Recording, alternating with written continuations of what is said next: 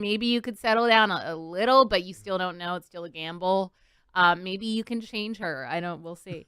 But which you never can, by the way. You can never change that person, just to let y'all know. No. But yeah, at least he didn't go, I don't think he's super close with Stafford. Like, he didn't follow. He learned his lesson from following his friends. Well, I'll tell you what. He's at a point now where he used to be a top 3 receiver in the league.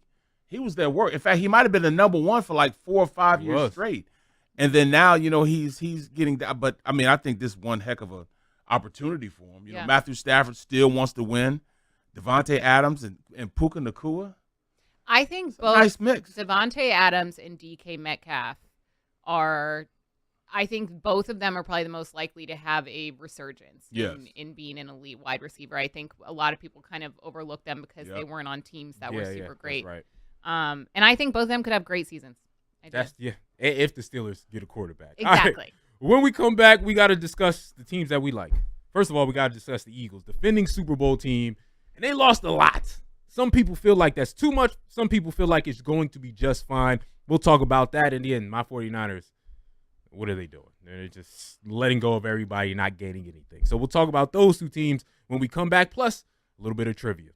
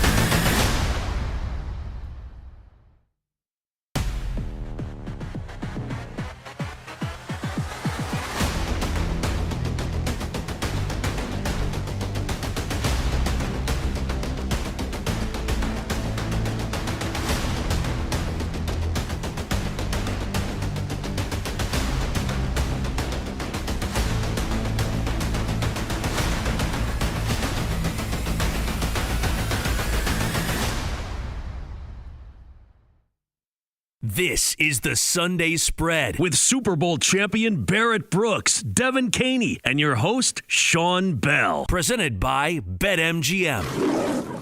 Welcome back to the Sunday Spread presented by BetMGM. This is probably the busiest week of football news the entire year, including the football season.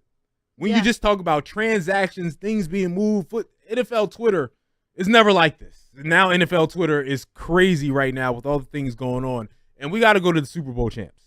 You win the Super Bowl, and then you release half your defense, right? They have a number one defense in the entire league, and everybody's gone. The biggest shocker of it all was CJ gone, being traded to the Houston Texans. Again, the guy who's the crash out, the ISS. He's going to do all the things you need him to do. He's going to talk trash, not only to the other team, but to his own teammates or former teammates like Darius Slay. He's going to talk trash to everybody. They traded him along with, again, letting go, I believe it was 7 of their starters, right? Was it 6 or 7 of their starters? Well, that was last year. What? For what? Last year, they let go of 7 starters. Okay. And this year, they're doing the same thing. Yeah. But they let go of. They've defensively, it's been C.J. Gardner-Johnson traded, Milton Williams, Josh Sweat to the Cardinals. Darius Slay goes to the Pittsburgh Steelers. Slay to Steelers. James Bradbury, but he didn't play anyways. You say Milton Williams? Asai Rogers. Yep. I said Milton Williams. Who else? They let the linebacker. Oren Burks. Oren Burks. That one didn't make sense because he's a good, he's not a good go-to guy, but when he had to step in, he made good plays. Yeah. Yep, very serviceable. And with that said, the rumor in Philadelphia is they're going to potentially trade Dallas Goedert, right? So a lot of things going on in Philadelphia, and they picked up some minor moves, but they didn't pick up anyone that's going to come in and start. Mm-hmm. So, guys, let's start with you, Barrett. What's your take on the Eagles offseason? Are you in the mood of they're Super Bowl champs, trust Howie Roseman, everything's going to be fine? Or are you a little bit worried about all the releases without gaining anything? I think that Howie put himself in a position that he can get carte blanche to do these type of moves because he's shown the ability to draft very, very well and have guys that come in and be backups to become starters. I like what they're doing because their coaching staff can mold these guys into what they want them to be. So when I say they let C.J. Gardner-Johnson go, I think they think that, at this point, Sidney Brown is in a position where he can play and be a starter. But I think it was more so money aspect because I think that C.J. Gardner-Johnson would have asked for more money. And since he would have asked for more money, they can't pay him and pay Reed Blankenship. And they're definitely going to have to pay him this year. So he gets the deal. C.J. Gardner-Johnson will be looking like, who's better out of, between us. So I think they kind of wanted to stop the fire, stop the smoke before it came a fire and let him go because of that. Plus, the amount of money they're going to have to pay him. I really think that it was they come off better doing this than keeping him in the locker room. I don't think it had anything to do with him other than, getting his number off the books. When you look at the other moves, Oren Burks leaves $5 million for 2 years. We could have afforded it here, but he wants to go be a starter. Right. Same with Asai Rogers, same deal. A lot of people are upset over him leaving. Even Darius Slay would say throughout the regular season to media, Asai Rogers is proving that he can be a starter for a great team. Yep. And he was never going to be a starter in Philadelphia because the Eagles have young talent. And same with Darius Slay. They have Quinyon Mitchell came in. They have Cooper DeJean. They have Keely Ringo, who they seem to really like. I don't know who that other spot is going to go to. Right. With safety, that's another question mark, too. That C.J. Gardner-Johnson trade just, still doesn't sit right with me just because the guard, I don't even remember his name, the guard, he's a former first-round pick that they're getting back from the Texans, but he wasn't even playing well. And I know that Jeff Stoutland, the Eagles offensive line coach, is, renowned. He's almost like the Vic Fangio of the O-line where he can kind of rehab these players back to play at their highest potential. We saw that with Mekhi Becton. But if you already did that with Mekhi Becton, who is still technically on the team, why would what are you doing aside from saving maybe $8 million? At the end of the day, it's really not that much money. I know the Eagles have a lot tight cap space. I think that Howie has something up his sleeve, whether it's a trade for an active player in this draft. I mean, they now have 19. If they lose Mekhi Becton, going to be 20 draft picks in this year's draft and 2026. So I think the possibility of Howie Roseman trading for whether it's an established player or trading up in the draft to get someone who can come in and start right away and make an impact right away, whether it's a tight end or an edge or someone that they need, I could see that happening. I just don't think that they're going to, go into this season with all these holes or a player that's kind of a mediocre player. And again, like you said, Boston, we don't know where he's going to go, what the situation is going to be. I don't give Howie Roseman carte blanche. I feel like he's like a streaky shooter. When he's on, he the hottest thing in the world. He can't miss. You going to win everything. He going to have drop 12 threes. He's going to drop 50. You can't stop the man. But when he off, put him on the bench. Get him out the game. Donnell Pumphrey. That's all I got to say. That's how I feel about him. He hasn't been off in like 4 drafts. He hasn't been off since he'd drafted Donnell Pumphrey. But it's not just who did he draft over Justin Jefferson? Oh, you talking about Jalen Rager? Yeah. But it's not just drafts, it's free agency, right? So you look at he's botched post Super Bowl every Super Bowl, right? The last 2 Super Bowls, he botched the all season afterwards, right? Like he didn't bring in the proper talent. He didn't bring in the proper coordinators. Yeah. He didn't do what he needed to do. He botched it each time. He had to bring back CJGJ because he realized how valuable he was, right? So Howie will do that. Like, again, when he's hot, he's gonna get you the Super Bowl. He gonna get you a Super Bowl win, obviously, as he's done twice. But he's had these cold streaks where you go, this window should be wide open. We should be similar to the Kansas City Chiefs, and we go to the NFC Championship game or Super Bowl every year. Yeah, that's who we should be.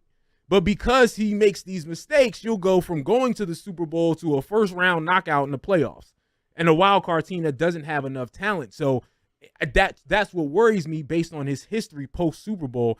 And I think a lot of coaches in all sports will do this where they look at a guy and they'll go, there's a more talented option for a cheaper price.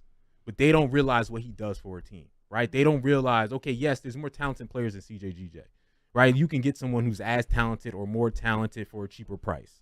But what he brings to the soul of the team is going to cost you. Right, that's what you need. You don't need a more talented player in the position. You need a player that brings that. Yeah, and I think that's what bothers me the most about the Eagles offseason. It's just like you're not reading the soul of your team. You're not reading what you need in that manner. And I think that could end up hurting them next season. Again, still a lot of moves to be made. That's what is so. But he has a history of it. Confusing to me about it, and it's because everything you said is absolutely true, Sean. Where Howie Roseman, of all people, should know this, and I think he does. And, a lot of, around here, we call it, Howie season and Howie we trust, and I'm trying to do that. And he even made comments to media during the Combine where he said, I just want everyone, meaning fans mostly, to have patience with me and with our off season because, we have things in the works, but it might not look like the typical off season after a Super Bowl that you would expect. He has to know that when he lost C.J. Gardner-Johnson and his past post-Super Bowl off seasons didn't go the way that he expected them to. So why would he just go back and run it back and do it again? I just feel like there has to be something that he has in mind that he's wanting to play out, whether it's in the draft, whether it's after the post-June 1st designation. I don't know, but there has to be something how he has up his sleeve because this is just too bizarre to be a normal offseason. Again, he a legend here. He's gonna be fine, regardless. Job-wise and all that other stuff. I just think some of his moves in the past decade have kept them from being the Kansas City Chiefs. Well, where you're like, I'm there all the time. It's more of a roller coaster where the highs are incredible, but you still get these lows or mids that you shouldn't get. Right? You should be up here for a lot longer if you was smarter about some of his decisions post some of these seasons. Well, you got to realize this. Once you pay your quarterback, it's really, really hard to go in and fix problems the way you did before you paid your quarterback. And I think he has put himself in a position where, yes, he paid the quarterback, but he has on the defensive side of the ball, it's almost like they haven't paid the quarterback because all these rookie deals and these young guys are playing, which is allowing him to do that. Jalen Carter, Nolan Smith, you got Nakobe Dean. He's going to have to get paid next year. You look at that roster and you got to pay Reed Blankenship. These are young guys on young deals, and because they're on their rookie deals, it's allowing them to be more fluent on how they sign people now. So, I like the fact that these guys are starting to play well for him. All these rookie contracts, they're becoming pretty good starters, but some guys are gonna have to step up. Odromo. He's going to have to ball out. And they did just sign Lewis an edge rusher, whose name I cannot remember. I just that's the Joshua Uche. Uche, yeah. That's Joshua Uche. Who? Yeah, exactly, from Kansas City. You know what I mean? Who? So from Kansas City too. They're going to be fine because their talent is a certain level of talent. But again, Eagles won a back-to-back Super Bowls, and that's what they're focused on, and that's why some fans are worried. We'll go to the 49ers real quick, who is in mass exodus.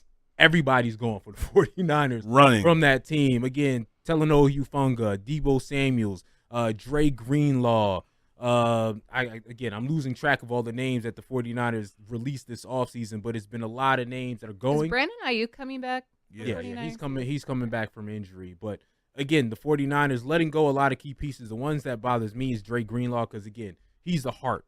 When I just talked about the soul CJGJ, yes. Right? Like he's CJGJ. He's crash out. I will fight you, Dom type behavior. And that's galvanizes so his team. It is. You need, again, just from the half of football he played last year, you were like, oh, there's a major defense. Even though the 49ers ended up being a top 5, I think they were 5th ranked defense.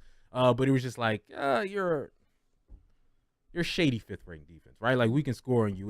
You ain't that big of a deal. He comes on the field, you go, oh. So how do you replace that? And I think the 49ers are in the same boat where I like almost all their moves. All right, y'all are injured. Y'all are older. We can get better.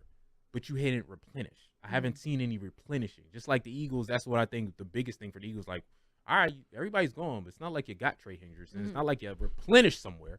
49ers releasing everybody, but they got to play Brock Purdy. So they got to pay Brock Purdy, figure out room for that, and they had to figure out a way to get younger. So I'm not totally discouraged by the 49ers offseason because something else happens. I think John Lynch isn't as great as Howie Roseman, but he's a great GM, so something else is going to happen, but I'm still worried. Still worried about the San Francisco. I mean, how do you replace honestly, those guys? Yeah. The 49ers, like the San Francisco's, what you're saying makes me feel better about the Eagles, and it makes me realize that this is almost, for most teams, this is the case at this time of year, where it's like, why are we not doing anything, or why are we giving away so many players? We're losing so much, not adding. And when you really look at it, the teams that are adding a lot of players are the ones who were struggling last season. So not that the 49ers didn't. The Patriots. But yeah. The Panthers, the Patriots, even the Steelers struggled at the end of the year. Like the teams making these big splash moves, they don't have a quarterback. Those are the biggest moves so far in the offseason. Like, it's still very early, so I can't believe I'm giving a 49ers fan comfort right now.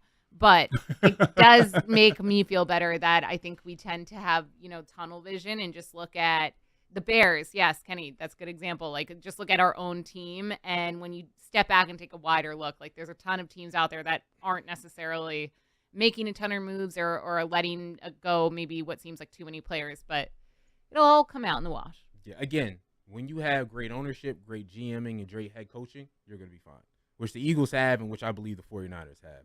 So a team that did make a lot of moves, the Broncos. They got my Dre Greenlaw and my Talanoa Hufanga. They got Evan Ingram. They're one of those teams that made a bunch of moves from a young squad. And I know you said, hey, making a bunch of moves isn't always great. I like the Broncos' moves, especially if those guys are healthy. All those individuals have a history of having injuries. But if they all come in and have a relatively healthy season, the Broncos could be one of those teams in the come up. What do you think about the Broncos sort of coming up, making moves in their potential? Because, again, they shocked the hell out of me this past season. Yeah. What do you think about their potential? The Broncos are going to be a good team. They already had one of the best defenses in the league. And when they go out and make moves like bringing in Dre Greenlaw and Hufanga. Don't they have players. The Defensive Player of the Year? Yeah, they do. I mean, Patrick Surtain. Yes. The cornerback, Patrick Surtain.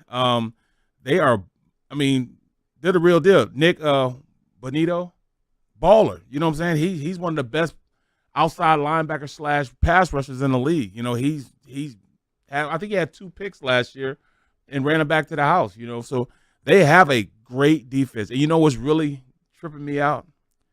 That they still have Singleton, former Eagle. Oh, my God. He is still balling I forgot about him. He is still balling for him. What's his name, Alex Singleton? Yeah. So CFL. He played in Canada. Yep. Came and ball for us. Yeah.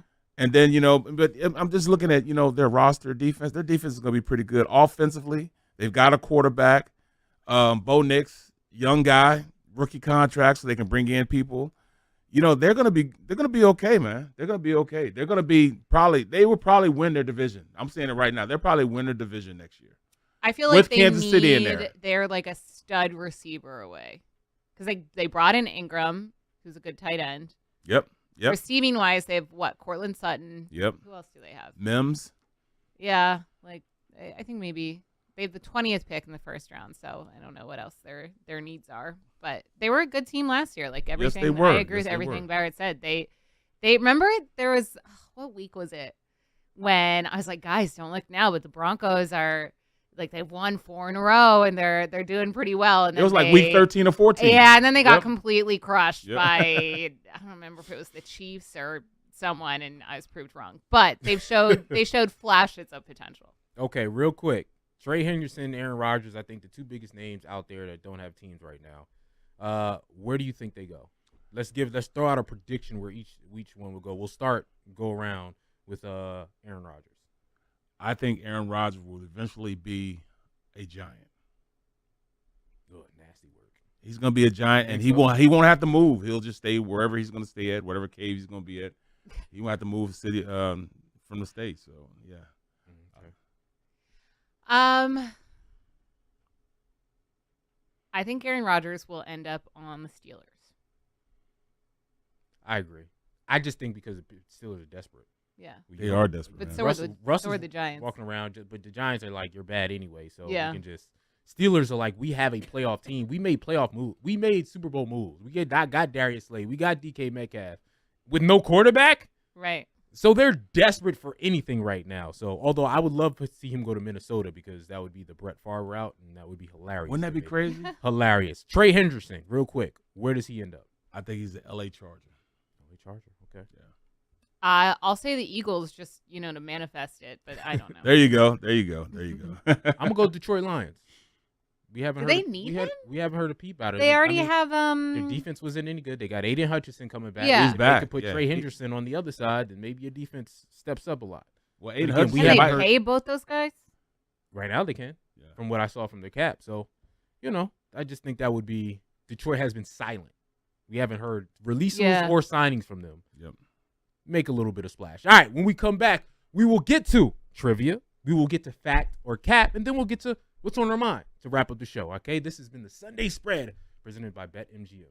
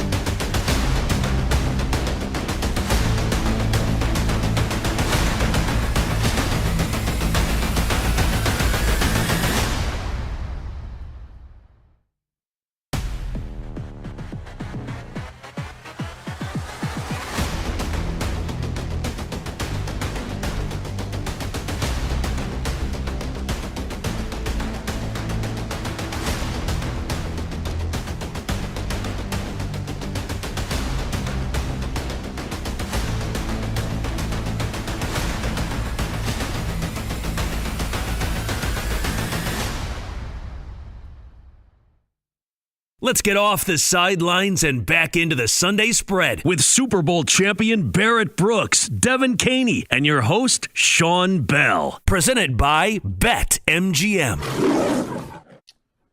Welcome back to the Sunday Spread. Once again, presented by BetMGM. Devin Caney, Barrett Brooks, Sean Bell. It's trivia time. Our man Kenny Henderson, come on in here. Give us trivia. The king of trivia. That's me right here. So, let's get this next win on the way. By the way, Barry, you weren't here last week. I won last week, too. So No, you didn't. 2-0. Yes, I did. Oh, but I got one right last week. Yes, exactly. You got one right. Progress. But I took the dub. Kenny, come on in here. All right, let's see if Devin or Barrett can get on the board here, if you can continue the winning streak. So, which running back led all rookies in rushing yards? So this is only rookies. Last year. Yep. That's pretty good. That's tough because without having names in front of me, I'm like. Devin, she's got her hand Will up. Shipley. Oh, no. Will shit. No, it's not Will Shipley. Darn it. Devin, the funny thing is you love this guy. You loved betting on this guy. I don't even remember. The only issue is you might I not just know. I can't remember who's a rookie or not. Yeah, I don't remember the rookies. I said Will Shipley because he got in like blowout games I think against the Commanders he ran for he had 160 plus yard run. It's the running back from the Giants. What is his name? No, it's not. It's not Tyrone Tracy. Tracy. This He guy, had a I good season, forgot but about he him. didn't get in until mid-season, late season. This guy was actually like 6th or 7th in rushing yards total. So like when whoever figures this out first is going to be like, oh, Well, you just gonna have to. We can't wait. You're gonna have to give it to us. Bucky Irving. Bucky Irving. And Yes. That don't count. Dylan put that in the I know, chat. Dylan said it in that's the chat. Dylan in the chat. Dylan put that in the chat. That's not a I genuinely point. did not know that Bucky Irving was a rookie. So- I didn't know Bucky was a rookie either. Wow. Okay. I had yeah. no Bucky clue he was a Irving. rookie. So Dylan is gets that Dylan get a point. We'll give Dylan, Dylan yeah, the point. Dylan, that's it. I don't. Let's stick with the rookies. Which wide receiver led all rookies in receiving yards? Malik Neighbors. Nope. Supposed to raise your hand. No. It wasn't Malik Neighbors. Well, damn. All right. He led in targets and receptions, but not receiving yards. Which rookie? Xavier Worthy. No, not Xavier Worthy.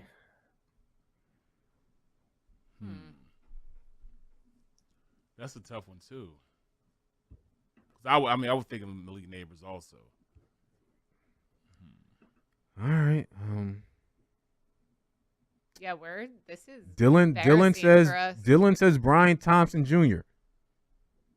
Brian Thomas Jr. Brian Yes, Thomas it's Jr. Brian Thomas. Who does he even All right, play well- for? All right. I don't even The remember Jaguars. who he plays. The Jags. Yeah. Okay, who I mean, cares who- about the yeah, nobody Jaguars? paid attention No one to the watches Jags. Jacksonville. Oh, All right. Well, that's a little disrespectful. Brian Thomas was 3rd in the league, all of players in receiving yards last season. So I mean, That's all right. yeah, who cares about the Jags? But he had a hell of a year. It's 0 for us and 2 for the casino. All right, what's the third one? Hopefully we don't go over in this one. Now we're just playing for show pride. Let's move on from the rookies and move on to a team stat. So which team went undefeated at home last season, including the playoffs? Because there's 2 teams that went undefeated at home during the regular season. Kansas City Chiefs. Kansas City Chiefs. Yep. Evan's on the board. The Kansas City Chiefs went 8-0, and then their only loss in the playoffs was against the Eagles in the Super Bowl. Okay. So they did not lose at Arrowhead last year, but I knew that they didn't lose a whole lot. But. Salute. Respect. Thank you. All right, next one. All right. All right, 2 more. teams. Whatever. Well, he said one that included the playoffs. Oh. Okay. Yeah.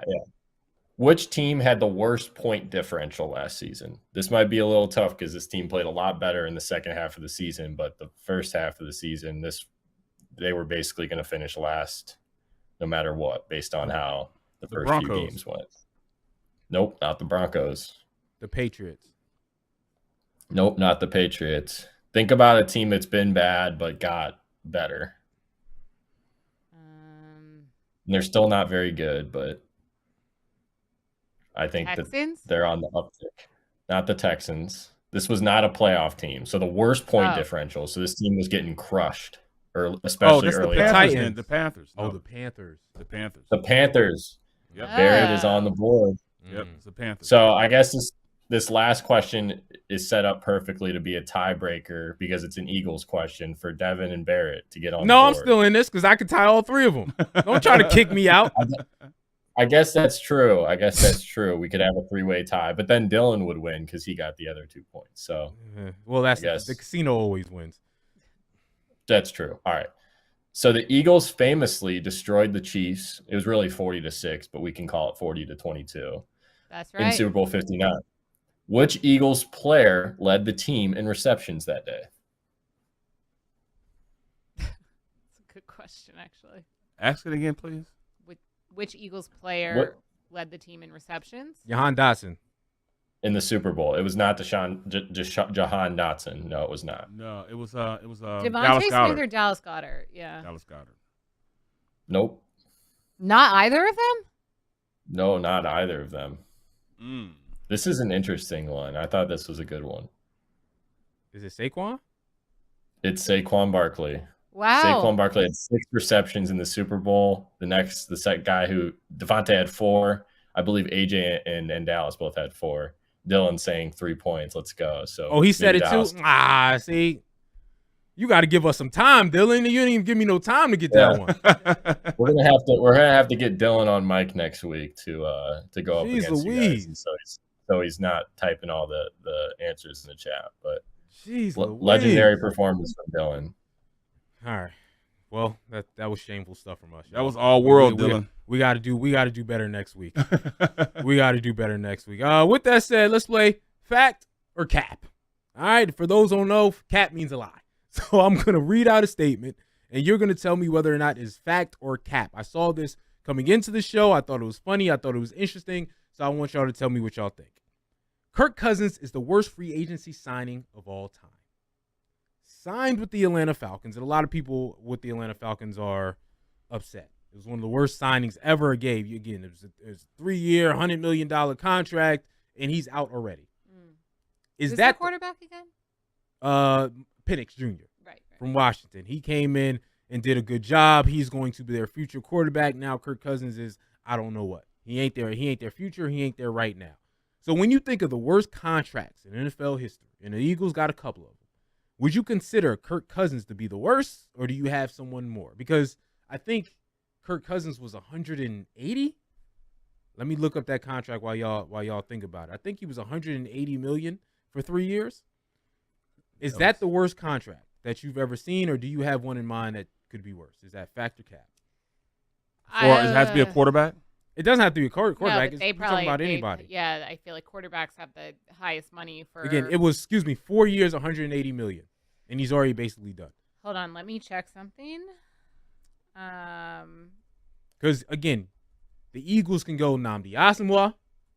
That was a big contract that y'all gave out. I was going to go Carson Wentz. I was looking up how much they had to pay Carson Wentz, but Howie Roseman is a wizard and somehow turned in what they got back for Carson Wentz into like all of the young talent that they now have on their roster. Mm-hmm. So at the end of the day, it kind of paid off. 4-year, $128 million contract extension with the Eagles in 2019.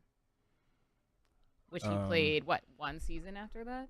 You got Albert Hainsworth, the original bad contract, 7 years, $100 million. That might be the worst right there. Ooh, who did the Eagles have from the Cowboys who just wasn't? I don't even know if it was a bad DeMarco contract. Murray? DeMarco Murray. That was just like a bad signing. I don't know. I think that was coaching too. That was coaching too. I'm giving y'all the list. Sam Bradford has to be up there. Nick Foles got a 4-year, $88 million contract for the Jacksonville Jaguars. Jacksonville Absolutely fell apart. I know Bryce Huff is up there, just not enough. Up there. Mm-hmm. So are y'all going to say cat based on some of these things that y'all have heard? I mean, yeah, that sucks to pay a quarterback that much and have him 4 years, 180, bench first season, won't see more time ever again. And it's not looking like they can trade him, right? No, they can't. Yeah. So, fact, because that's a lot of money. Fact. Guys, it's actually cap. What? How? It's not a right or wrong. This isn't trivia. This is actually a right or wrong answer. Okay. Deshaun Watson. Oh, yeah, that's Cleveland true. Browns. How could I forget about that? Record saying I was waiting to see if it would have clicked. I was like, again, normally factor cap isn't right or wrong, like you said, but I was like, this. Once y'all hear this one, y'all gonna be like, oh yeah, because everyone sort of forgot about it. Cleveland Browns still looking for a quarterback to this day. Yeah, he signed a 5-year. They just got Kenny Pickett. Yes, 5-year, $230 million, all guaranteed. All guaranteed. And the owner has to have that money put aside. He can't touch it. You just got to pay him. It's in escrow right now. It's in escrow. He's gonna get his money regardless. Mm-hmm. And he absolutely. I'm not gonna say he. You know what? Yeah, I'm gonna leave that alone. I'm gonna leave it alone. But morally, just playing wise, he just. Things just aren't cool in his life, bro. Again, trash. He's trash all the way around. Yeah. All right, let's get to what's on your mind. All right, we got 2 minutes left, so let's get to what. We only got one factor cap question today? Well, I had another one, quiz? but we ran out of time. So I had another factor cap, but we ran out of time. So we're going to get to what's on your mind because we only got 2 minutes left. Who wants to start? Dev, Barrett, what's on your mind? Start. Well, what's on my mind right now? How is this the year of the old quarterbacks still getting paid? All these quarterbacks are, from 38 to 42, and they're still getting paid the way they are. Russell Wilson, come on, man. I mean, are you kidding me? I just don't understand it. Where are the new quarterbacks? Why aren't we getting these new quarterbacks and putting them in a position to be great, man? I just don't understand it. How is it that these old quarterbacks are still in the mix? That's valid. Get them out of here. You can't because they're going to sign some big deals. That is true, but get them out of here. I mean, look at the Raiders quarterback. Come on, man. Raiders quarterback. Seattle's quarterback. I mean, the list goes on and on about these. I mean, it's just, I'm kind of mad at my mom for having me too early. They're just giving away money right now. Giving it away. Mm-hmm. Quarterback's old. I'm talking about these guys are so old that they can be, they can have, AARP cards. And they're still playing. I don't know. I'm jealous. I'm hating. Yes, I am. Hey, it's fair to be jealous and hate on this one. What's on your mind, Dev? So Tom Brady is the GOAT of football. I think we can all agree. You can't argue it. He's got the rings. He's got the wins. Broadcasting wise, I know he's only one season in, but I'm just not feeling Tom Brady as a Fox broadcaster. No one he got to call the Super Bowl, and I know Fox doesn't have the Super Bowl next year, but Tom Brady will be back in that booth. He can't even talk to a lot of teams' personnel because he's involved with the Raiders. So, what are we doing? Pick a side, Tom Brady, and I think you should pick the side. If ownership is what you want to do, you're going to be recruiting players like Matthew Stafford out at Yellowstone Club or whatever the bougie ski club is that you go to in Montana and then claiming that you don't. Just stick with that, and then you don't have to be in this weird but in between situation. And you're not even very good at calling football, unfortunately. You know who's the best out of the bunch? Greg Olson. I think Greg Olson. Greg Olson's good. Phenomenal. I think he's the best in the business right now. What's on my mind, real quick, is don't ever in your life as a father me. Stephen A. Smith, LeBron James, they got their little beef. Everyone's saying because he critiqued his son. It's not because he critiqued his son. It's because he said, as a father, you should. Don't you ever as a father me. Don't you ever tell me how to parent. Don't you ever tell me what to do for my child. Again, if you want to critique my son and his basketball ability and all that stuff, but once you question how good I am as a parent, hands are going to be put on you. Yeah. That's why LeBron stepped to Stephen A. That's why Joel Embiid pushed a reporter, Marcus Hayes, in the locker room. Yeah. Yep. Don't ever question my parenting ability. That's what's going to happen. So that's what's on my mind. And don't make it personal. Why are you bringing kids into that? I mean, I know LeBron's kid. If I could have brought my son to the NFL, damn well I'd have did it. Again, critique his ability. Don't critique my parenting. Right. That's off limits. Sunday Spread. Another great show. Y'all have fun. Enjoy your day. Always presented by BetMGM. For Devin Caney, for Barrett Brooks, for Sean Bell. We out of here.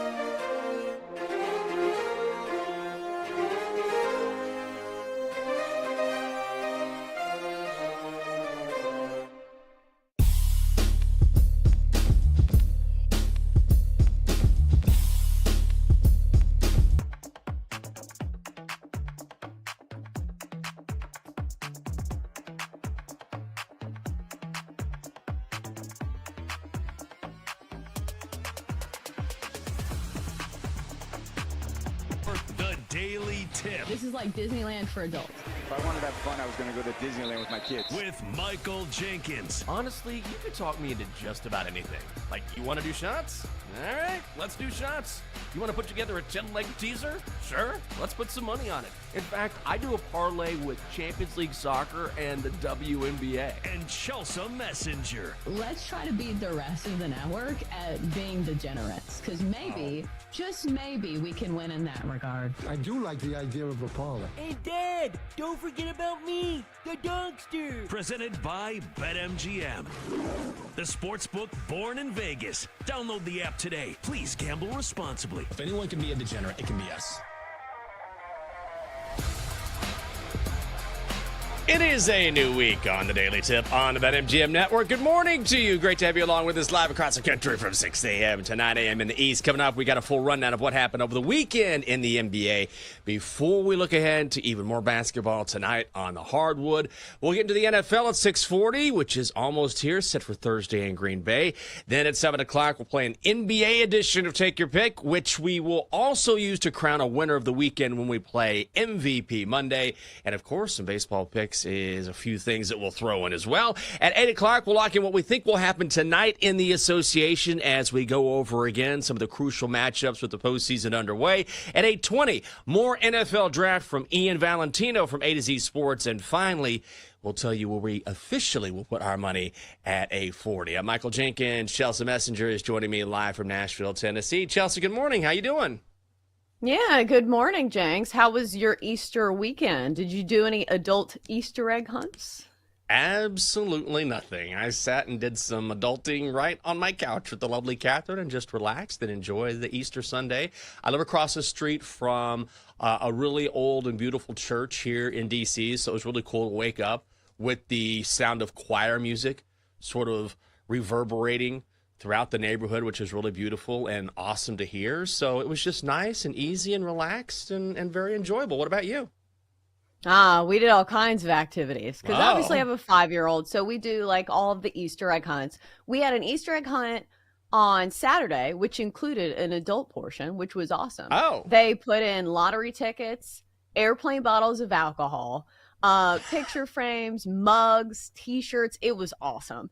And then on Sunday, of course, we had church. Blake sang in front of the church for the first time. It was not a solo, so like don't be like, oh, she's the next. No, she was with like 12 other kids, but she's like painfully shy. So that was a big deal. Then I had my family over. I cooked for everybody. So I'm not gonna lie. Whoa. It feels like a relief to be back at work and not having to do all these holiday activities. Oh my God, that is a full day. I was like, do we want to watch another episode of Black Mirror or not? Oh, that music sounds great. Do you want to order some food? So my day was a lot easier. That is huge. Man, from start to finish, I will say I did see a picture of the family on the gram. You guys look great. Everyone dressed up to the nines. I thought it was beautiful. Yeah, but a lot of work goes into that. I bet it's that's like whenever you see a family dressed up, just know that the mom was stressing for like the first 3 hours of that day saying, that doesn't match. You can't wear that. We have to iron that. That looks terrible. That bow does not match. Where are your shoes? So that was the kind of weekend that I had. Like holidays are always fun, but just know like the magic is because of the parents usually. Like I had to have like the stolen valor from like the Easter Bunny. Like, yeah, the Easter Bunny did all of this. It wasn't me. Double D saying that WrestleMania was on this weekend. I did see that streaming. Did you get any WrestleMania in before your Easter prep? I did not. What do you think, Jenks? My guess would be no. I didn't even think about it. No, I was literally doing all the things that I just mentioned. I don't know. Maybe you look up while you're getting the family together like, ooh, hell of a pile driver. I don't know. Well, we got a ton of NBA to get into, but before that, Chelsea, a single bet on Friday. Tell me about that bad boy. Yeah, it was a tough week for me. I don't know what's going on with these baseball bets, but listen, like I do my research. It feels like all the numbers are there. Had the first 7 under 5.5, banking on a good starting pitching performance from Cole Reagans, somebody who got a lot of money for a long shot Cy Young play. And of course, he has his worst start of the entire year, gave up 5 earned runs and only 4 innings of work against the Tigers? Come on, man. So that one did not come through. The Tigers led 7-1 after 7 innings. Yeah, they got to help you out. Come on, man. This is the week we turn things around. 1-1 day for me on Friday. Had the Guardians on the money line at the Pirates, fading the Pirates there. Guardians were minus 136. That was a winner. Had the Mets on the run line, hosting the Cardinals. The Mets win, but only 5-4, so that's a loss. Dogster was laying 3.5 with the T-Wolves in Game 1 on Friday. T-Wolves win that game. So, for last week, we wrapped things up. You went 3-5. I went 7-5. The Dogster 3-2 here on the Daily Tip on the BetMGM Network. Always great to have you along with us, especially on a Monday as we kick off the week. And we kick things off. Let's start with the first round of NBA action, and then we'll slowly move ahead and talk about tonight's games on the card. We start with the Warriors downing the Rockets last night, 95-85. The Warriors getting a 1.5. The Warriors minus 105 on the money line, total set at 213 and a hook. The under hits. Golden State officially starting another title run, and of course, it's Steph leading the charge. Post to Curry. Thompson comes out on Curry. 3. Bullseye. No way. I mean, that's twice. Shot clock running down. Yes way. That's from TNT. Steph with 31 points, goes 12 of 19 from the field, including 5 of 9 from deep. Jimmy Butler, 25 points, 7 boards, 5 steals. Warriors lead by as many as 23 in the third. Rockets cut it to 4, which is 2.5 points or 2.5 minutes to play, but they end up getting the win. And Steve Kerr, his 100th career victory as a head coach, moving into a tie with Larry Brown for 6th all time. But this was vintage Steph. I mean, he was unbelievable in this game from everywhere. Yeah, like you knew going into this game that the Rockets had a game plan to stop Steph Curry. And I will say their defense all season long has been very good. But this just goes to show how good Steph Curry is. Even when the game plan is against you, you have defenders draped all over you, and you still scored 31 points on a pretty efficient night. But on the other hand, you also have Jimmy Butler. You have 2 closers in this game. Jimmy Butler also huge for the Dubs. They're now 25-8 since adding Jimmy Butler, and also the best ranked defense in the entire league since picking up Jimmy Butler. And that was clear in this one. It was truly an under game, 95-85. Surprising to me that you have a team coming out of the play-in tournament and they're huge favorites. They were favorites going into game 1. Now they're minus 375 for the updated series price over at BetMGM. Yeah, Jimmy Butler has made such a difference, and even remarked after the game, this was old school basketball. This was 90s basketball. The score reflects that, but we tend to see that a little bit more as the playoffs go on because teams tighten up those defenses. That was not the case in Oklahoma City, where the Thunder just destroy the Grizz. Oh, my God, this bad boy, not even close. 131-80. You got that right. The Thunder laying 13.5 points there, minus 1,000 on the money line. The under hits with the total set at 231 and a hook, and it was a group effort for OKC. Baines pass knocked away and stolen by Jalen Williams, 7th in the league in steals. Wiggins the look. Oh, my goodness. Jalen Williams with the one-hand throwdown off the alley-oop.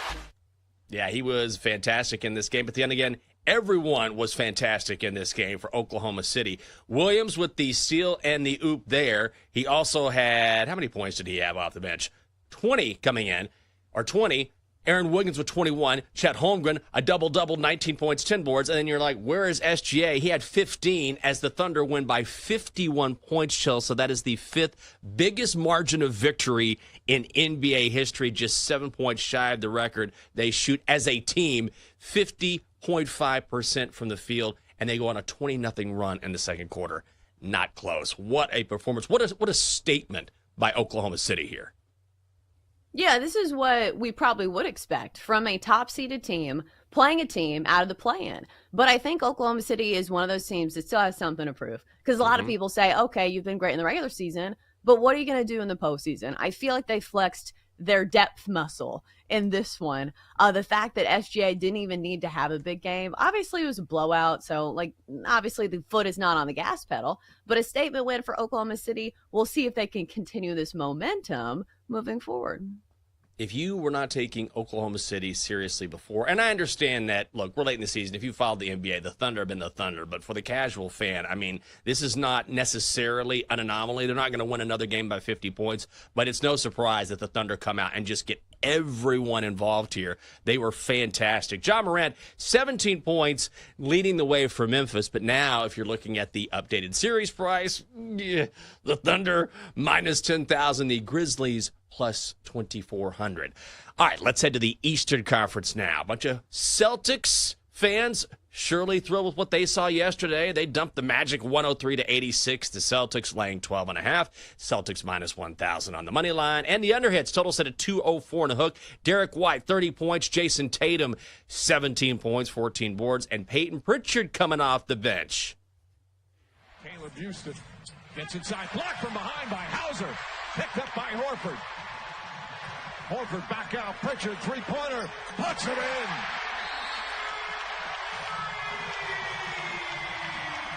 Let's call it courtesy of ESPN. Most importantly, probably for the Celtics, you're wondering, okay, how did Jaylen Brown do in this game? Because he missed the final 3 games of the regular season, was getting those injections in his knee. He comes in, looks fine. 31 minutes, 16 points. So this is the Celtics, much like the Thunder. Not as much of a dominating win, but certainly they have the depth to match up with anybody. Right. They didn't have to ride their superstars quite as much. Obviously, Jason Tatum played 40 minutes. But, you have guys like Peyton Pritchard. You have guys like Al Horford who can come in and still be, pluses on the court when those starting guys are out. So once again, the Celtics look like the Celtics. No big surprises here, but I will say in the loss, Paolo Banchero still very good. 36 points. He has been the Magic's offense, and he certainly was in this one. But you can't score 86 points against the Celtics and expect to win. Whether they hit 16 threes, this is what, the Celtics offense is. So even though the defense was good, only limit them to 103 points, it's not going to be enough if you can't get to 90 points. Is that the only thing you would play if you're looking ahead, is maybe Banchero and his points prop, or is that just going to be too jacked up to even touch? It's like the one thing that maybe you can rely on if you're Orlando. Yeah, it would depend on what the number is. I would imagine that you're paying, a hefty premium. I would imagine it's probably in the 30s because he is their offense. And he's the only person it feels like they can truly count on. There is no player prop for him just yet. So we'll see what the number is. Yeah, we'll take a look at it. If you're curious about the series price, Celtics minus 10,000, the Magic 24-1. No surprise there, especially after that Game 1 win for Boston. Finally, in the East yesterday, the Cavaliers win all over yesterday, just absolutely dominating their game against the Heat, 121-100. The Cavaliers laying 12.5. Cavaliers minus 800. Total set at 216 and a hook. It is the over that hits. Donovan Mitchell comes into the postseason. He had that left ankle that's been bothering him, but you could not tell it in this game. Scores 30 points, ties a career high with 4 steals, but that 30 points, it's the 7th straight playoff series where he scored at least 30 in a game 1. It ties Michael Jordan, who had 2 of those streaks back during his playing days, and Ty Jerome on the score sheet as well. First ever playoff meeting between these two franchises. Jerome, he connects on another three-point jack.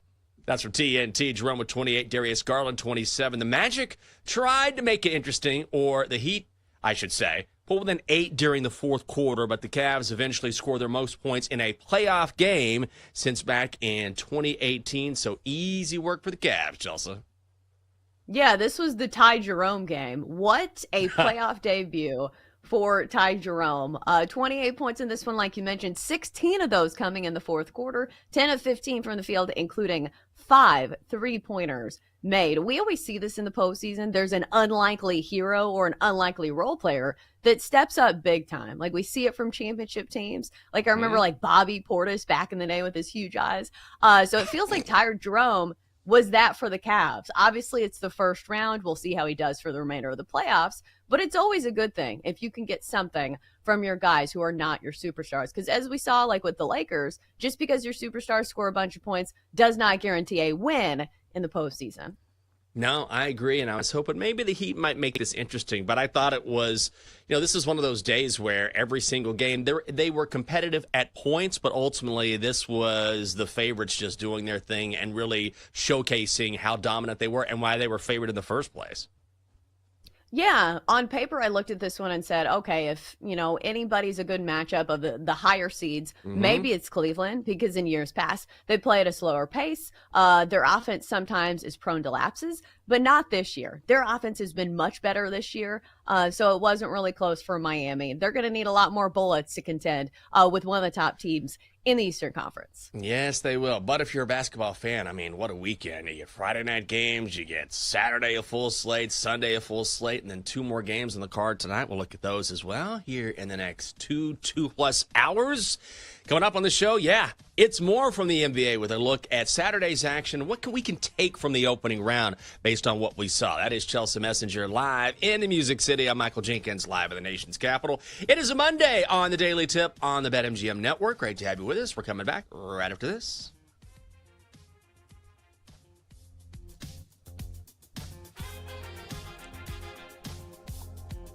Chelsea and Jenks will be right back on the Daily Tip on the BetMGM Network. Download the app today. Please gamble responsibly.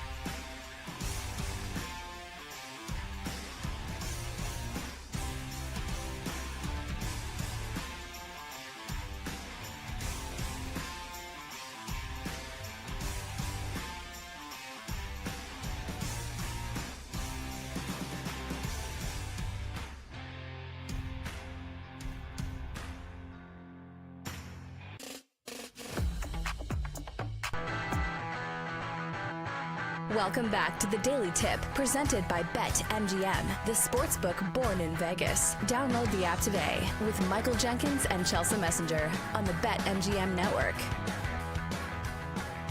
Welcome back to the show on a Monday, the Daily Tip on the BetMGM network.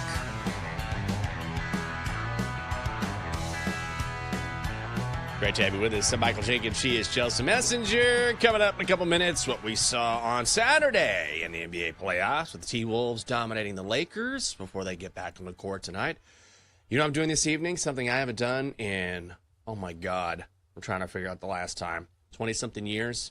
Going on local TV here in the District of Columbia. Oh, yeah. Going to be on Fox 5 tonight with a little Like It or Not. So it's just basically a panel. It's not like I'm going to be on like sad news today from Gaithersburg, where Bunky Johnson, a local historian and member of the VFW, has passed away. It's not going to be anything like that. But they have a show called Like It or Not, where it's basically 4 panelists, and they just sit around and they take on pop culture topics or things that people are talking about and give their opinions. It's very lighthearted and very easy, I think, in theory. But also, I don't know what to wear. So I was texting with the producer of the show, and I said, what is the dress code? And she said, well, we've had people show up in polo shirts, jeans.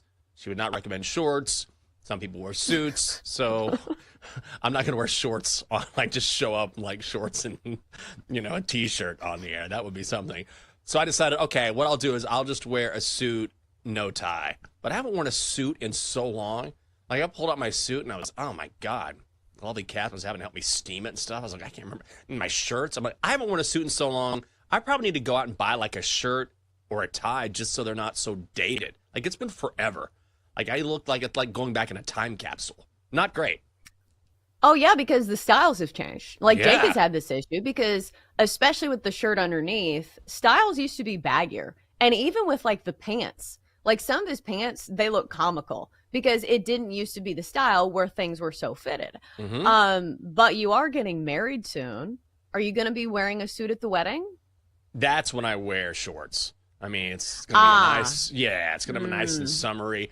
Well, I'll probably get a nice tux for that. I'll do that where I go out and I find something that's really nice for that particular day. I don't know if I'll buy it. I don't know if I want to buy a tux. I don't really wear a tuxedo enough to really justify. I think I'll buy just a tuxedo. Show up to happy hour. Like, what am I, a farmer? Of course I'm wearing a tux. Yeah, Hold your martini. I can do that, and then I'll do that thing where I just like pull on my bow tie and it'll loosen up a little bit after a long day. The market's been killing me. I'll do that. I don't know what do you got? Even the bond market's been brutal. I'll do that kind of thing. But yeah, so I'll probably rent a tux for the wedding. And we're slowly whittling down the wedding venue location. So we're getting closer there. But that will be when I actually put some time into it. For tonight, it was just pull out the old lint roller, roll it down, steam it, and then get through about a half hour. I think I can do that. Have you decided on a country of origin for your wedding yet? Ooh, it's tough. We want to go to St. Martin. That's our place, but there's also a place right outside D.C. that's super cute. Oh, my God. And really kind of small and quaint because we want something very, very intimate. So we're kind of going back and forth, and then price is going to factor. I think, actually, we were leaning the island. Now we're leaning back in D.C. We're going to go see that place this weekend. But I don't know. We've got it down to, like, maybe a third place, but probably 2 places. So I think the only thing we're worried about is we want to do it on the island, but there's so many unknowns that you have to account for and pay for, and it's kind of hard to – I mean, we might still do it, but it's hard to sort of say, okay, we'll put money into this and we're not seeing it. I feel like you can kind of get the old screw job that way. Like, oh, you got to pay for this. You got to pay for this. Like, do we? I'm not quite sure. So that's the one thing that we're a little worried about, but we're getting close. Well, and also not being able to be there in person for like a lot of the planning. Yes. I feel like the unknown would be stressful. Like maybe it works out, but it is a bit of a gamble. So I do think if you did it more locally based, you could probably have more people make it. Like, I don't know how big your wedding is supposed to be, but like you guys are pretty popular in DC. So I would imagine like if you have it locally, like a lot of people would want to make it. I think so. And that's another thing too. Like it'd be easier for people to access DC obviously than come out on an island, way out in the Caribbean. So, but we're getting there. And that's the one time I'll wear something nice. Tonight, Who knows? We'll just roll the dice, see what happens. Well, let's get into what we saw on Saturday a little bit, Chelsea, because in the Western Conference, how about the T-Wolves all over the Lakers on Saturday? 117-95. The T-Wolves getting 4.5. They are plus 165 on the money line. Under hits, total set at 215 and a hook. Jade McDaniels, 25-9. Anthony Edwards, 22 points, 9 assists, 8 boards. Naz Reid with 23. Man, the T-Wolves just look so dominating in this game because of their physicality. Look, it's only a 1-0 series lead, but they've won 18 of their last 22. I know I was harping on the Clippers have won 8 straight. The Clippers have won 8 straight before they lost to the Nuggets, but the T-Wolves, man, again, it's one game, but they really took it to the Lakers on Saturday. Oh, absolutely. Like, I think some of the shooting splits kind of contributed here because obviously if you shoot 51% from the field and 50% from the three-point line, including 21 threes, usually the game will go in your favor. But you're right. This was a very physical game. And the difference between these two teams is that the T-Wolves have some really good role players, highlighted by Naz Reid, the defending NBA sixth man of the year. Like he said, he had 23 points in this one. And then you look at the Lakers. And I understand the box score isn't everything, but like Luka Doncic and LeBron were fine. But then you see some guys who are playing big minutes, like Gabe Vincent and Dorian Finney-Smith, both played like big minutes, 25 minutes, 33 minutes, and scored 3 points. Right. So like that's the thing, when you don't have the guys who can contribute, and usually this is when your role players should be good, when you're playing at home, because that's kind of the consensus, is that the role players play good at home, not so much on the road. But it wasn't the case here. The T-Wolves have these guys that step up in big moments, and that was the case here, even on the road. A statement win for Anthony Edwards and the T-Wolves in Game 1. Yeah, it really was. They make a franchise playoff record, 21 three-pointers on 42 attempts. We'll see what happens tonight. Updated series price, if you're interested. Wolves are minus 140. Lakers are plus 115. Elsewhere in the West, oh, man, this series has all the makings of a classic. The Nugs just edged the Clippers 112-110 in overtime. The Nuggets minus 2.5. They're minus 142 on the money line, and it is the under hitting that was set at 224.5. Russell Westbrook, huge in this game. Clutch three-pointer to the end of regulation, comes away with a steal off of James Harden off an inbounds pass in the extra session. Nikola Jokic, no surprise, 29 points, 12 assists, 9 boards.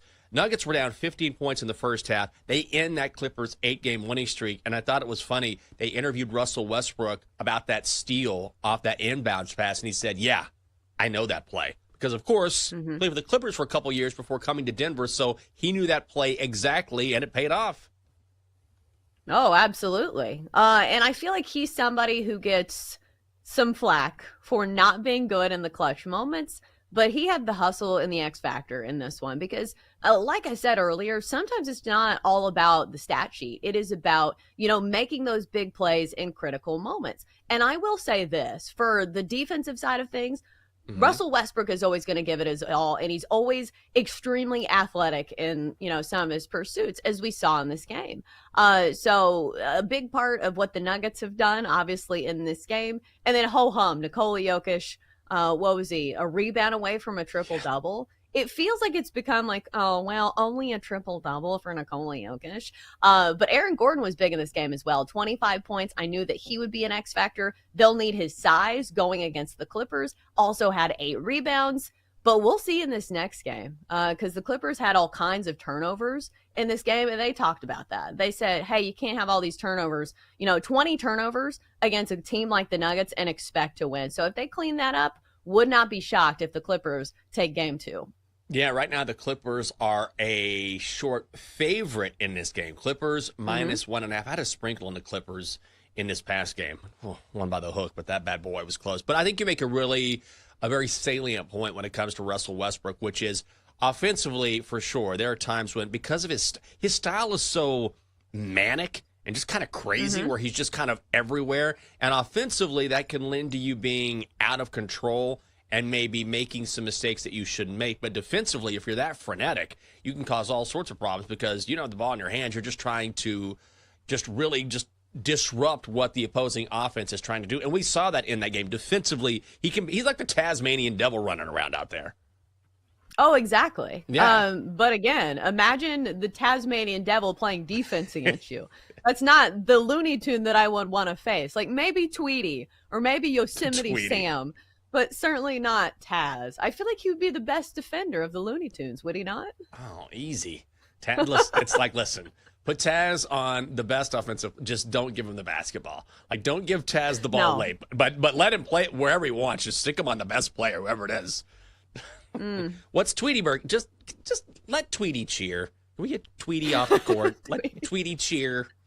Just put some, dress him up, give him some pom-poms, and let Tweety cheer. That's what he needs to do.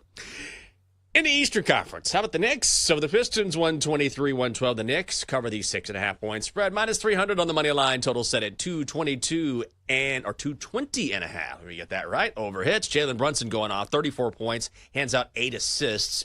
Karl Anthony Towns 23 points, 11 boards, 5 assists, 4 steals, 2 blocks. A great all-around game.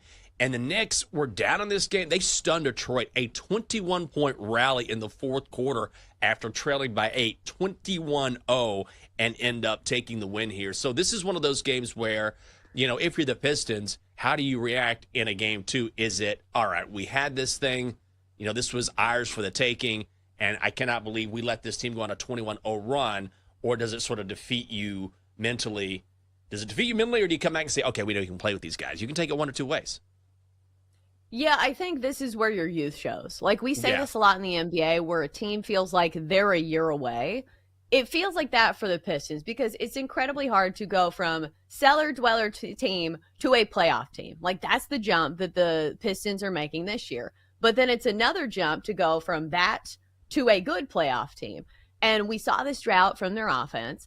And you look at Cade Cunningham, he has been the go-to guy, and it just wasn't a great night for him. Only 8 of 21 from the field, only 21 points here.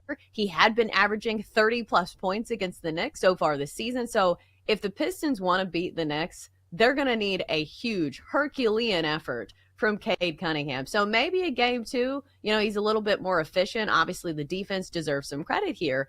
But the Pistons ride or die with what Cade Cunningham does. And they need more from him than what they had in game 1. Yeah, they certainly do. Did you see Jalen Brunson where, look, he started the game 4-15, and we know he struggled with that ankle, and he had his green shoes on. And then, what was it, like the third quarter? He's having problems with his ankle. He goes to the locker room. Everyone's like, oh, my God, Jalen's injured again. He comes out, different shoes on, and he's a totally different player. Yeah, I feel like they were joking about this. They said, he went and put his wings on, or something to that, effect. But the thing about the Knicks is that it doesn't have to be all Jalen Brunson. Jalen Brunson has come up huge in all these clutch moments. And in fact, that's why he's one of the finalists for Clutch Player of the Year. But also they have other guys that can carry the load offensively speaking, adding Karl Anthony Towns, OG Anunoby. I feel like nobody really talks about him because obviously he's been suffering some injuries throughout the season, 23 points, 7 boards in this one. But yeah, the Knicks looked like the more deep team.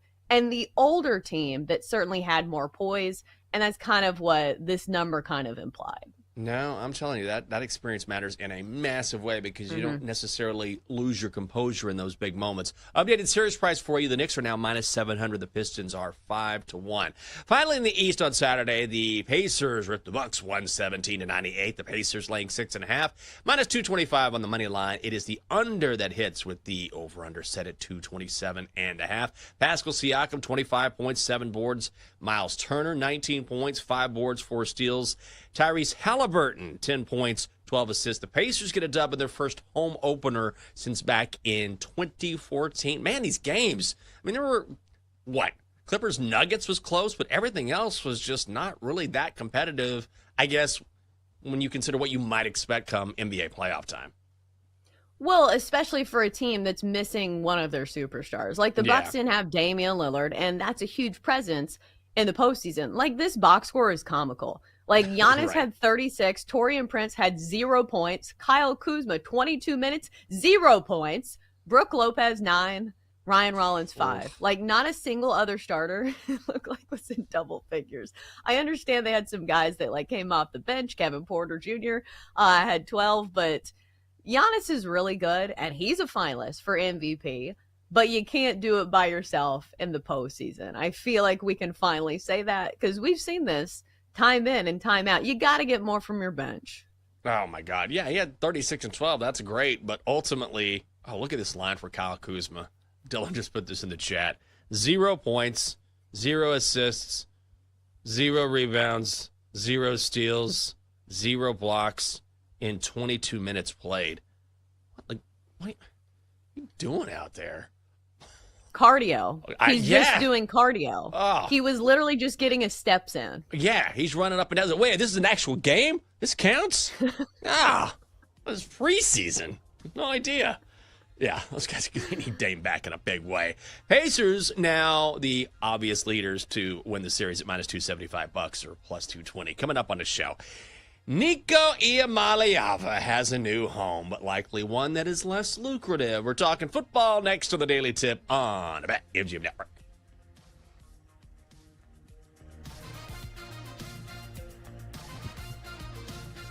Chelsea and Jenks will be right back on the Daily Tip on the BetMGM Network. Download the app today. Please gamble responsibly.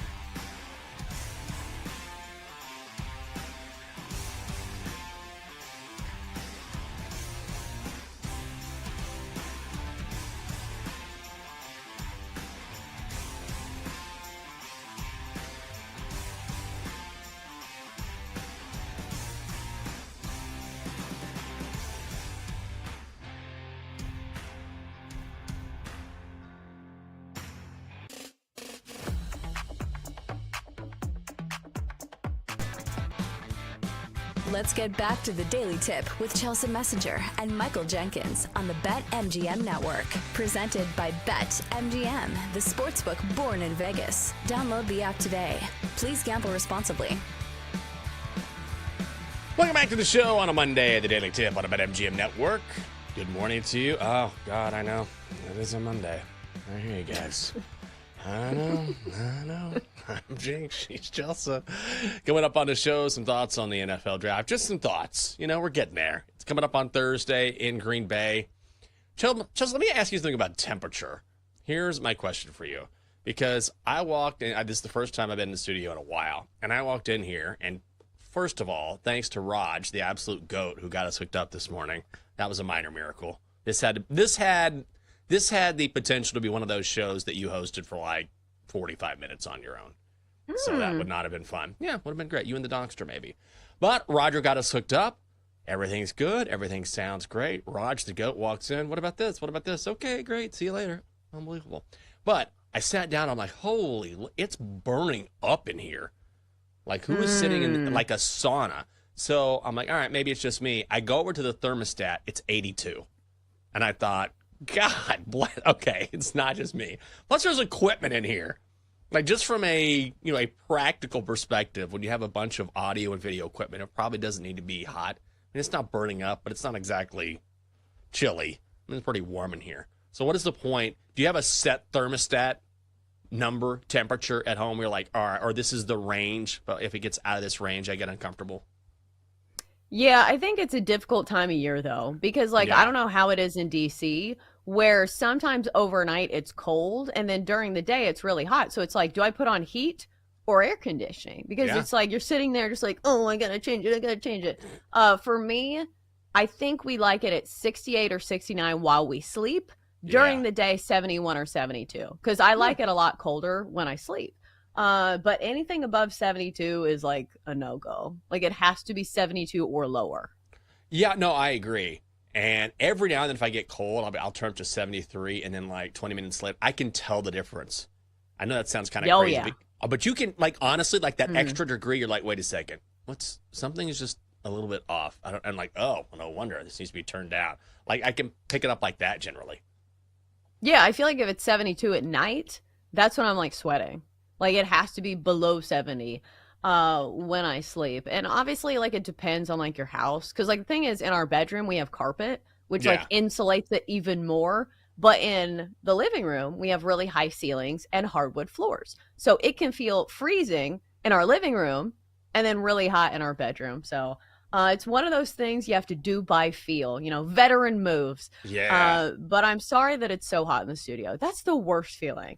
Back when I was first starting out in Las Vegas, doing like little YouTube shows for gambling, we did it at this guy's house that had like a really nice studio in his basement, and he refused to use the air conditioner. I was 8 months pregnant. Oh my God. And it was like on 76. And I'm like, dude, I'm begging you. Like, I'm trying to like keep a straight face here, but like I am sweating profusely. I have a child in my belly that's also contributing, to the temperature. Yeah. It's not a great feeling. So I see that you have long sleeves on. I feel for you. You need a popsicle or something. Oh, man, I was going to do the Commander's Pod today and right after the show. So I was like, all right, I need to look decent, I guess. So like throwing on something. And then I got a call while I was in bed. Not a call. I got a text last night while I was in bed. Like, hey, can we do this Tuesday instead? So I had my shirt laid out. Whatever. I'll just come in next time. T-shirt and shorts. I'll just do that. Then again, the dress code around here is pretty lax, I will say. I've seen the dress code around here. I've seen how people eat in this studio. It's very lax. So maybe I'll just lean into that, Chelsea. Well, how about some football news? Not a ton of football news over the weekend. This is it's not a dead period, but it's been kind of a very quiet couple of days. But I expect that to ramp up here as we get ready for the NFL draft in Green Bay on Thursday, by the way. And I can't wait to see the markets move. What was it a couple years ago when remember when Will Levis, which I know this is like triggering, but remember we were on this show or there was this rumor flying around he was going to go number 1 overall and immediately he became like the draft favorite based on a rumor. He was like minus 140 or minus 200, something stupid, to be the number one overall pick in the draft, just based on rumor or something that someone tweeted or put on X. And so that's one of those things you have to be really careful about, because all it takes is someone leaking something that is true or not true at all, and all of a sudden the markets can react immediately. Yeah, it's lying season. I think it was on Reddit. And here's the thing. Sometimes these people are right, so we don't know whether to believe them or not. Like when it's people are like, yeah, I'm close with Will Levis's family. Like whoever already told him that they were going to draft him. And then these people are just wrong. So I don't know if it's like the agents who are going on Reddit and trying to like drum up some like hype for their player last minute, because it's not a terrible strategy. Like you might as well try it, from a burner account. But it feels like we haven't had that type of drama this year. Like maybe we will have some in the next week. But Jenks, doesn't it feel like a very, I don't know, like a draft that's kind of lacking in drama? Like maybe you could say, where is Shedeur Sanders going? But it does feel like Cam Ward to the Titans is pretty much a done deal. Yeah, I agree. I'm going to ask this to Ian Valentino coming up at 8:20. He's going to be our NFL draft guest today. He covers the NFL and the draft for A to Z Sports, which is, look, the draft is always sort of exciting, right? But I think it's because last year we had such a quarterback-laden draft and a ton of talented quarterbacks, and we really didn't know, like, okay, Caleb Williams is probably going to go number one. We're not sure, but we think so. And then after that, it was a real free-for-all, especially with Michael Penix Jr. going in the top 10. So this year, this is one of those drafts where it's not that it's not a talented draft. It's just that it's not as, you're going to find more value in the later rounds as opposed to early on. And of course, that first and second round excitement is generally what makes the draft. So it's really different in that way. Yeah, even though now that I think about it, like the Michael Penix Jr. draft like news, that was a big one. Like that was huge. A bombshell, because we all thought that like if you sign Kirk Cousins to this huge deal, you're not going to draft a quarterback. So I'm wondering if there's a team that does that. Like, are the Giants going to do that? They've already got Russell Wilson and Jameis Winston. Are they going to shock the world and be like, yeah, we need a quarterback? Do it. So like somebody's going to make a bad decision. I'm just wondering who it's going to be. Like the Giants are pretty good contenders for like, okay, we've seen your past. Maybe it's going to be you. But like somebody's going to do it. Somebody's make a really bad decision with one of their early round picks. I agree. It happens each and every single year. And so look, Shedeur's supposed to fall to 9 to the Saints. That's the odds-on favorite, but I wouldn't put money on that just because of the Giants, because of the Browns. I think the Browns are going to go with Travis Hunter. I mean, they have just been salivating over him, and I get it.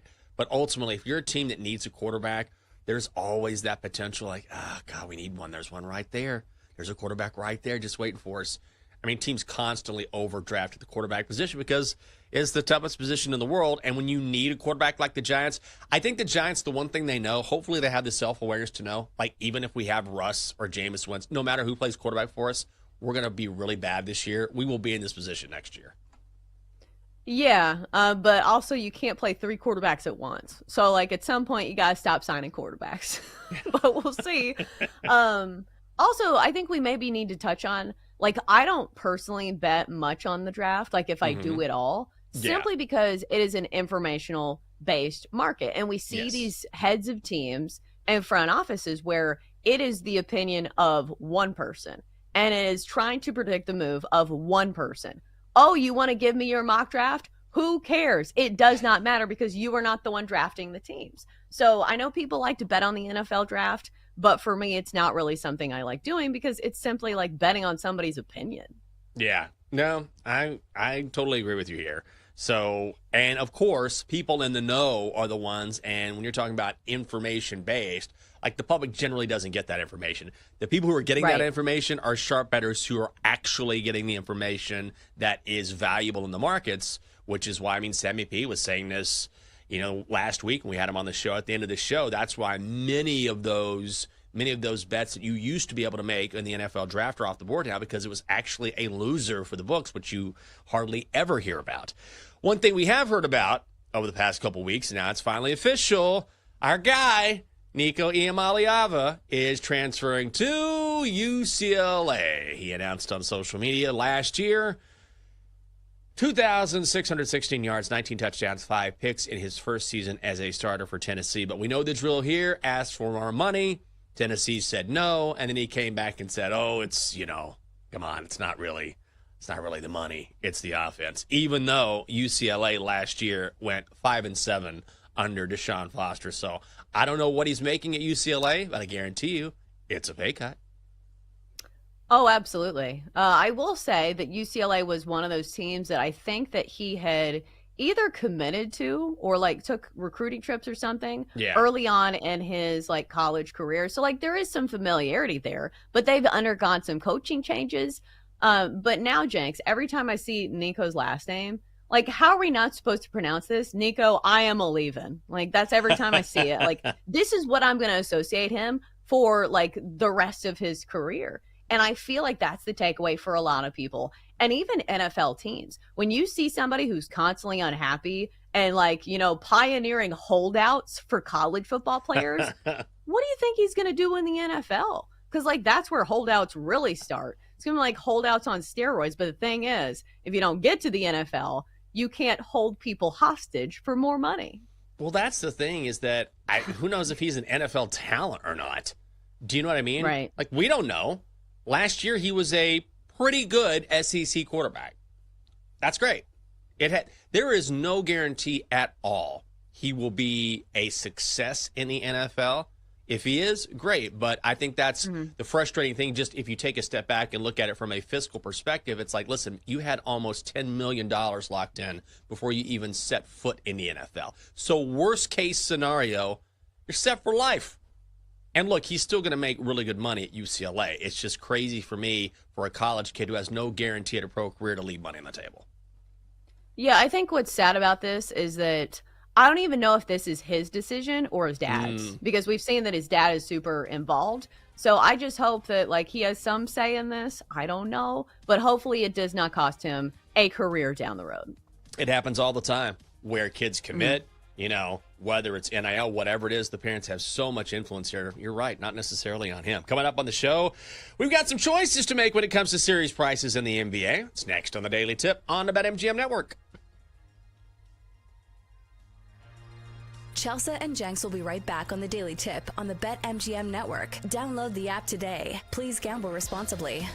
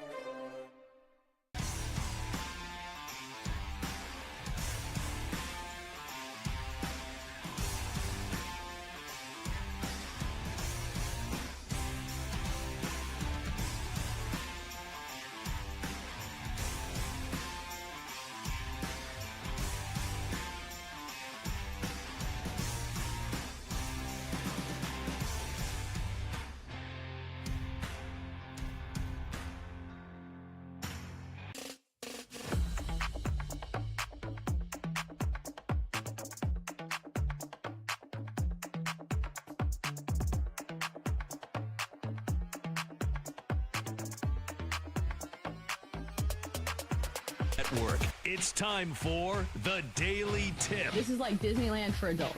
If I wanted to have fun, I was going to go to Disneyland with my kids. With Michael Jenkins. Honestly, you could talk me into just about anything. Like, you want to do shots? All right, let's do shots. You want to put together a 10-leg teaser? Sure, let's put some money on it. In fact, I do a parlay with Champions League soccer and the WNBA. And Chelsea Messenger. Let's try to beat the rest of the network at being degenerates, because maybe, just maybe, we can win in that regard. I do like the idea of a parlay. Hey, Dad, don't forget about me, the Dunkster. Presented by BetMGM. The sportsbook born in Vegas. Download the app today. Please gamble responsibly. If anyone can be a degenerate, it can be us. Good morning. It's a Monday here on the Daily Tip, and we've got a jam-packed hour in store for you guys. I'm Chelsea Messenger. He's Michael Jenkins. We'll start in this segment by playing Take Your Pick NBA style with some of the questions we have ourselves asking after the first game and some of these first-round series. Then we'll go on to today's MLB card at 7:20, and at 7:40, we'll crown a champion of the weekend as we play MVP Monday. All coming up next. Let's start the week on a high note here on the Daily Tip. So, Jenks, some people have already started their week on a high note because yesterday was 420. So let me ask Jenks, did you celebrate 420? Yes, you have to. You have to, of course. Of course I did. Wake and bake. Got to have a good day. Enjoy. Tip your cap to the many brave souls before us who allowed us to partake in this day. You know, getting it done. I didn't know there were sacrifices made. There were sacrifices I didn't know that was made. the spirit of 420. Yes. Like, I didn't think of it that way, but is there like a patch or like, you know, some type of color that you wear to like honor our forefathers who fought for 420? Well, it's just in your mind. You're like, here's to you. I miss my friend Elof. I used to call her the weed fairy. Years ago, my friend Elof she's an old friend of mine. I don't know, she's just a really cool girl that has been in the neighborhood forever. And so I'd see her just out and about. And like 2 or 3 different times, and she's just a really chill person. And I can't tell you, like 2 or 3 times, I would just like walk out of my condo just to like take out the trash or walk the dog or whatever. And Elof would be coming around the corner and she'd be like, hey, dude. I'd be like, hey, what's going on? She's like, you want a toke? I was like, and she's just been walking around. I was like, yeah, sure. And we just sit and we talk for a little bit, have a little smoke, and be like, good to see you. Yeah, good to see you too. So those are good times. 420, got to celebrate it. Absolutely. Did you, right after your Easter egg hunt, you and the family sit around, just talk a little bit, pass it around? No, I'm not a smoker. Yeah. I feel like I've had like weird reactions to it, so it's like not fun for me. Because, you know, like when it comes to recreational drugs and like alcohol, if you don't have good reactions, then like what's the fun? Mm-hmm. But we did go shopping for our kids' Easter baskets on Saturday. Me and my best friend went because her mom was watching the kids. Because that's the thing. It's like, when am I supposed to shop for my kids? When my kids are around all the time. Like I'm always with Blake. So it's hard to like pull off a surprise. So me and Holly went to Walmart. She celebrated 420 on 419. Because we were definitely at Walmart and she's just chatting up the cash register person. And I'm like, Holly, like, we got to go. And she's just sitting there laughing. I'm like, you're definitely not sober, are you? And she's like, well, I don't have my kids with me. So, like, I understand moms need a break too. But it did catch me off guard because she kept like talking to like the person ringing up our stuff. I was like, Holly, there were people waiting. She's like, I just need to say this one last thing. But yeah, the funniest tweet I saw over the weekend was 420 falls on Easter. I don't know who's more high, me or Jesus. Thought that was a zinger. That's pretty good. Yeah, that's good. I celebrated. I didn't go hard in the paint yesterday, but yeah, just out of chill obligation. In the paint. Yeah, what's that? Chill guy. Just chill in the paint. No, I do that too. I can totally be a chatterbox when I smoke a little bit. So I think I even asked you that when you were here. I was like, am I talking too much? Because I always check myself, like, because I feel like, hey, just be careful. Plus, time slows down for me. Like 10 seconds feels like 2 hours. So I have to just kind of make sure I'm on the right path. But all is well. Yes, it was a good day for some and maybe some people recovering today. All right, so let's get to some of these headlines, these narratives, and these questions that we've been asking ourselves about the NBA playoffs as we play Take Your Pick. It's time to play Take Your Pick. What's going on, guys? Before we get started with Take Your Pick, I do have a 420 note I wanted to run by you guys and get an opinion on. So, Yankees outfielder Cody Bellinger, he actually hit a home run. And it is now the third year in a row he has homered on 420. And if you guys know the inside joke with him, if you look at his, profile picture every time he comes up to bat, he kind of looks a little high. So just a note for next year, auto bet Cody Bellinger to hit a home run on 420. That's a good idea. He looks high all the time. Like, that's just his face. Like, I don't think he's actually high. It's just the way that his eyes are in his face, and he has, like, real blue eyes that are always, like, kind of squinty. It's just kind of the way he looks. So, like, maybe he's high all the time, or he's just one of those guys that look high. I mean, he just kind of has that look. Like, he's just always just kind of chilling, It's not like, man, he has to go play baseball today. I know I'm in a slump, but don't worry about it. It'll be just fine. You just got to trust the process. All right, you guys have a good day. All right, let's get it going. Let's get it going. It's a Monday. Let's go. Let's go. So, question number 1 on the NBA playoff post-game 1 edition of Take Your Pick. Going into these playoffs on this show, we were very high on both Los Angeles teams winning their series in the Clippers and Lakers. Unfortunately, it wasn't a great start, and that I didn't even mean for a pun there. That was funny. But my first question on Take Your Pick: which Los Angeles team that lost their game 1 this weekend are you more confident in to come back and win their series? And if you look at the prices, the Clippers are plus 130, the Lakers are plus 115. Jenks, I'll start with you. Yeah, I think it's the Clippers. And I like the Clippers before this series. And I think now that you can get them at plus money, that game that we saw in game 1 is, when you look back, and the Clippers will say this, like, we can clean some things up. We had 20 turnovers in that game, and that was the real difference. And of course, Russell Westbrook made some plays, including that one on that inbounds play. But ultimately, if you look at the totality of that game, Clippers just have to hold on to the basketball, and clearly they can play with Denver. And also, I think if you look down the stretch, Denver hasn't been great at home, particularly against the number this year. Just haven't been good in general. So this is a chance for the Clippers to win game 2. As for the Lakers, I'd be a little worried if I'm the Lakers, because not only are the Timberwolves playing well, they won 18 of their last 22, but they really bodied the Lakers in game 1. Even the Lakers said that to a man after the game. Minnesota came out, and they were a lot more physical than we were. And so the Lakers are going to have to make that adjustment. I don't know if they can. They've got to get some help besides just LeBron, besides just Luka, which was a question going into the playoffs. And we were saying last week, I really like how Minnesota, over the course of this series, matches up against the Lakers. So I go Clippers here. Yeah, it almost feels like the more common sense take here, because one of these games ended in overtime and the other one was an absolute blowout. Because looking at the Clippers, you're not expected to win the games on the road. So the fact that they took the Nuggets to overtime, and like you said, they had 20 turnovers and they still almost won this game, I think it speaks volumes about how evenly matched these teams are. Meanwhile, you look at the Lakers and they got smoked at home, where your role players are actually supposed to be playing better, and they got barely anything from the guys who are not named LeBron James and Luka Doncic. Like, Luka had a good game. It's just, we've seen in the postseason, it takes more than a couple guys. And especially when you're going against the T-Wolves, who have really good role players. Naz Reid, reigning NBA Sixth Man of the Year, probably a snub that he wasn't named a finalist this year. And then you have Anthony Edwards doing Anthony Edwards things. I will say this one footnote though. The T-Wolves probably aren't going to shoot 51% from the field and 50% from the three-point line. They made 21 threes in game 1, so maybe it's a closer margin, but still, I think I'm going to put my faith in the Clippers over the Lakers. Okay.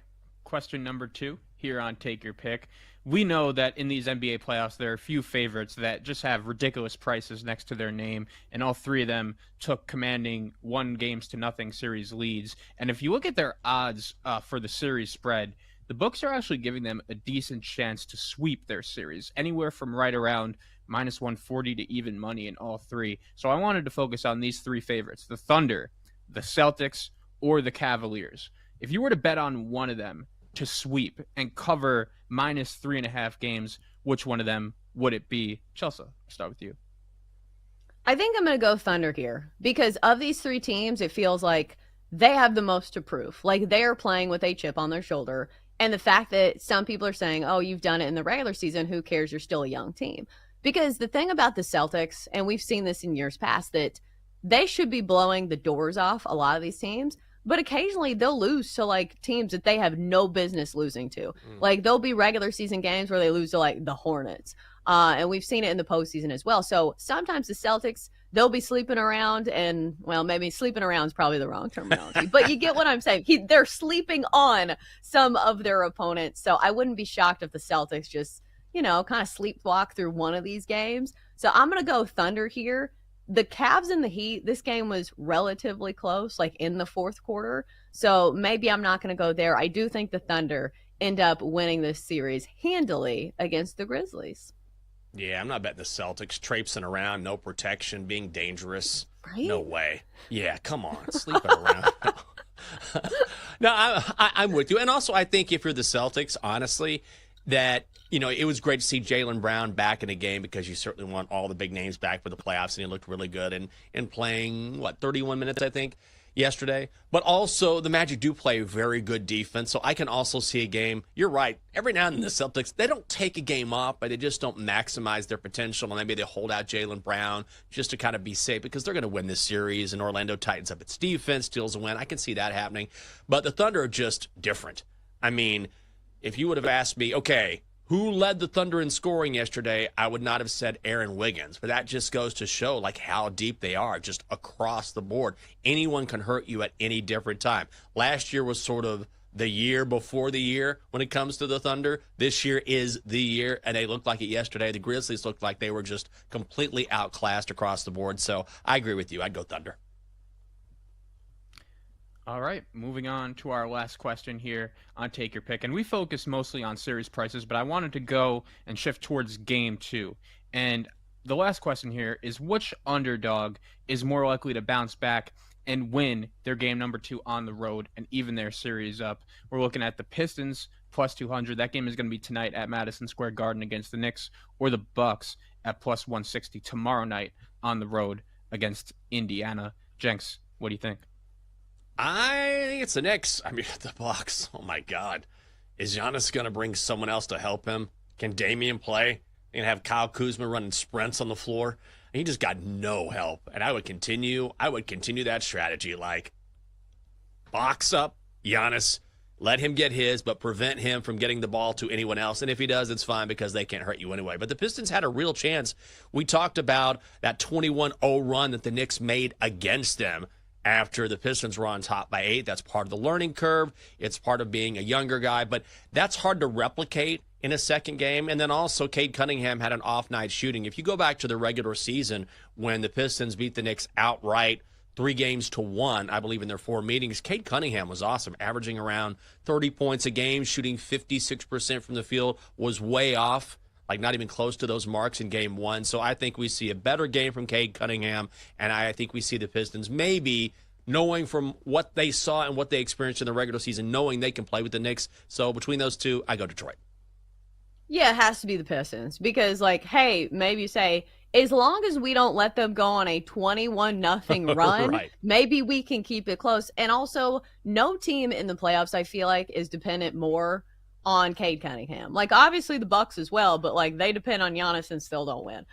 So Cade Cunningham went 8 of 21 from the field. If he has a better performance in game 2, I certainly think that the Pistons stand a chance. And plus, the knock on the Knicks all season long is that their defense has been really inconsistent. So if you're saying, hey, they looked good in game 1, there is a chance that we won't see that Knicks team and that same effort in game 2. So the Knicks are really good, but if I'm picking between these two squads, I'm going to go with the Pistons. Yeah, that's the way to go. Oh, yeah. Oh, Kool-Aid yeah. Man. Oh, yeah. I had some Kool-Aid this weekend, Jenks. I thought that all of these were banned because everybody's like, oh, red dye. You can't have red dye. Come on. But I still have some friends that like live, in like the 1990s. It's like my friend's parents that serve like, do you remember like the Mondos? Like, there were Mondos and there were like the milk. I forget what the name of them was, but they were in these like little jugs and it was pure sugar water. I had some of those this weekend. Oh my God. Were they good? Worth it? Yeah. Every now and then you just got to like go for it, right? You'll be fine. If you've survived this long, a Mondo's not going to hurt you. Right. It's pure sugar water. No chemicals. Just a bunch of sugar as God intended. All right, coming up next here on the show, we'll switch gears, go to baseball, pick out our favorite games on the MLB card. That's next on the Daily Tip, presented by BetMGM.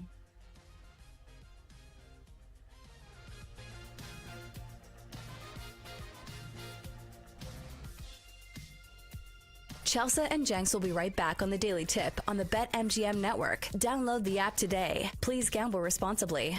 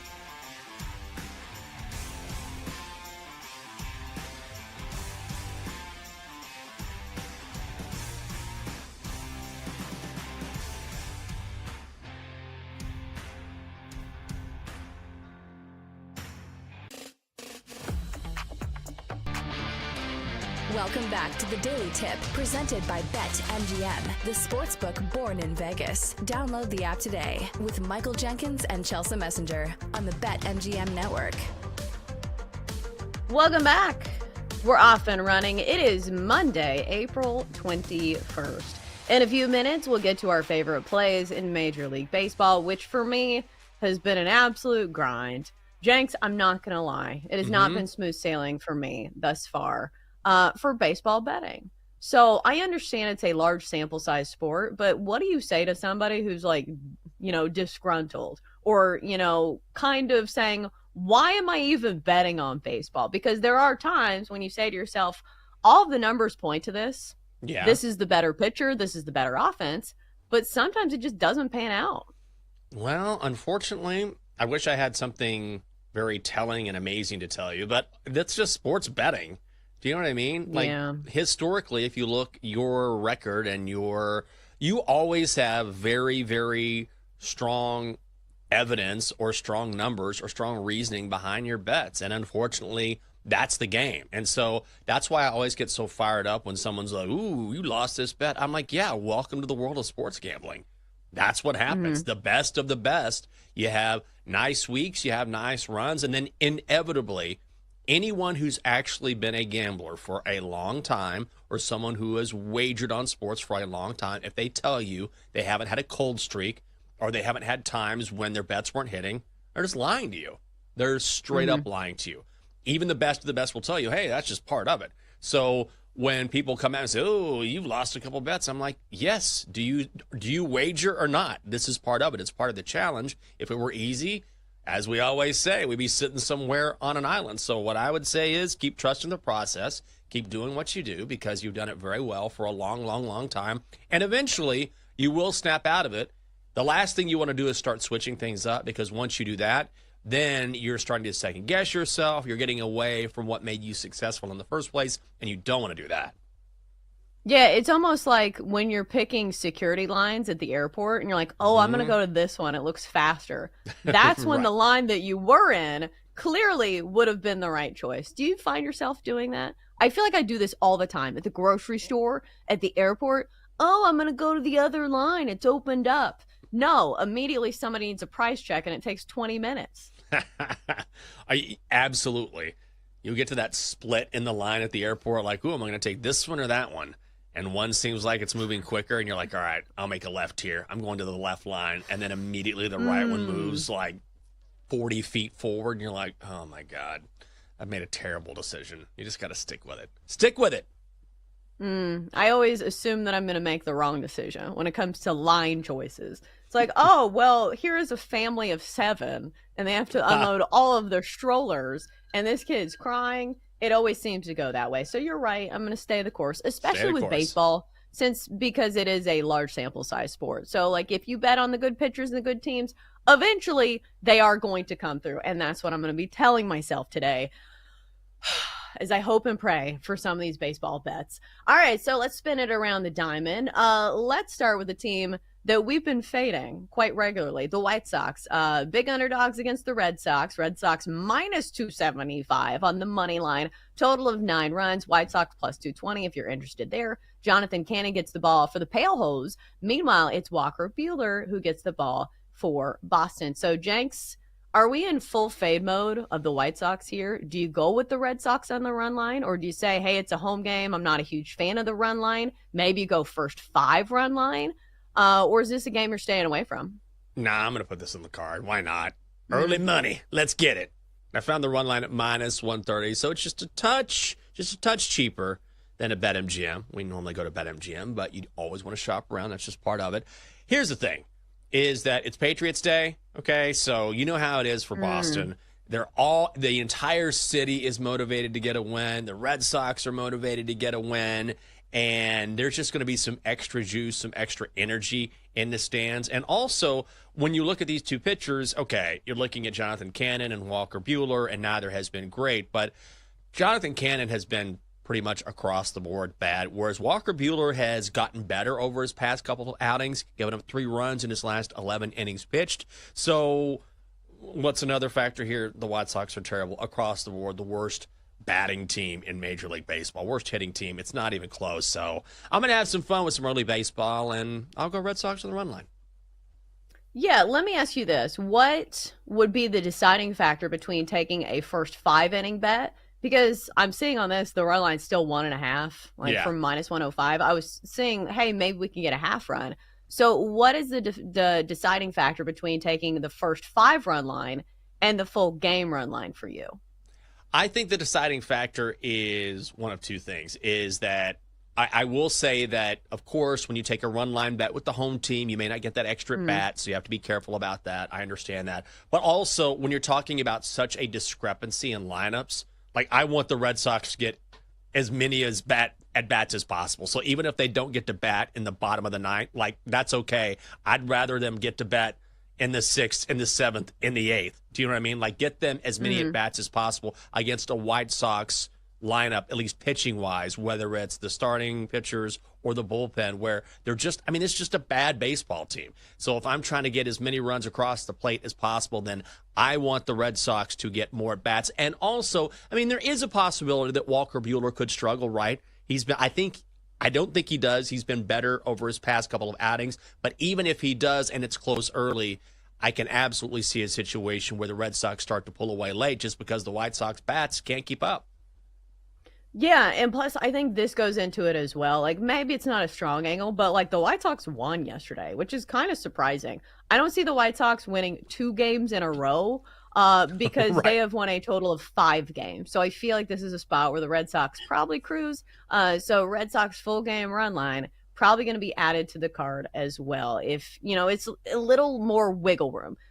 When you say, hey, we're going to play the full game as opposed to the first 5, that's when you really trust the starting pitcher, which I'm not sure if I trust Walker Buehler that much. So we'll put it in the hands of the full game for the Red Sox in this one. Next up, Yankees Guardians. Good matchup in the American League here. Yankees minus 125, Guardians plus 105, total of 8.5 runs. Clark Schmidt duels with Gavin Williams. Jenks, is there anything in this game worth betting on or an angle the bettor should know? I did not handicap this game. I think just at first blush, I would say maybe you take a look at the over. Maybe you play it down to 8 if you can do that. If you can do that without laying too much juice. I will also say that Gavin Williams has been good to me this year, so I wouldn't mind a sprinkle on the Guardians at plus 105. I guess the flip side to that is you get the Yankees at minus 125, which is whenever you can get a really good team at a decent price, then I'm never going to fault anyone for taking, the Yankees, the Dodgers, whoever it may be, when you're getting them that cheaply.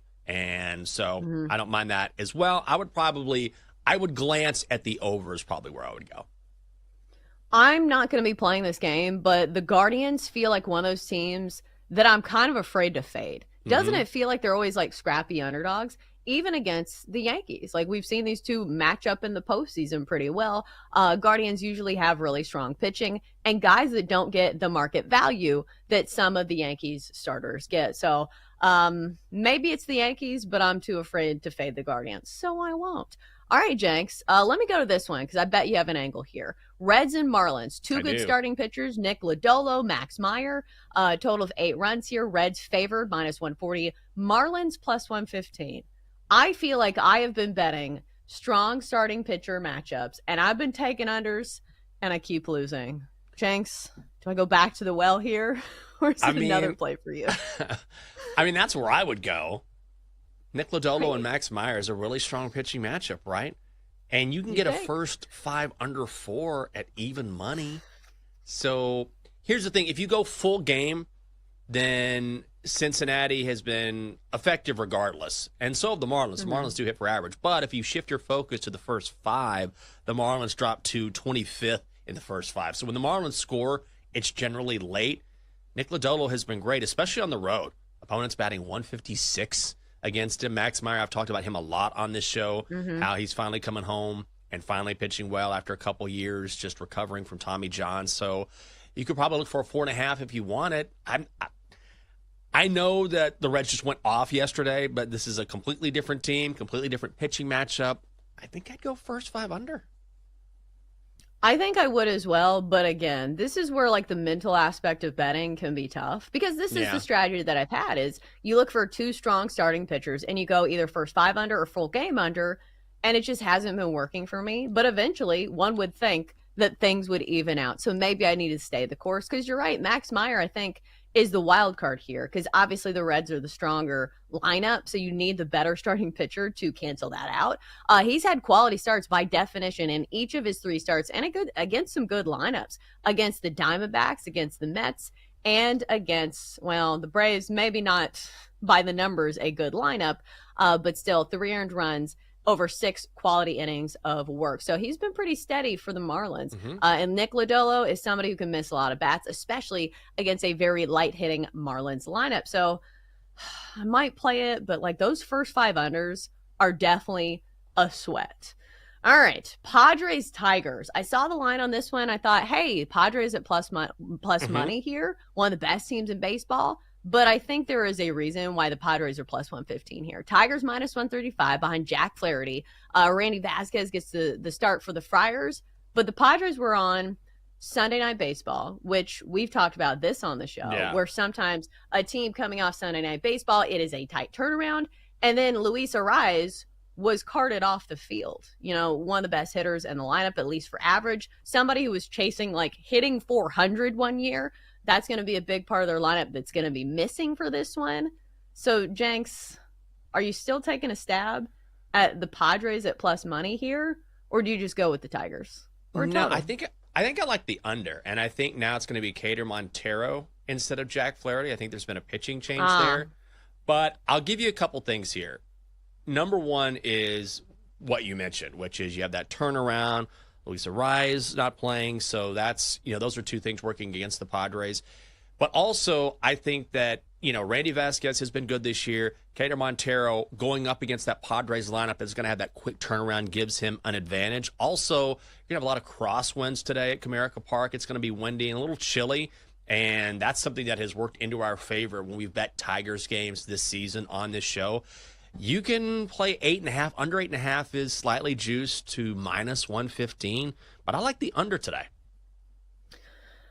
I just played an under in a Tigers game, and I got crushed. So I'm not going to do that simply because, again, everything I seem to do feels like it's wrong. But I would just say buyer beware on the Padres today. Like, there's certainly a good chance that they can win, but it's just not the most favorable conditions because situational spots absolutely matter. And the Tigers also playing at home here. So maybe that's why the Tigers are favored. I would imagine this line is different, though, if it's a different starter. Is it still Tigers minus 135? It sure is. Wow, that's kind of surprising to me. Yeah. I just said don't bet on the Padres, but I don't think I'd bet on the Tigers either. So maybe we're just going to leave that one off the card. All right, free roll here of these games listed. Any of these caught your eye?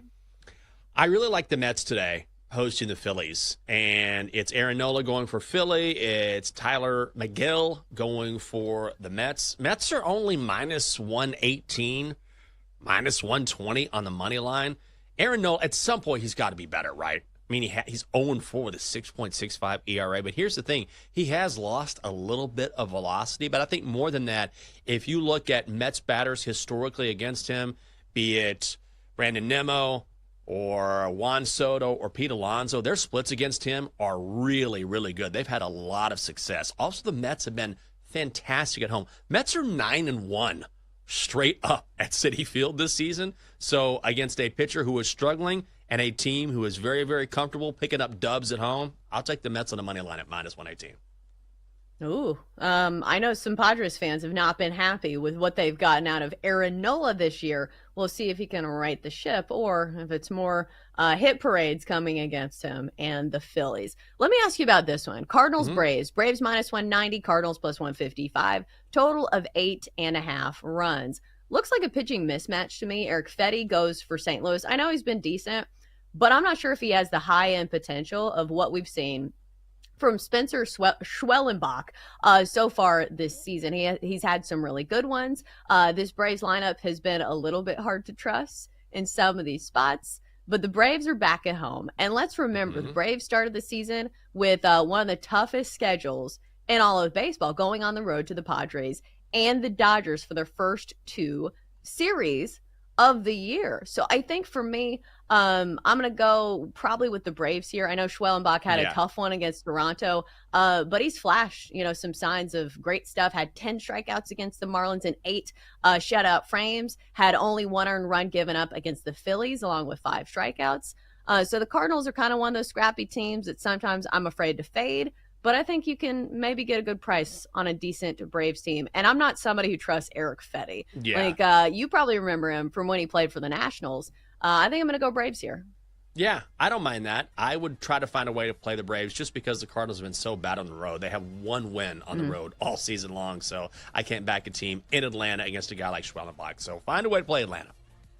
Yeah, first 5 run line is -130. I think I'm going to go that with the Braves. Coming up next, we play MVP Monday and crown a champion of the weekend. Next on the Daily Tip. Chelsea and Jenks will be right back on the Daily Tip on the BetMGM network. Download the app today. Please gamble responsibly.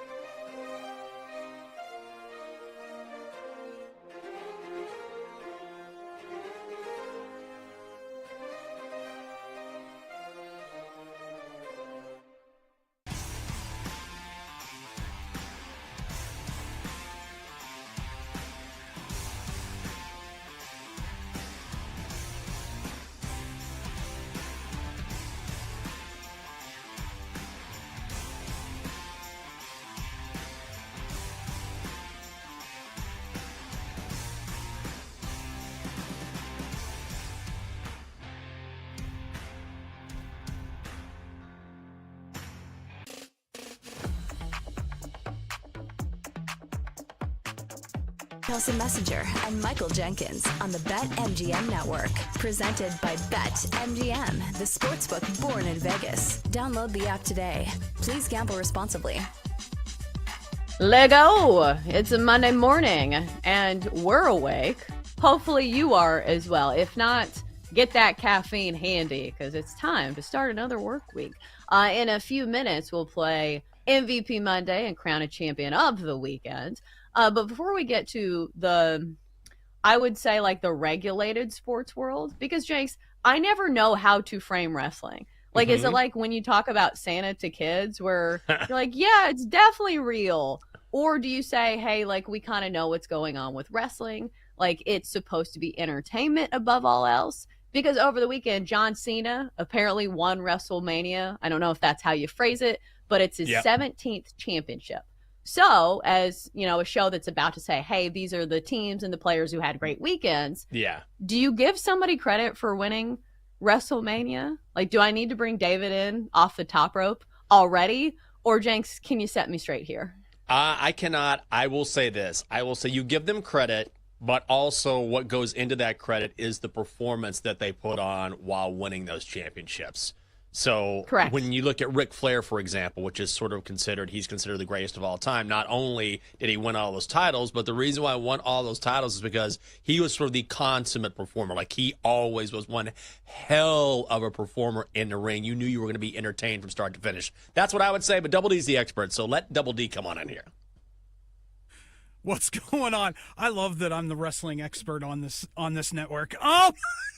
I would say Jenks is absolutely right. He won the main event of night 2 at WrestleMania. He broke, actually, Jenks, Ric Flair's record of 16 world titles by winning his 17th last night. The thing that made this one so unique is he actually turned heel, which means turning bad guy. And he won by low blow and then hitting Cody Rhodes with the belt and the 1-2-3 for his 17th title. And I entertaining, yes. And I think Jenks is absolutely right. You have John Cena, who has been in this wrestling industry for 25 years now. It takes longevity. It takes relevance. It takes being a hell of a performer. And it takes you being able to get over with the crowd. If you don't get over with the audience, you're never going to sniff one, let alone 17 world titles. Okay, so is he the GOAT now? Like, is he... Oh, he's absolutely... Put this in, like, basketball terms for me. Absolutely, 100%. There's going to be discussion. Of course, there always is. Is he the GOAT as far as greatest professional wrestler of all time? No. That's always and forever going to be Mr. Ric Flair. But you have to put him in that GOAT conversation as greatest performers of all time. 100%. On the mic, in the ring, entrances are fantastic. And let's be honest, outside of the ring, he is probably the greatest wrestler of all time. He's done more Make-A-Wish grants than any other athlete ever. So, yeah, absolutely, I would put him in GOAT status. Why are people so disappointed here? Like, I'm seriously reading the reviews, and people are like, what a letdown, what a letdown, what a letdown. So you disagree? I'm not trying to, like, be the antagonist here. I think people are let down by the way that he won. The match kind of fell flat last night through everything, through the build-up, through the entire night of incredible matches that happened last night. I think everybody was expecting a lot more from this match. It was not one of the better matches of the night. I would probably put it at, like, maybe the worst or next to worst match of the night. Not just saying. A lot of different things could have happened. I think the finish was a little rushed. I think, the way he won. I think people are more upset about the way he won the 17th world title by cheating than they are anything else. And to that I go, get over it. it's a story. I'm sure the story will continue, and that's probably why they did it the way they did it. All right. So now I'll have some talking points when I talk to the other moms on the playground. Like, did you see WrestleMania? What did you think about John Cena? Did he do it the right way? Is he the greatest of all time? So now you're caught up on everything in the world of wrestling. All right. So now let's get you caught up on everything else that happened in the world of sports as we play MVP Monday. Here are your nominees for Monday MVP. MVP.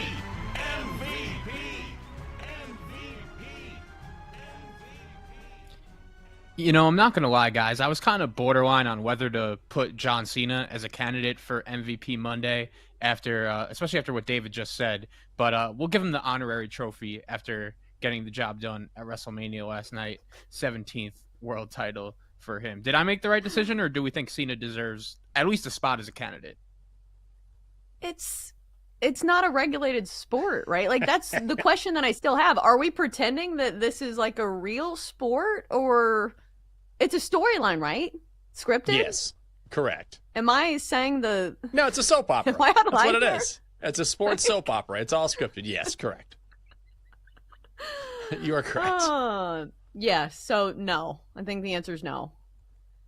Yeah, I agree. I think I made the right decision there. But without further ado, let's get into MVP Monday, and we will start with candidate number 1 in the NBA, Anthony Edwards of the Timberwolves. He came just short of a triple-double in their Game 1 victory over the Lakers with 22 points, 9 assists, 8 rebounds, and in his playoff career, Anthony Edwards is now averaging 27.9 points per game, really establishing himself as one of the best playoff performers in the league. He is candidate number 1. Candidate number 2 will go into MLB and talk about Max Fried, who pitched 7 2/3 shutout innings for the Yankees against the Rays.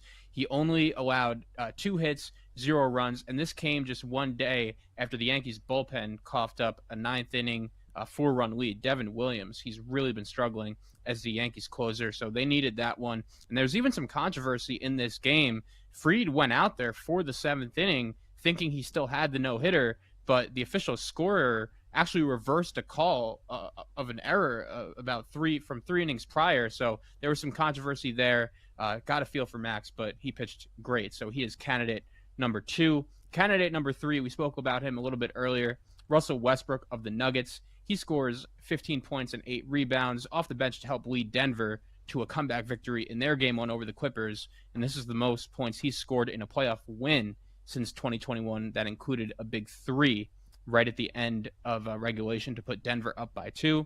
And then finally, Cam Payne of the Knicks. He scores 9 of his 14 points in the fourth quarter to help lead the Knicks to a Game 1 victory over Detroit. And that was really capped off by a late 21-0 run after the Knicks were down 8 in the fourth quarter. So our 4 candidates for MVP Monday: Anthony Edwards, Max Fried, Russell Westbrook, and Cam Payne. Jenks, I'll start with you. Who gets your vote for MVP Monday? I'm going to go with Ant Edwards. And this is about 2 things. It's about performance and it's about tone. So going into the playoffs, it was Lakers. And look, I get it because Luka and LBJ are a great tandem. They're exciting to watch, and certainly they have a long runway potentially when you talk about the postseason. But this Timberwolves team deserves some credit. They won 18 of 22 now. Anthony Edwards did this very same thing in last year's postseason where he stepped up and immediately reminded everyone how very good he is. He did that in this game, in a game that wasn't really close, but more than that, he helped set the tone, and that tone is this is a Timberwolves team that is very, very physical, that is going to take it to you and can't just beat you in a number of ways, that is deeper than you give it credit for, but can also out-physical you and really punish you on the boards or punish you inside. The Lakers said that to a man afterwards. Minnesota out-physicaled us. So I'm going to give it to Anthony Edwards when going into this game, all we heard about was L.A., and now suddenly we have a series because Ant was on his game and also helped set the tone with how the Timberwolves played the Lakers. I'm going to go with Russell Westbrook here, simply because I think it's the better storyline. Anthony Edwards was great, and I think that it deserves a mentioning that he gave like a halftime speech, and he's truly the leader of that team. Somebody who his teammates say that he acts like he's over 30 years old, even though he's a really young guy. But I'm going to go with Russell Westbrook here, just because I feel like the narrative on Russell Westbrook, and most of the time it's true, is that Russell Westbrook is either really good or really bad. He's going to cost you games. Wasn't the case for the Nuggets here. He made some extremely clutch plays, and half of it's just effort. And sometimes when you see somebody who is the age that Russell Westbrook is, he's 36 years old. These are not normally the guys that are getting you the hustle plays. The guy that's sprinting down the court to play great defense, to have a steal with 9 seconds left in the game. So I feel like somebody who has been, handed this narrative like, oh, he's washed, he's not going to do anything for a team. The Nuggets had a good win here against a really quality Clippers team, and I feel like Russell Westbrook was a huge part of that, even though his stats don't necessarily stand out. All of his teammates gave him a ton of credit after this game, so I'm going to go with Russell Westbrook here. Yeah, that was really good to see, and I don't think Denver wins that game without him. And that's also been like a big storyline going into this series, is we spoke about it a few weeks ago with Denver in that Timberwolves game. Do you trust Russell Westbrook enough to play him in crunch time? New Nuggets coach David Adelman did, and that ended up being the right decision and really propelled Denver to the win. Oh, absolutely, because what he gives you on defense. Like, you don't want him coming at you. Like, Jenks and I were talking earlier in the show that he's like Tasmanian devil when he's playing defense. So to see that effort level at age 36, like, it's incredible. Even going against like what it feels like all of the narratives are against him. It cannot be easy to go out there when like the whole world tells you like you're terrible, you should give it up, you're the worst shooter in the NBA. So the confidence unwavering for Russ, who was the consummate teammate in this game. I will say it is one game though. So let's not forget that just a couple weeks ago that Russell Westbrook gave a game away because of how he played. So it's sort of what you get with Russ, right? Like there are times he's going to win you a game because he's so talented, and other times like he could maybe cost you. That's sort of the tax. That's the Russell Westbrook tax. It's the full Russell Westbrook experience, is it not? But we were playing MVP Monday for this one moment, I feel like he deserved his glory. So I was going to give it to him. All right, coming up next, it's hour 3 of the Daily Tip. We answer the biggest questions coming from the first games of the first round of the NBA playoffs next on the Daily Tip. Chelsea and Jenks will be right back on the Daily Tip on the BetMGM network. Download the app today. Please gamble responsibly.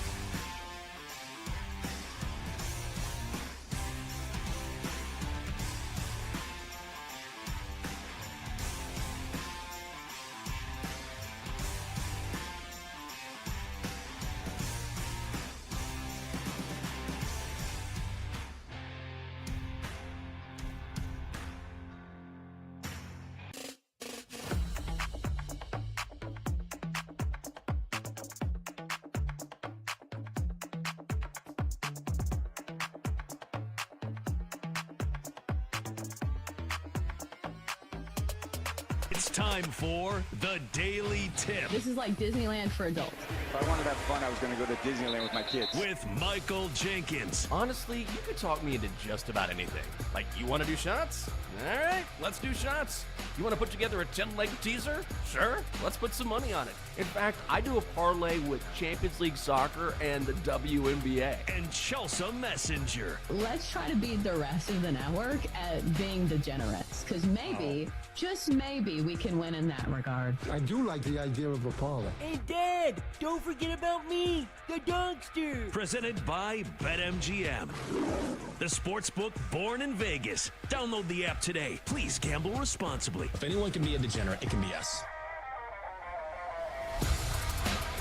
It is the Daily Tip on the BetMGM Network on a Monday. Good morning to you. Coming up in our final hour, we will get you set for tonight's playoff action in the association Game 2 between the Pistons and the Knicks and the Clippers and Nuggets as well.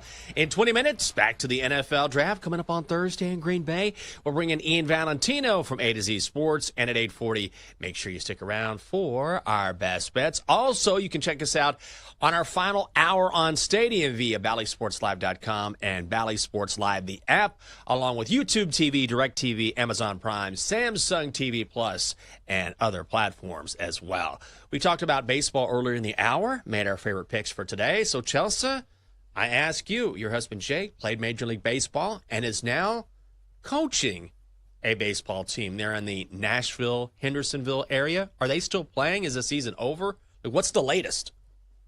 Oh, no, the season's just getting started. They didn't have a tournament this weekend simply because it was Easter weekend, but we have this going until August. So it's going to be a lot of baseball on the horizon for the family. And it's so funny, like, how much youth sports have changed, you know, since Jake played, because Jake's like an old school guy. Like, I feel like even when he played, like, in the big leagues, he was very much an old school guy where, like, when you're a rookie or you're new to a clubhouse, you don't spout off and you don't, like, you know, come in with like all this stuff that you wear and these chains, and very much an old school baseball guy. Yeah. Not the case in youth baseball anymore. There will be a guy who has a $400 bat, a huge chain on, these like oven mitts that they use for sliding. The guy doesn't even slide and he hits like $125 in youth baseball. So it feels like nowadays it's more about like the drip as opposed to like your batting average.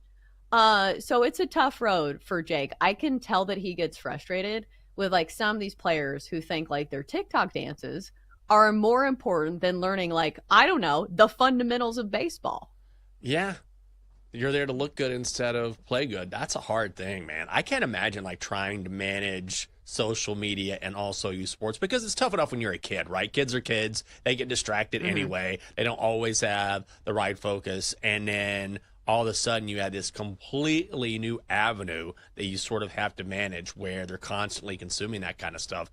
That's got to be a challenge he probably could have never imagined like a decade ago. Well, and here's the other thing is all these parents have their kids so far into the world of travel sports at an early age.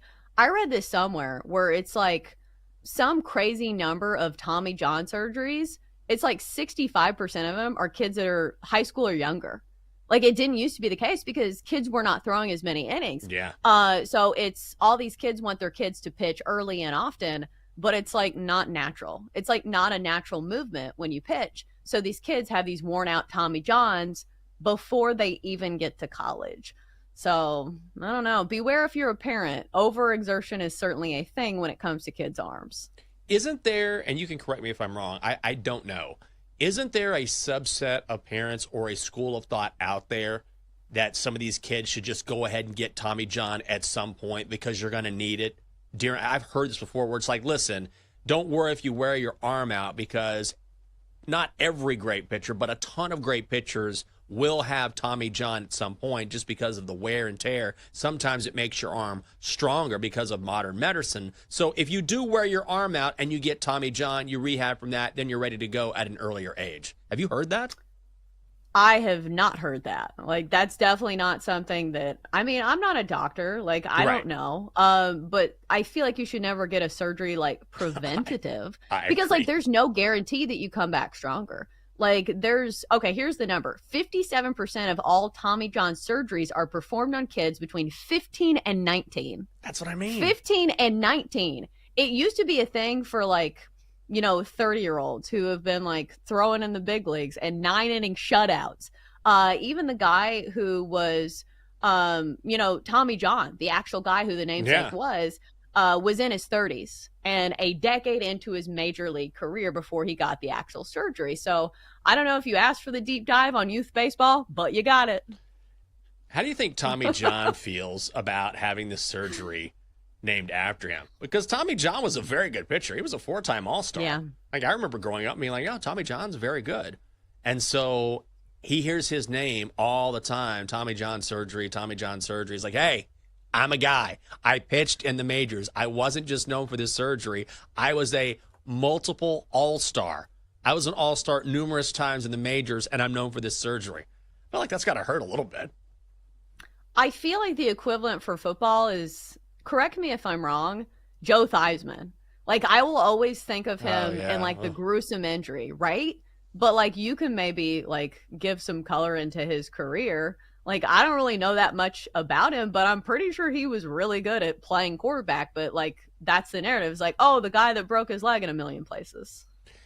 Yeah, I mean, his leg just snapped. It's an awful thing to watch. Just snapped in half. But Joe Theismann was a hell of an athlete. He played in the CFL. He used to return punts at one point.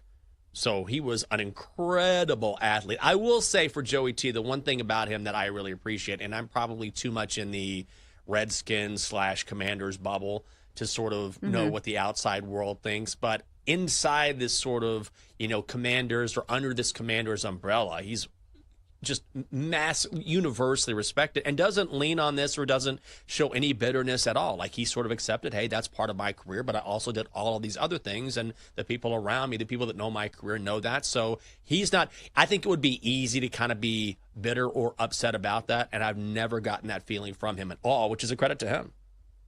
Yeah, who's the guy that's still mad at Brett Favre? Who's the defensive guy Mark for Gastineau? the Jets? Yes. You hurt me, Brett. The opposite end of the spectrum. You hurt me, Brett. You hurt me. It's you have to let that go, Mark. Got to let it go, buddy. That's a good point. Well, let's talk about the late game last night in the Western Conference. Then we'll handicap today's games. And we start with the Warriors down in the Rockets, if you missed it last night, 95-85 in H-Town. The Warriors getting a 1.5. They were minus 105 on the money line. They officially began their title run, and Steph was doing his thing. Post to Curry. Thompson comes out on Curry. 3. Bullseye. No way. I mean, that's twice. Shot clock running down. That's from TNT. Curry with 31 goes 12 of 19 from the field, 5 of 9 from deep. Playoff Jimmy, 25 points. Warriors cut the lead to 4 with just 2.5 minutes to play after the Warriors led by as many as 23, but it's Golden State winning game 1. And Steph was, this was kind of vintage Steph Curry. Oh, for sure. And you knew that the game plan going into this game was stop Steph Curry. So the fact that they knew that this was coming and Steph Curry still had 31 points, even when the defensive game plan was to stop him, is really impressive. And that's why Steph Curry is one of the greatest of all time. And we saw this, especially against the Rockets, who all season long have been one of the best defenses in the NBA, at least statistically speaking. But it's wild to me that going into the series, that we have a team coming in through the play-in that was actually favored to win the series. And now the odds are even more skewed towards the Warriors to win the series at minus 370 over a 2 seed, which is wild. But I think it goes to show, number one, how crowded the standings were in the Western Conference, but two, how much playoff experience matters. Because the Warriors have not one, but 2 closers on this team. Steph Curry, we know, can get it done, but playoff Jimmy is pretty damn good as well. Somebody who is not going to shrink in the spotlight. And I keep reading this, and all of the write-ups is about how he brings a calmness to the team. Somebody who is not going to get rattled. And we see this in all walks of life. When your leader is stoic and feels unfazed, sometimes it trickles down to even the younger guys on the team. So what a combo they have, the 1-2 punch of Steph Curry and Jimmy Butler, and the Rockets learned that the hard way in game 1.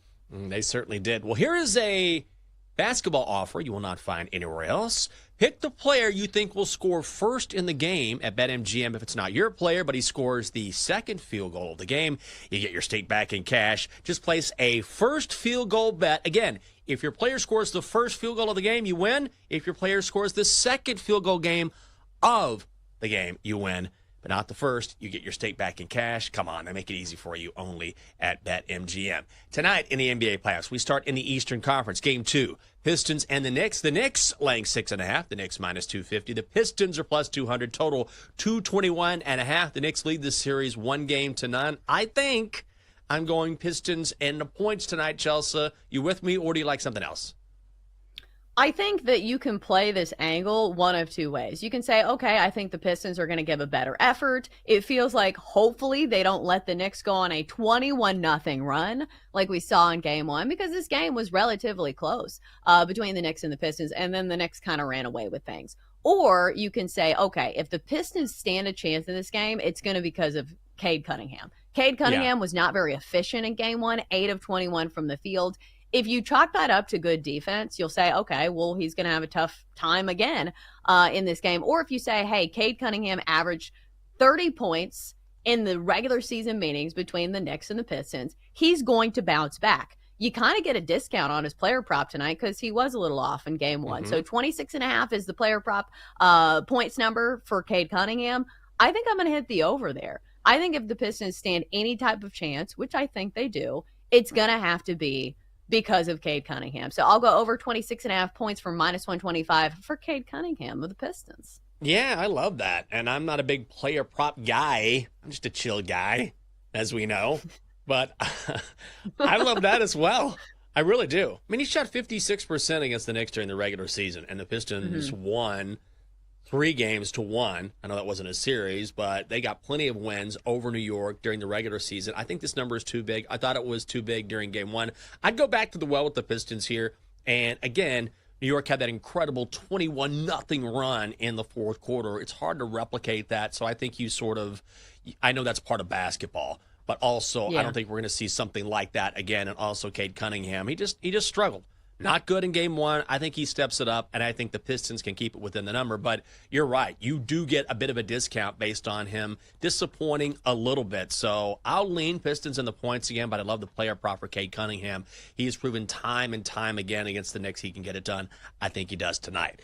In the Western Conference, this should be a good one as well. Game 2 between the Clips and the Nuggets. Denver leads this series 1-0. The Clippers laying 1.5. Remember, they were 2.5-point dogs, went up to 3 by game time back in game 1. Clippers minus 118 tonight. The Nuggets are minus 102. Your total is 218.5 at BetMGM.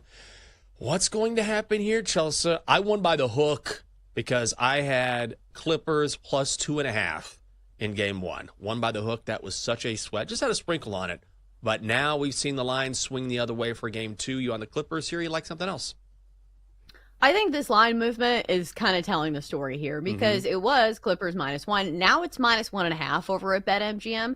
And I think the storyline for me is, okay, the Clippers had 20 turnovers in game 1 on the road and still took this game to overtime. It took late game heroics from Russell Westbrook for the Nuggets to win this game. And also the other X factor here is that Aaron Gordon could be a little banged up. Unexpectedly, he was put on the injury list for right calf injury management. He has been a big part of the Nuggets when they have, their successes, especially against this Clippers lineup. That's pretty big because we know Aaron Gordon, big guy, had, I believe, 25 points. 25 points, 8 rebounds, and 2 steals in that first game of the series. So if he's a little banged up, that's not great for the Nuggets, who are already not the deepest team in the league. Like, Nikola Jokic is going to have a triple-double no matter what. Win, lose, draw, whatever. It just feels like it's automatic.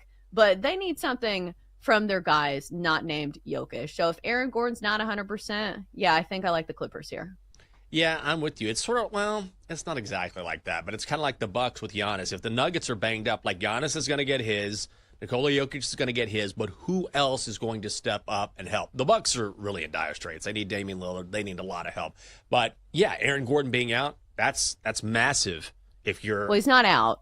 or he's on injury report. Undergoing management for his calf. So maybe not out, but certainly not at 100%. Let me put it that way. But ultimately, I'm going to go back to the Clippers here, and I just go Clippers on the money line at minus 118. And I know Russell Westbrook was awesome, but Russell giveth and Russell also taketh away. So just like we saw him make a big error, a couple of big errors a couple weeks ago, he was great in game one. What's going to happen tonight? I don't know. I do know. I think the Clippers definitely cut down on those 20 turnovers, and they were talking about that after the game. Also, just going back and taking sort of the macro view from the regular season, Nuggets were not good at home. Again, they didn't cover in game one. Remember that. Nuggets only 18, 21, and 3 against the spread when playing in a Mile High City. So I would not be surprised if we get another close game, but I will take the Clippers in a close one on the money line tonight at minus 118. Coming up on the show, we are just days away from the NFL draft in Green Bay. So as we get closer, our coverage will ramp up, and that means we bring in Ian Valentino from the 33rd team next on the Daily Tip on the BetMGM Network.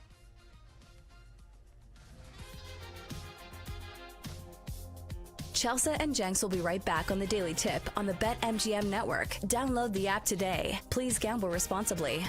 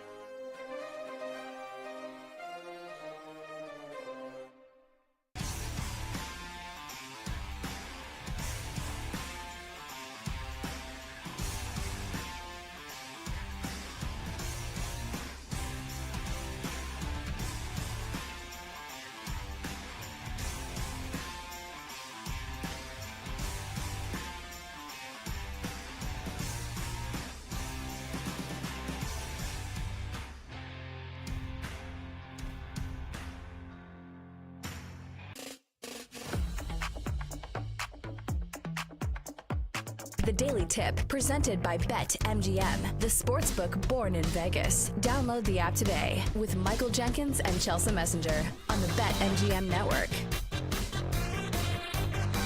Welcome back to the show. Great to have you with us. The Daily Tip on the BetMGM network. I'm Michael Jenkins. She is Chelsea Messenger. Coming up, we'll be in this week's coverage of the NFL Draft with Ian Valentino, who covers pro football and the draft for A to Z Sports and the 33rd team as well. I mean, Chelsea, I'm sitting here as a Commanders fan, and we pick 29th. So it's going to be a long night, like waiting. Because don't you wait? Isn't the first round, isn't it 15 minutes between picks? I think that's correct. Either 10 or 15. I think it's 15. So regardless, you're going to wait a long time to get to 29. I mean, come on, forget about it. Titans fan, number one. If anyone should be pumped on this show about the National Football League draft, it's you. Yes. We get the number one overall pick in a quarterback class that's deemed as a dud. And, all mid guys. And I understand there's been, some good comparisons for Cam Ward when it comes to like other quarterbacks. Some people saying like, oh, he looks like he has, some of the traits of Steve McNair. Even some people have like shown these graphs where it's like, oh, he's kind of like Patrick Mahomes in this regard. I'm like, also, he's playing in the ACC and he hasn't played a snap in the NFL. So, like, maybe let's pump the brakes on comparing him to Patrick Mahomes. Yeah. But I just feel like there's very little, like, drama about this year's NFL draft because it does feel like there is a neon sign above Nashville that say, hey, welcome to the Titans, Cam Ward. So I will tune in. It is exciting to get a new quarterback. But I feel like, I don't know, it's not as exciting as it was in other years where it's like, hey, this is the guy. He looks like a sure thing in the NFL, even though we've seen guys who haven't panned out. Like, look at Trevor Lawrence right now. He was supposed to be one of the best college quarterbacks coming into the NFL in quite some time. So we'll see. I have some nervous excitement about my Titans. I think Jamarcus Russell is the name that pops into my head. When's the last time you heard that name? Man. Ooh. You never know with quarterback in the NFL. And also, there's a lot of factors that go into it. Are they in the right situation? Do they have the work ethic? How they're going to play after they get paid? All those different things. But you never know. I like Cam Ward a lot. So good luck to your Titans on Thursday night. We'll talk more about the draft as the week goes on. In fact, we're going to talk more about it right now with Ian Valentino. He covers the NFL and the draft for A to Z Sports. Also NFL analyst for the 33rd team as well. Ian, great to see you again. Thanks for being with us. So let me ask you this. We were talking about this at the top of the segment, but is there a bit of a letdown this year as far as the draft goes compared to last year, or are we just being curmudgeons here? I think there's a little bit of being a curmudgeon. I think some of it is expectations. Like Adam Schefter dropped this morning a bunch of intel from across the league, and some of it, it's like, okay, it's stuff that we thought we knew. Okay, we know the top 3 picks, or at least we think we do, and then we think we know what New England's going to do, and then maybe the first surprise is at number 5 with Jacksonville. And so if we feel like we already know the top 4 picks, well, that takes a lot of fun away. And then, like you guys talked about, maybe the quarterback class isn't super inspiring, and I think that's a little bit curmudgeon-y. Like, I think it's an okay class, and it kind of depends on where these guys go. If you were to tell me that Jalen Milroe and Shedeur Sanders go to interesting places where they have stability and good playmaking, I don't think this is the world's worst quarterback class. And obviously Cam Ward is going to start that off. But yeah, I like this class. It's just a little bit of a different class because it's not like the 2014 class where there's like 8 blue chippers and future Hall of Famers. And maybe there will be some of those guys here, but it's just not obvious. I still think that's going to be fun. And I think it's going to be fun to see how teams maneuver because they have guys way different spots on their boards. That's going to create hopefully some draft night chaos. And I think that's better for us. Yeah, well, I'm glad to know it's not the world's worst draft class as we are getting the number 1 overall pick. But I get what you're saying. As far as chaos goes, because it does feel like we see one wild move that people don't see coming. Who do you think is the top candidate for like making a crazy move? Like I look at the Giants and I say, okay, just because they have 2 quarterbacks, I wouldn't put it past them to be like, hey, let's take another quarterback. Because we've seen that before. Like last year, Michael Penix Jr. going to the Falcons. A lot of people did not see that coming. So is there a team that you look at and you're like, hey, they could definitely make a wrong or a dramatic move on draft night? Yeah, I think both of the New York teams, like the Giants, are probably the more obvious team because obviously if they sit there at 3, if they take Abdul Carter, that's like, okay, then they're probably going to move up for a quarterback. Who do they move up for, and what do they move? They've got the picks that they can obviously move, but do they move Kayvon Thibodeau, a guy that was a top 10 pick just a couple of years ago who's been productive, but injuries have kind of kept him unavailable for a little bit of spurts? Do they want to move on from a kind of like a young blossoming player like that already in a trade? That might shake things up a little bit. Do they have a preferred quarterback, and how does that affect Shedeur Sanders and his slide? But I think the Jets are the other interesting team. Yeah, they paid Justin Fields $20-some million guaranteed on a $40 million 2-year contract. But for a starting NFL quarterback, that's not that much. So are they really that in love with Fields, or is this just going to be a holdover where maybe at number 7, maybe it's not a quarterback at 7, maybe it's Tyler Warren, maybe it's a defensive player. They have a lot of needs. But what if they move up in the second round? No one's talking about them being the quarterback-needy team that moves up from the second round as someone starts falling. Maybe Cleveland lulls themselves to sleep, and they don't think that at 33 they have to worry about anything. So I think the Jets are in a good position because no one's mentioned that as a possibility for them. Everyone kind of assumes they're just going to build out their roster for Fields. I don't think Aaron Glenn, a first-time head coach, I don't know that he's hitching his wagon to that. Like, he's been so up and down. They don't necessarily have the playmaking. I think they could easily pivot and just use Fields as a bridge quarterback. So, Ian, let me ask you, if you talk about the Jets or another team, is there a team that you think, based on their draft positioning or their needs relative to that position, that can maybe move out of the first round or trade down? I think Minnesota makes a lot of sense because they have so many picks. They don't have that many picks. They only have 4 picks. That's going to be a big thing for them. It's just analytics-heavy front office. That's always going to go hand in hand. Like, I could even see the Browns trying to trade down, which sounds strange because of their quarterback needs, but at 33, I think they're going to get some pretty big offers. Just when you have a front office that feels secure like that, they're always going to want more picks. And those are 2 rosters that are good, but they could be better. And I think that they've been coached up a little bit throughout the years, a little bit better than what their talent may indicate. So I can see Cleveland moving down from 33, especially if they don't get lucky with the quarterback that they want there at that spot. Maybe they move down and they're happy with someone that's pretty similar. I could also see even Atlanta. Atlanta only has, I think, 5 picks. That roster is not very good. It's transitioning to Michael Penix, obviously. So they're looking more from a long-term lens, too. Now, they could make a big drop. Do they drop from 15 out of the first round completely?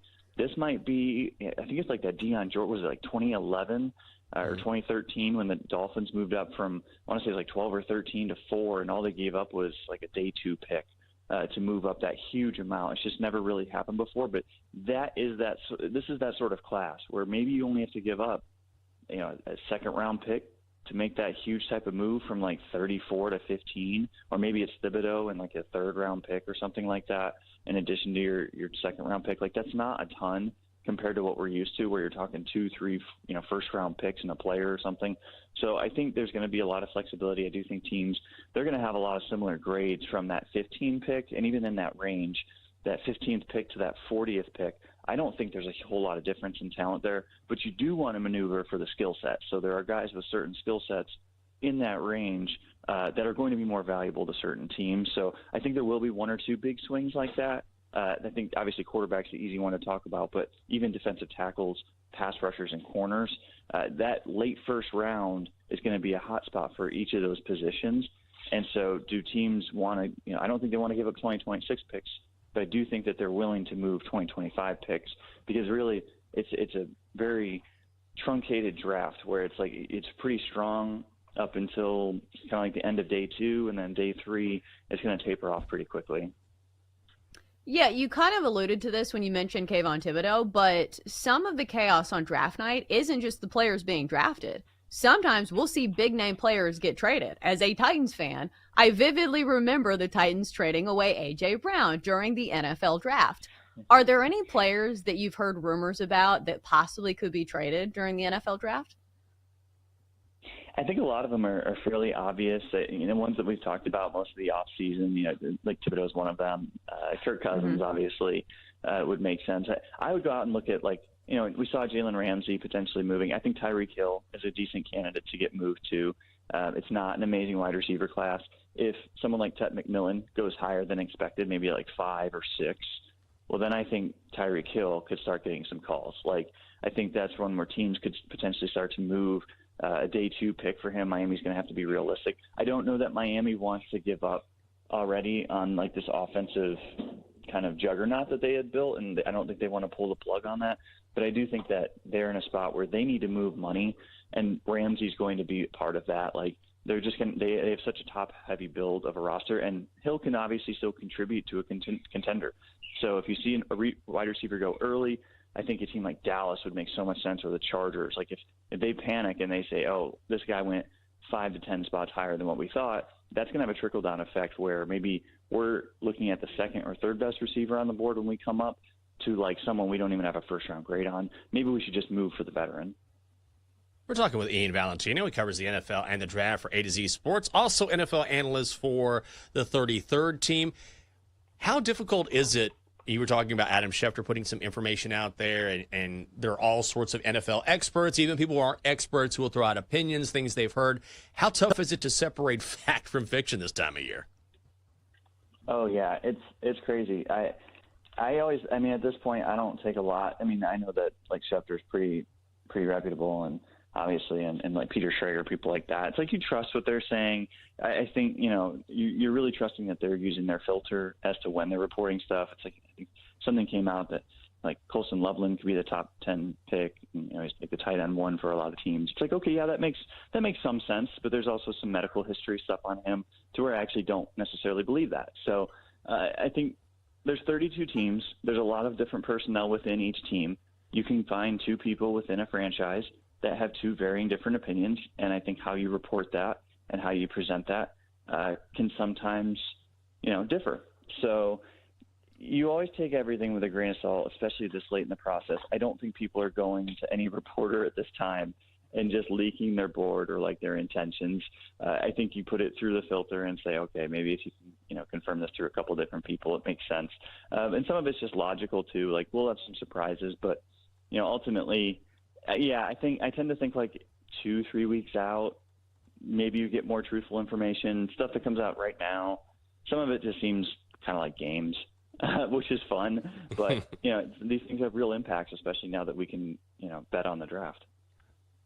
All right, so we have like a minute left. Do you have any bold predictions for us? Whether it's, say, an angle like, okay, 2 quarterbacks taken in the first round, whatever, or a player going to a certain team. Is there anything you feel strongly about in this year's NFL draft? I think Jacksonville is a wild card. I think Ashton Jeanty's I think they're in consideration there. I think he's firmly on their board, and I think that would not be a shocking pick for me. I think they are looking at offensive playmakers. I do think they'll either go Ted McMillan or Jeanty. That would be my hunch. It's what I've kind of consistently been putting out there and been feeling. I could see that one. I think we'll get 2 first-round quarterbacks. I tend to think we get a little too optimistic there. I think Shador does fall. I think a team moves up for him. I think the Giants make sense to move up for him. They jump Pittsburgh. I don't think that Pittsburgh necessarily wants to draft a quarterback in the first round, too.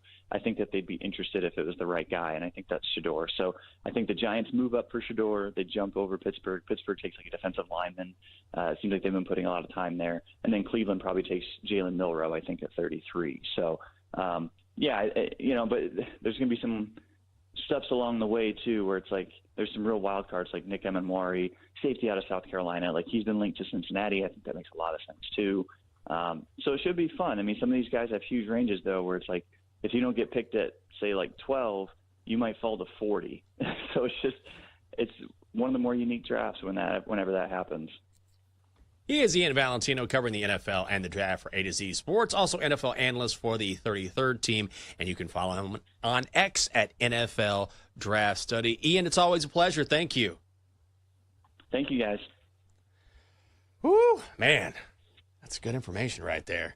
But I can't imagine, like, it's one thing for us to talk about the NFL draft and look at posts or read stories. Imagine if you are really into the NFL draft and trying to follow all this information and a lot of times misinformation. Yeah, some people are saying it's the Christmas of football. I don't know if I agree with that. Like, wouldn't you say the Super Bowl is like the Christmas of football? Like, I understand some people are really into the NFL draft. I'm not really one of those people. Like, I'm into it, but I'm not going to call it Christmas. Like maybe it's Thanksgiving or like maybe one of the other lesser holidays, maybe 4th of July, but Christmas, I don't think so. Yeah, I hear that. I mean, it just depends. I think it's definitely like team and need dependent, right? If you have a top 5 pick and you need a big time draft pick, need someone to improve your team, it's obviously more exciting than if you're later on in the draft.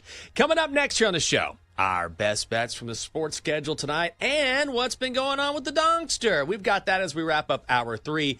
That is Chelsea Messenger. I'm Michael Jenkins. It is the Daily Tip on the BetMGM Network.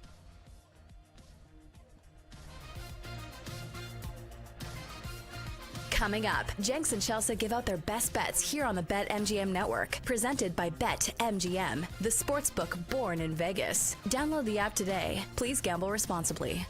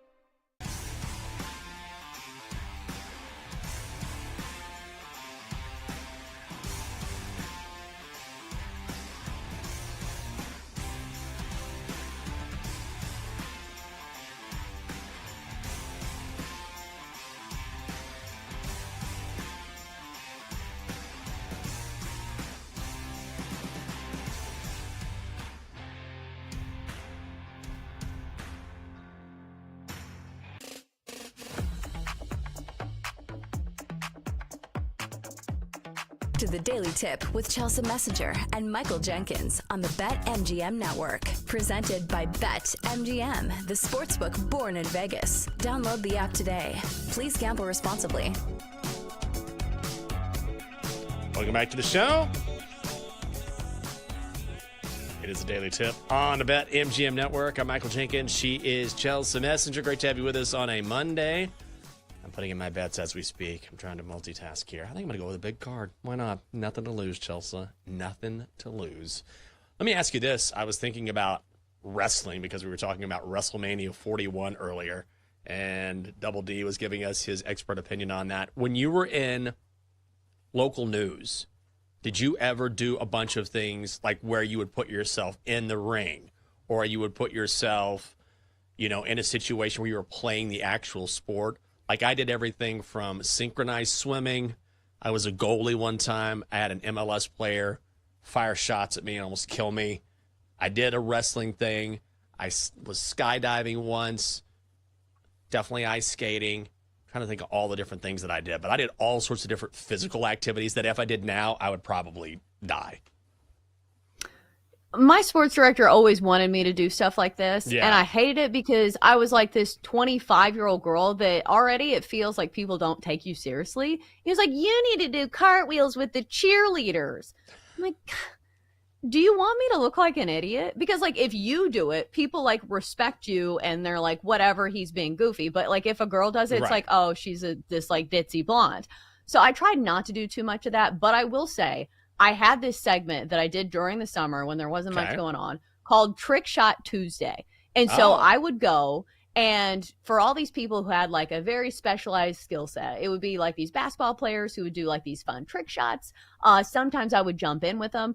And we even had like a wakeboarder or somebody who I can't even remember what it's called. I think it's wakeboarding, where it's like you're kind of surfing, but you're in the lake, and he'd do like all these tricks. So it'd be like a 45-second segment, and you would vote on who would have the best trick shot of the month. So that was the only time that I was kind of involved. But for the most part, I tried to stay on the sidelines. All right. I get that. I was always worried about like hurting myself. When I was younger, I definitely had a lot more reckless abandon. I didn't worry about it nearly as much. But I'll tell you one thing. When I got older, like I remember the last thing I'm trying to think it wasn't skydiving. I think it was, I did a workout with an Army sergeant at like 5:30 in the morning. He was holding these workouts for people locally where they would just show up at an empty parking lot before it got filled up during the day. And so you showed up at 5:30 in the morning and he took you through these Army workouts. It could be boxing. It could be, running in place. It could be these crazy, up downs, and you would never stop, just never stop, never stop. And then after about 20 minutes in, there's an interview with me on camera and I'm trying to talk to him and I'd take a break because you could see me kind of turning green.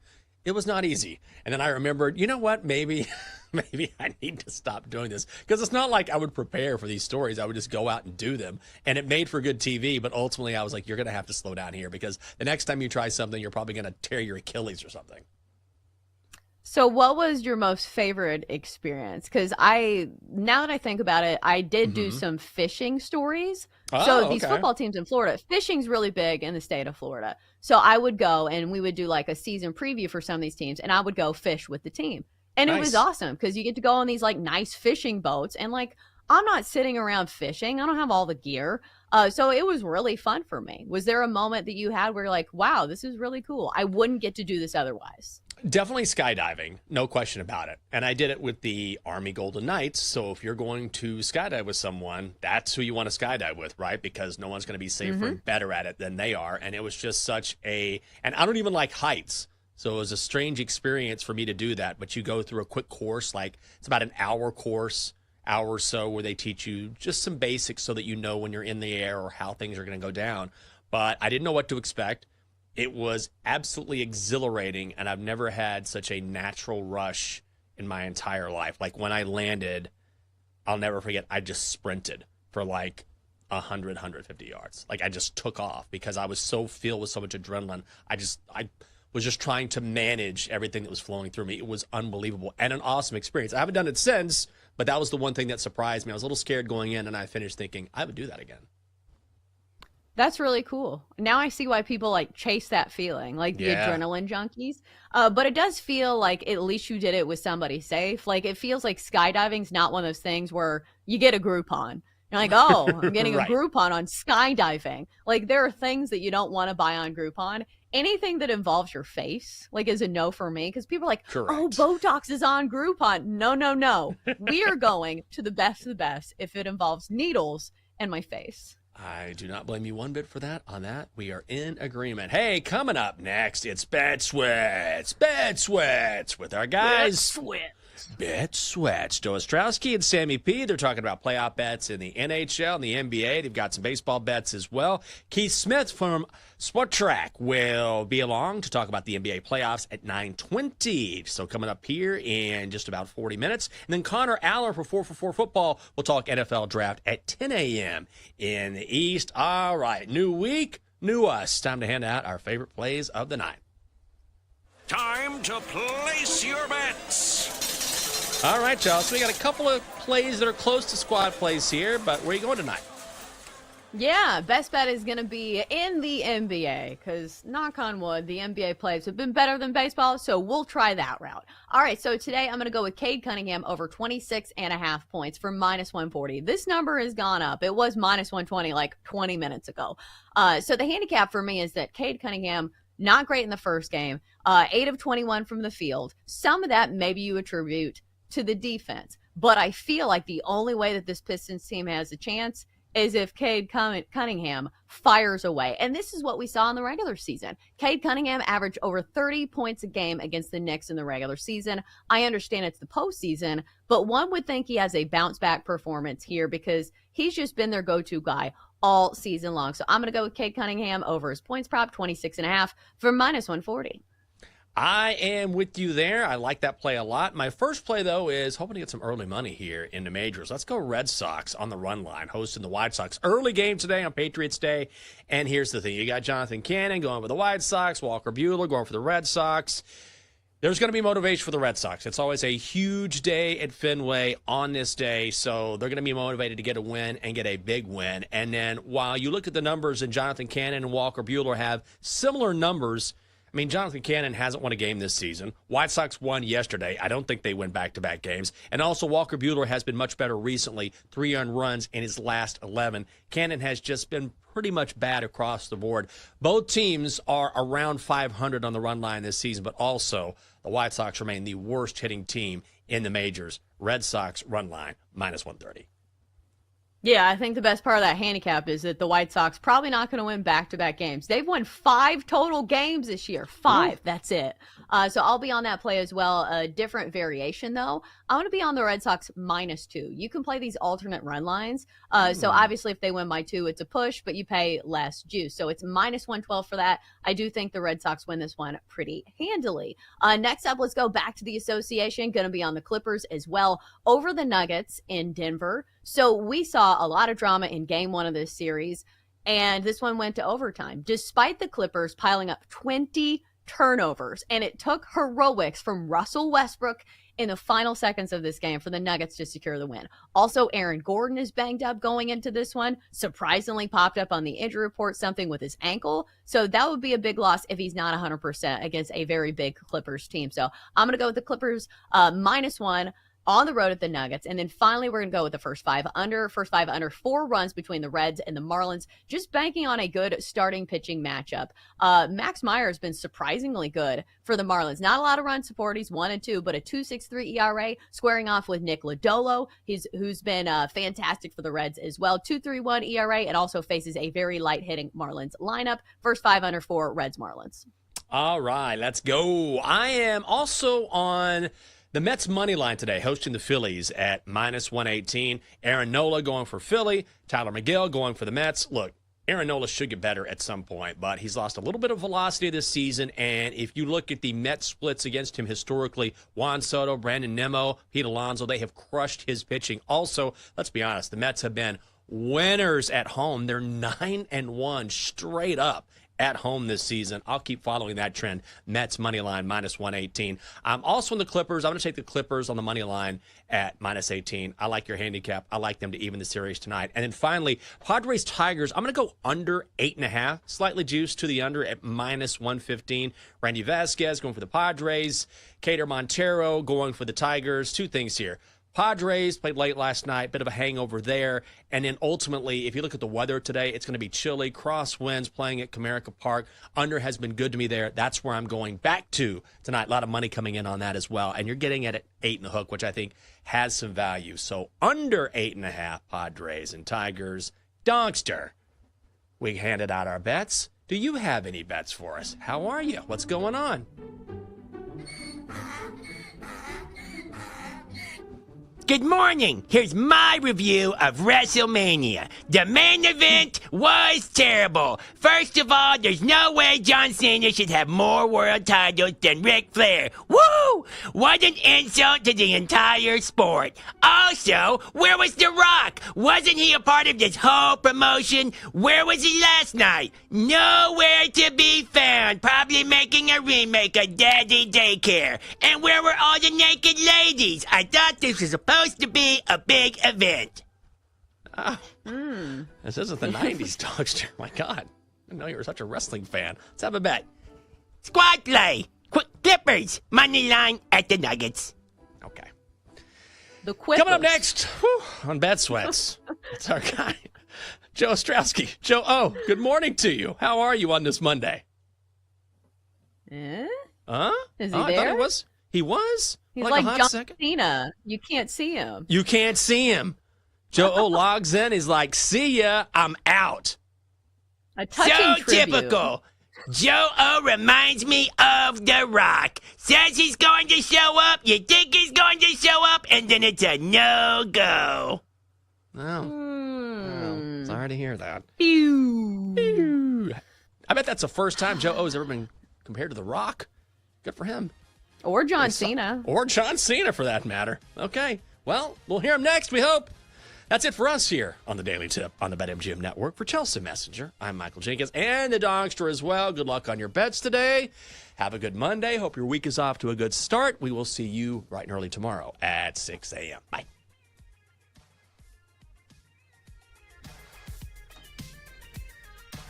You've been listening to the Daily Tip on the BetMGM Network. Download the app today. Please gamble responsibly. If you missed any of the show, listen back anytime on the new and improved Odyssey app.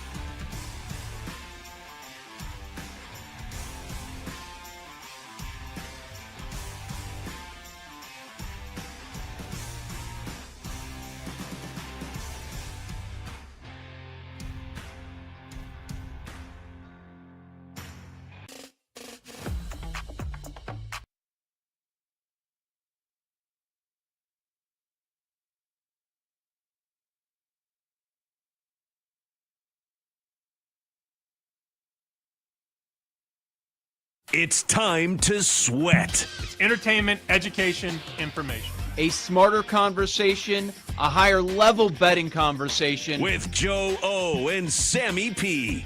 It's two guys who have known each other a long time, firing bets during the show, after the show, into the night. We've been doing this so long, we're like brothers, so we're going to call each other out on some of their BS. Get ready to fire. Why are you betting 2-1 on Sunday when you could have bet 4-1 on Tuesday? We're not going to force picks. What we give on the show is what we're betting. Sorry, I wasn't listening. I was betting Valparaiso. What? New show name, but still no pants or underwear required on this network. This is Bet Sweats on the BetMGM Network. Goes to Curry.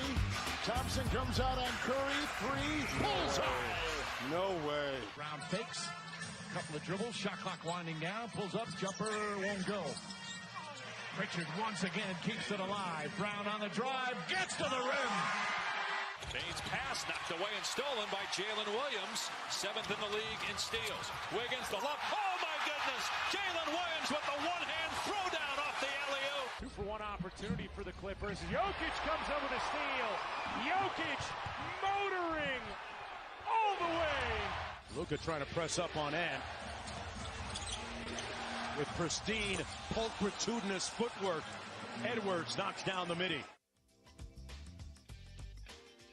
The marathon that is the NBA playoffs, the Stanley Cup playoffs now underway. It's NFL draft week. Welcome on in. This is Bet Sweats on the BetMGM Network. Joe Ostrowski, Sam Panayotovich with you for the next 3 hours right here on the BetMGM Network. Keith Smith will be joining us in about 40 minutes to talk about the NBA playoffs. Our buddy Connor Allen from 4 for 4 on the NFL draft. Sammy, how was your weekend? It was great. The lamb was good. Smoked it yesterday for about 3 hours. I had a pretty easy Sunday, but you know what? I think I watched every sport under the sun, and then you get through most of the day on Easter Sunday and think, the NFL hasn't made any moves yet. And then, bam, Peter Schrager, late at night on a Sunday, drops a huge nugget on the NFL draft. I'm sure we'll talk about that, but you could have watched the NBA, the NHL, Major League Baseball. The golf was good. Another playoff on Sunday. And then the NFL, of course, takes a lot of the headlines late at night. So you went lamb. I think that was a smart decision. And I've got to tread carefully probably because went to the in-laws for like the late lunch, early dinner thing yesterday. I was thinking yesterday how Easter food sucks, right? For the most part. And you strongly disagree. Oh, yeah. Well, we do. Well, you got to go lamb. Yeah.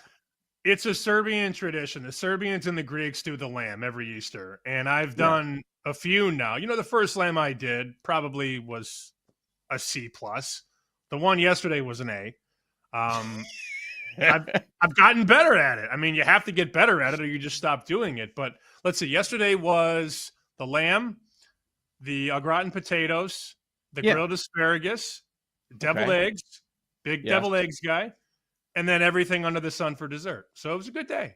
All right, I got to tell you something here because I'm glad you brought that up, deviled eggs. I had one yesterday. I think it was the first one in my life. Wow. Yeah.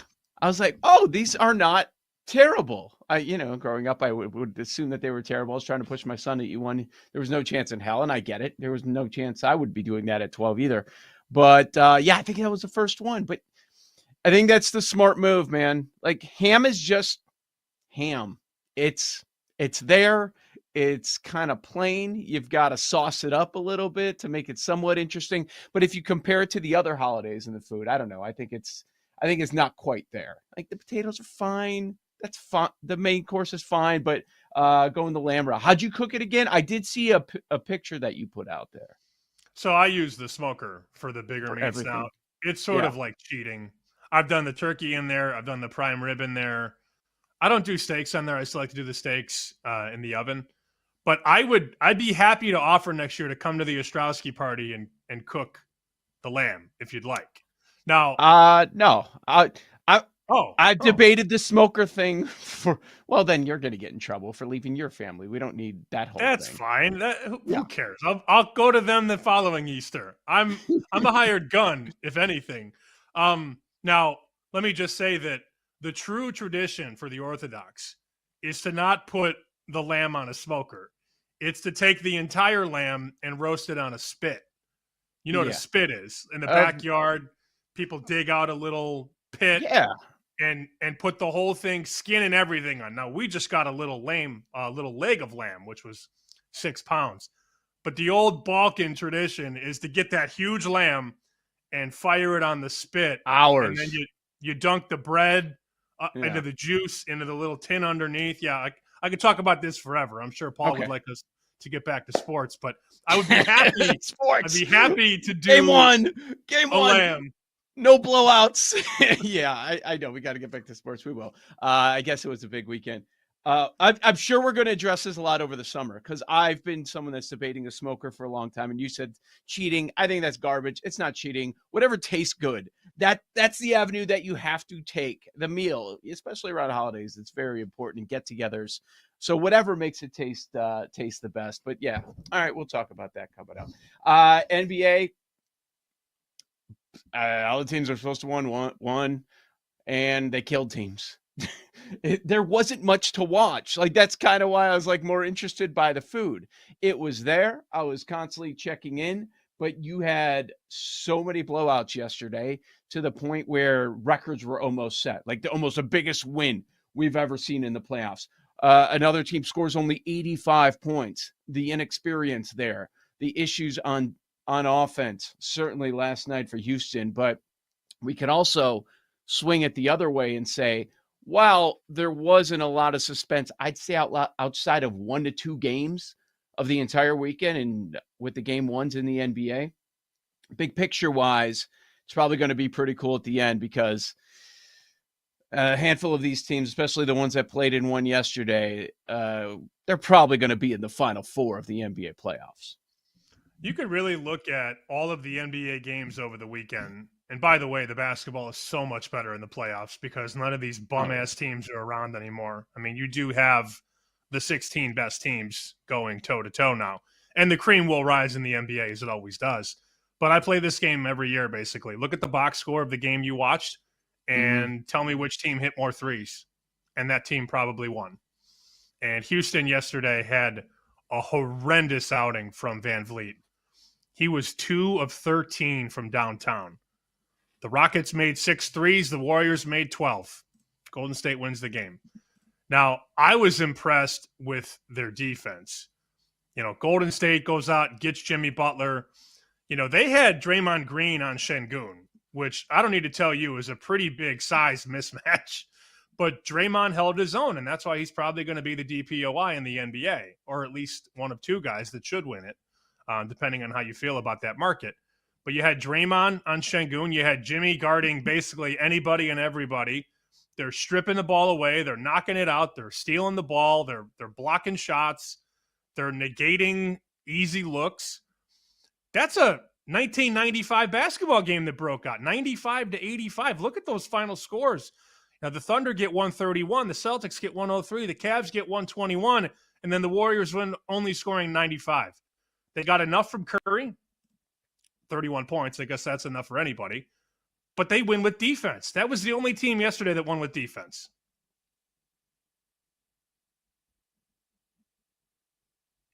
I think we may have lost Joe. I think Joe is frozen. Joe's thinking I thought he was just unimpressed with your take, but no, that's we have lost him. There he is. So I mean, it's happened 3 times so far in the first. Gotta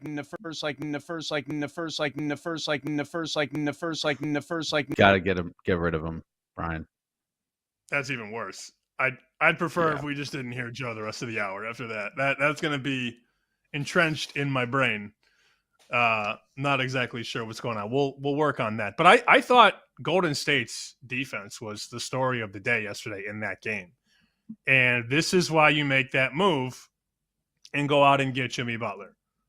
So now you have, with the Golden State team, you've got 2 defensive stoppers, Jimmy and Draymond. that can do literally whatever they want to you defensively and also mentally frustrate you. But then you have two closers on offense. And the issue, and Reggie Miller was talking about this last night, and I thought he made a good point. It's an obvious point, but it's a good one. They've got two closers. Most teams have one. Boston has two, Cleveland has two, but most teams have one. Golden State as a 7 seed has two closers, and you can't foul either of them late because Jimmy shoots 87% at the line, and Steph Curry shoots 93% at the line. That's going to be a tough team to beat. And I don't want to get too far ahead of myself in the NBA or in the NHL. People will do this a lot. We heard this all over social media yesterday. Oh, Cleveland won by 21. Oh, the Thunder won by 50. Oh, what's the game 2 spread going to be? 20? No. You can't overreact from a point spread standpoint or from a money line standpoint. But I do think that Golden State team has a really nice path. And if they can get through Houston and win 3 more, I like their chances against either the Lakers or the Timberwolves. LeBron, by the way, did lose in game 1. Oh, another one. 31-24 all time in game 1s. This happens. That said, Luka was unbelievable. And I thought the Lakers showed some resilience fighting back in that third quarter into the fourth quarter. So this is what I've seen throughout my lifetime and throughout my years as a reporter. LeBron lose game 1, LeBron win game 2, and then usually 4, 5, 6 is when LeBron salts it away. Now, at his age, is he the same guy? No. But I still think there are a lot of fundamentally charged tentacles to this LeBron octopus. They've never cared, these LeBron teams, about winning game 1. They've never prioritized it. Now you got to get them in game 2. And look at the market. That number in game number 2 is even bigger than it was in game 1. The old zigzag theory. There's a 5.5 at a lot of places, including BetMGM. South Point has 6, and Circa has 6.5. That number closed 4 in game 1. And the Lakers lose pretty handily because Minnesota pushed it out near the end. It got tight early fourth quarter. Minnesota pushed it out late. But the market is saying the Lakers are ripe in game 2. And that's the old zigzag theory. What happened in the first game doesn't usually happen in the second game. And teams make adjustments. You'll see adjustments from the Lakers. You'll see adjustments from Eric Spoelstra in Miami. That's the NBA. You cannot overreact to what you've last seen. I also, if anybody didn't see what happened last night in hockey, holy cow, the story of the day is the ending in Vegas. And who did Vegas play? Minnesota. So many games, so many teams, so little time, Paul. So if you weren't watching, the total in the game is 5.5. And it's 3-2 Vegas. And I'm texting with my buddy Rob, who bets a lot of playoff hockey. And I said, can you imagine sweating the total right now, 5.5? Minnesota pulled its goalie with about 90 seconds left to go. Again, the score is 3-2. So if you had the under 5.5, you're good for now. If you had the over, you need a goal. So Minnesota's trying to put the puck in the net. They got the extra attacker. Then they get a penalty. So now Vegas is on the power play. And there's a minute to go. Vegas is just playing around. They take a couple of whacks down the ice. They don't get it. Minnesota finally gets the puck. They pull the goalie again. Now there's 9 seconds to go. And there's a face-off at center ice. 3-2, total 5.5. The draw gets won. The puck gets batted around. Vegas ends up with the puck with about 3 seconds left. Vegas comes up the ice right toward the center and slings a puck. The horn sounds, and the puck goes in the net. But we don't know at what point it goes in. They go to the monitor. I guess the puck just squeaked over the line with 0.1 on the clock. So not only does the game go over the total, 4-2, but anybody who had Vegas minus 1.5 is a winner, and anybody who had Minnesota plus 1.5 had their soul ripped out. 0.1 on the clock. You were the winner if you had the under. You were the winner for 59 minutes and 59 seconds. But you get to the end, and it's not enough. And they went back and they checked, and the play-by-play guy was great. The only thing that matters now is the bookkeeping, he said. Well, he was right. I think Joe's back. I don't know. I mean, I hear you. I don't know how long I'm going to be here because we've gone down in flames 3 times. Gert just says restart the computer. So I don't know. Okay. I don't know what's happening. Case I'm of the feeling Mondays yet? extra spry. I'm feeling extra spry on a Monday. So if you want to take the rest of the day off, go for it. No, I don't want to. But tech is getting in the way. But anyways, we'll squeeze in Case of the Mondays later on. You have an idea of where I'm going to be going. Sam says he has plenty to discuss. Keith Smith will join us on the NBA playoffs later this hour. But next, we've got a pair of games tonight. We'll tell you what we're thinking on the other side. Bet Sweats on the BetMGM Network.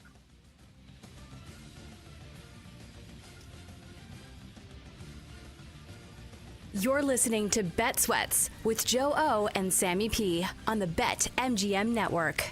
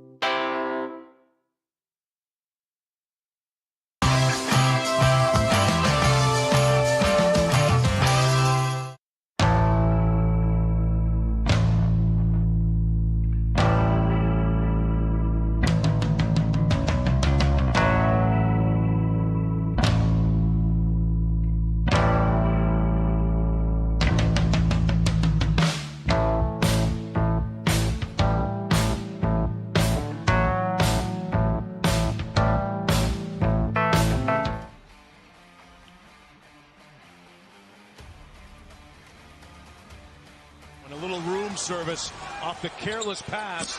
DiVincenzo flying charter. Minnesota takes game 1. They say that a series doesn't begin until a home team loses a game. Welcome back to Bet Sweats with Joe Ostrowski and Sam Paniotovich on the BetMGM Network.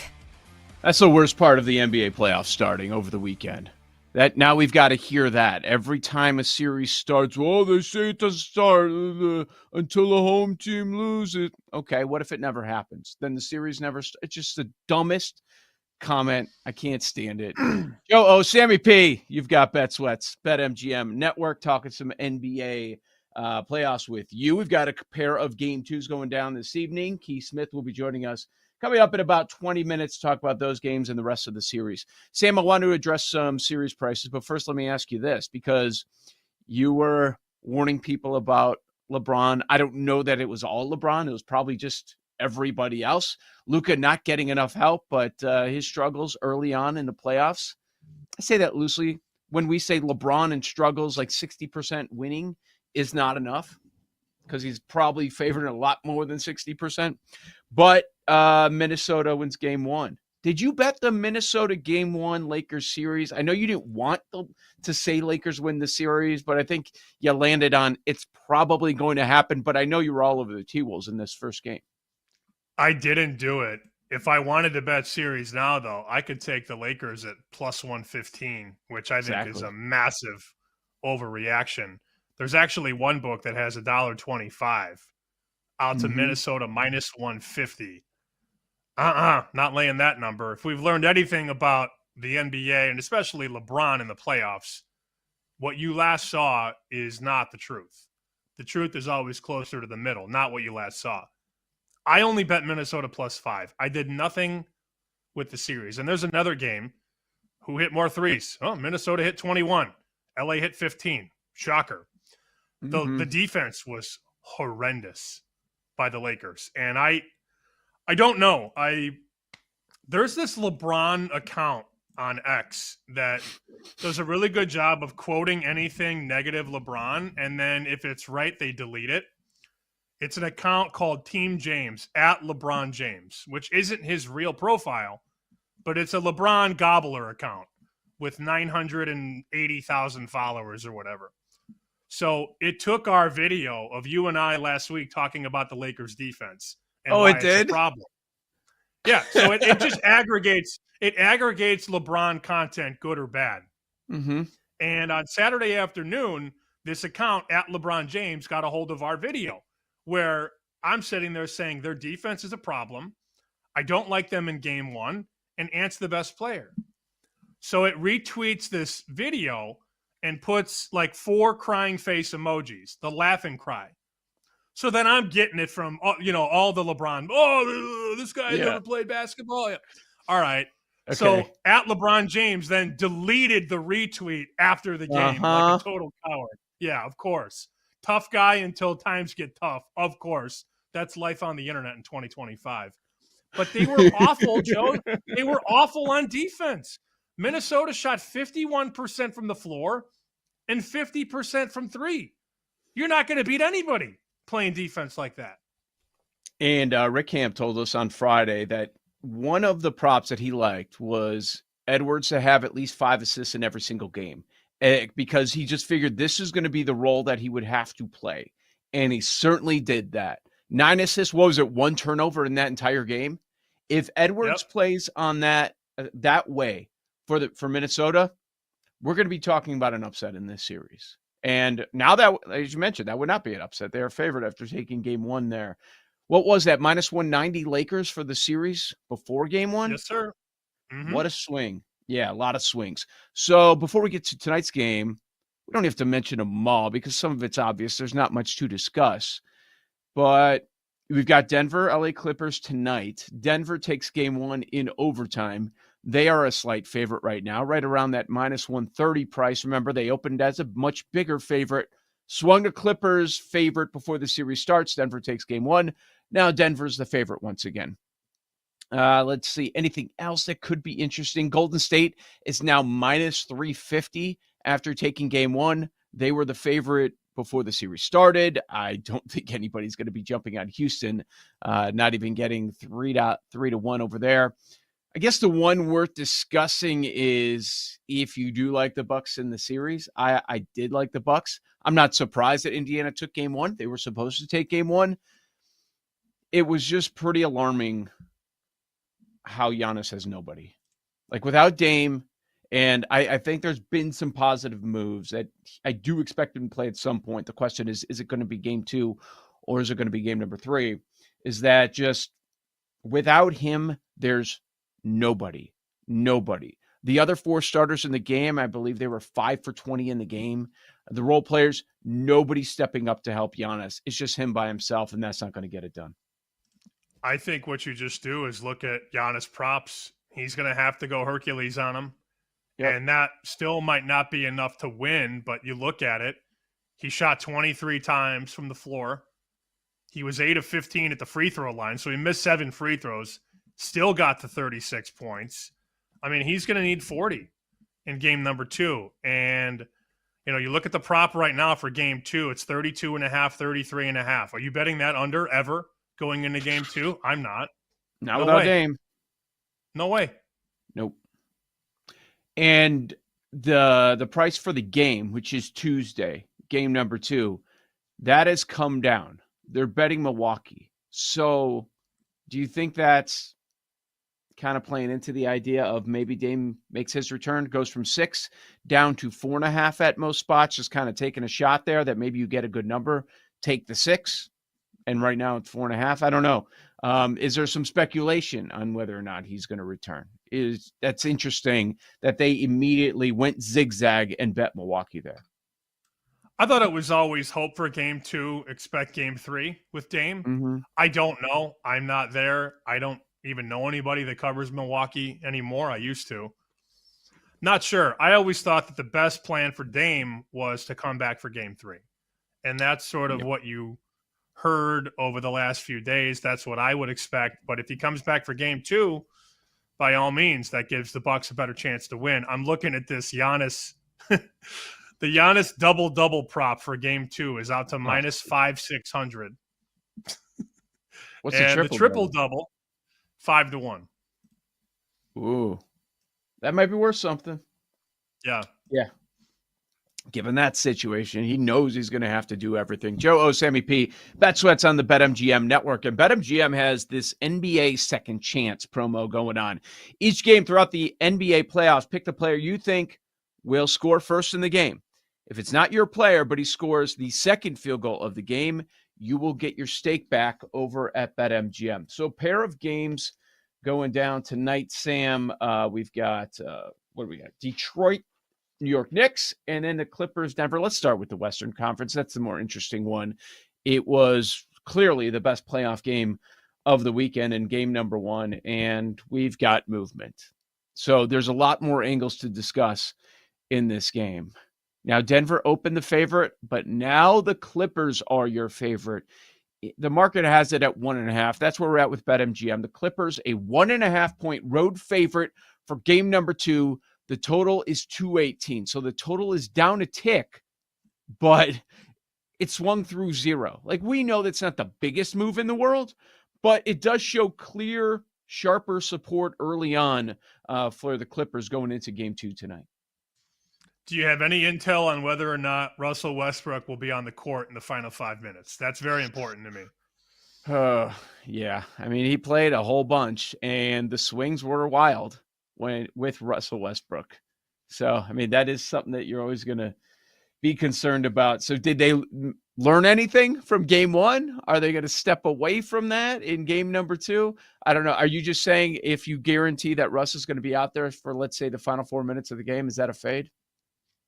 It's not a fade. It's just a game I want no part of because, you and I were laying out the series, and we both agreed it was a very evenly matched series. These teams are going to play probably 6 or 7 games, and a lot of them will be tightly contested. But in our breakdown of the Clippers, after we got through Kawhi and Harden, we went to Powell and Zubats and didn't even bring up Westbrook. But the problem with Westbrook is that he still thinks he's the best player on the court when he's out there. And you see a lot of good and a lot of bad. Giveth and taketh. Mm-hmm. And that shot that he took with a hand in his face to basically lose the game, I don't know. They used to say out here in Boston, Manny being Manny. Well, that was Russ being Russ. The good and the bad. The good and the bad. I don't want the ball in his hands with the game on the line. I'm sorry. I don't. But given everything I've just said about how even I think this series is, I would bet the Clippers tonight at -1. I would. Mm-hmm. Yeah, and you're not alone. I'm with you on that. And by the way, there's always concern. Our buddy Nick Friedel brought up the concern for Harden on the losing end, but he was awesome. Wasn't on him. It's outstanding in that game. 32 points, 11 assists, 6 boards, only 2 turnovers in the game. So it wouldn't surprise me if the Harden props end up being very popular tonight. But yeah, I'm with you on the Clippers. The concern is Kawhi. We heard he's healthy. That's why there was a move on the Clippers. And I don't know that he's 100% healthy. Or maybe he just had a bad game in game number 1. But he plays 41 minutes, only 6 rebounds, which is not Kawhi stuff. But what really stood out is the 7 turnovers in that game for Kawhi. So you didn't get vintage Kawhi. That's also, I mean, I feel like we keep bringing up points. Like, oh, the series is probably going to come down to this. Probably going to come down to that. If Kawhi is still hobbled, if he's not what we're expecting out of him, the Clippers are not winning this series. But I'm with you. I do like them to split these first 2 games, and Clippers win and cover tonight. In the second game, in terms of excitement, it's the first game chronologically, but the second game in terms of excitement, Detroit and New York. Yep. And by the time we got to tip on Saturday, that was one of the early games on Saturday, that dog got so trendy and so public and got to bet the Pistons. It felt like the free world was on Detroit. And then we had guests on the show saying Detroit wins game 1 or Detroit wins the series. And you look at it and go, is it cheap on New York right now? Should we bet the Knicks? These are the thoughts that, my group thread had over the weekend. And I didn't get there. I didn't play it, but we were certainly asking ourselves out loud, should we lay the Knicks at a lower number than it was earlier in the week? And look, it was hairy. Pistons were up going into the 4th, but the Knicks closed with a 40-21 fourth quarter. They scored 40, only allowed 21. Knicks win by 11. How about a 21-0 run in the Pistons eyeball? 21-0, Joe. Last quarter of the game. You're entering that quarter up 8. So everybody that was jumping on that trendy dog of Detroit, you were looking good for 3 quarters of the game. And you're right. Boom. 21-0. So, yeah, I've gone back and forth with this one in my head as well. Because we can make a solid argument for either case. If you're going to back the Pistons, you're going to take the 6.5. Maybe you can find a 7 at some point today. I'm guessing that you would be able to. I know I saw one earlier. I'm sure there will be some available later on. So you could say, look, Detroit played better than them. It was just that fourth quarter. Do we want to overreact to a 21-0 run? Common sense tells us that's not going to happen again. Or do we say the real Knicks just took a while to show up and then they were there in the fourth quarter? They dominate the Pistons. That's what we're probably going to see in game number 2. It was a big wake-up call to them. I think makes perfect sense to make an argument for either way. So this one, as far as the side, I get it. I don't really have a strong opinion. So it sounds like you're leaning Knicks, but I do understand the people that want to say, hey, man, Pistons were there. It was a fourth quarter. It's the inexperience showing. Like now they got a little bit of that. They proved that they can hang with them. Maybe we'll get a better showing in game 2.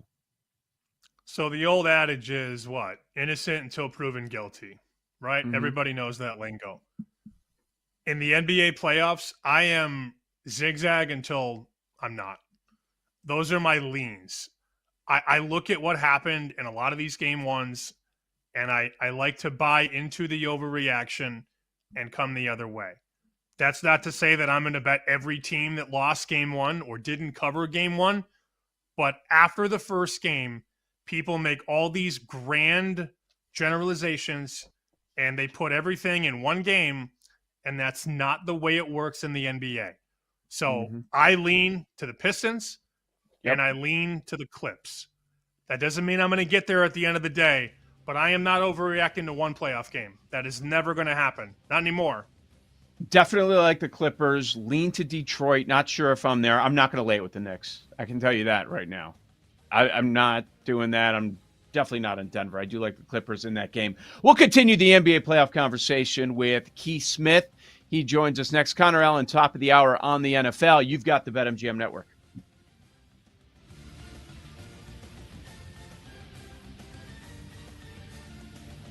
You're listening to Bet Sweats with Joe O and Sammy P on the BetMGM Network.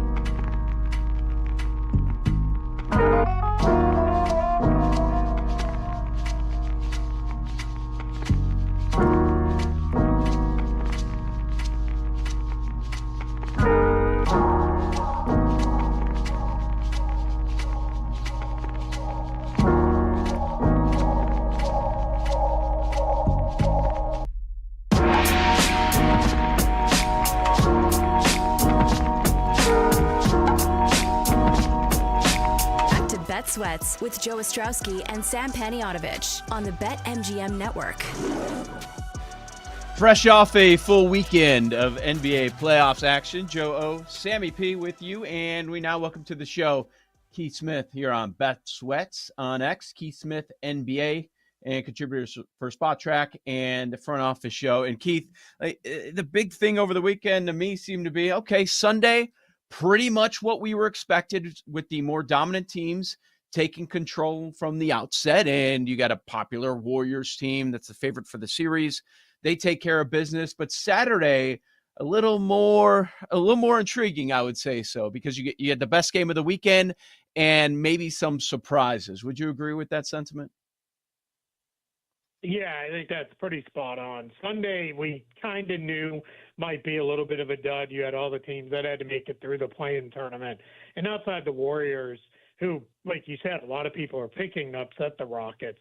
Nobody's really given the Heat, Magic, and Grizzlies any chance in their series, and in their game ones kind of told that story. Orlando and Miami were able to keep it close for a while, but eventually you saw Boston and Cleveland pull away. And Oklahoma City, they let's just say they could spot the Grizzlies a 50-point lead in game two and still be leading 1-0 when it starts. Every favorite, too, Keith, covers on Sunday, which I know the books weren't happy about, but we don't cry poor for the books. I want to ask you about the Lakers defense, and this is not a hot take show.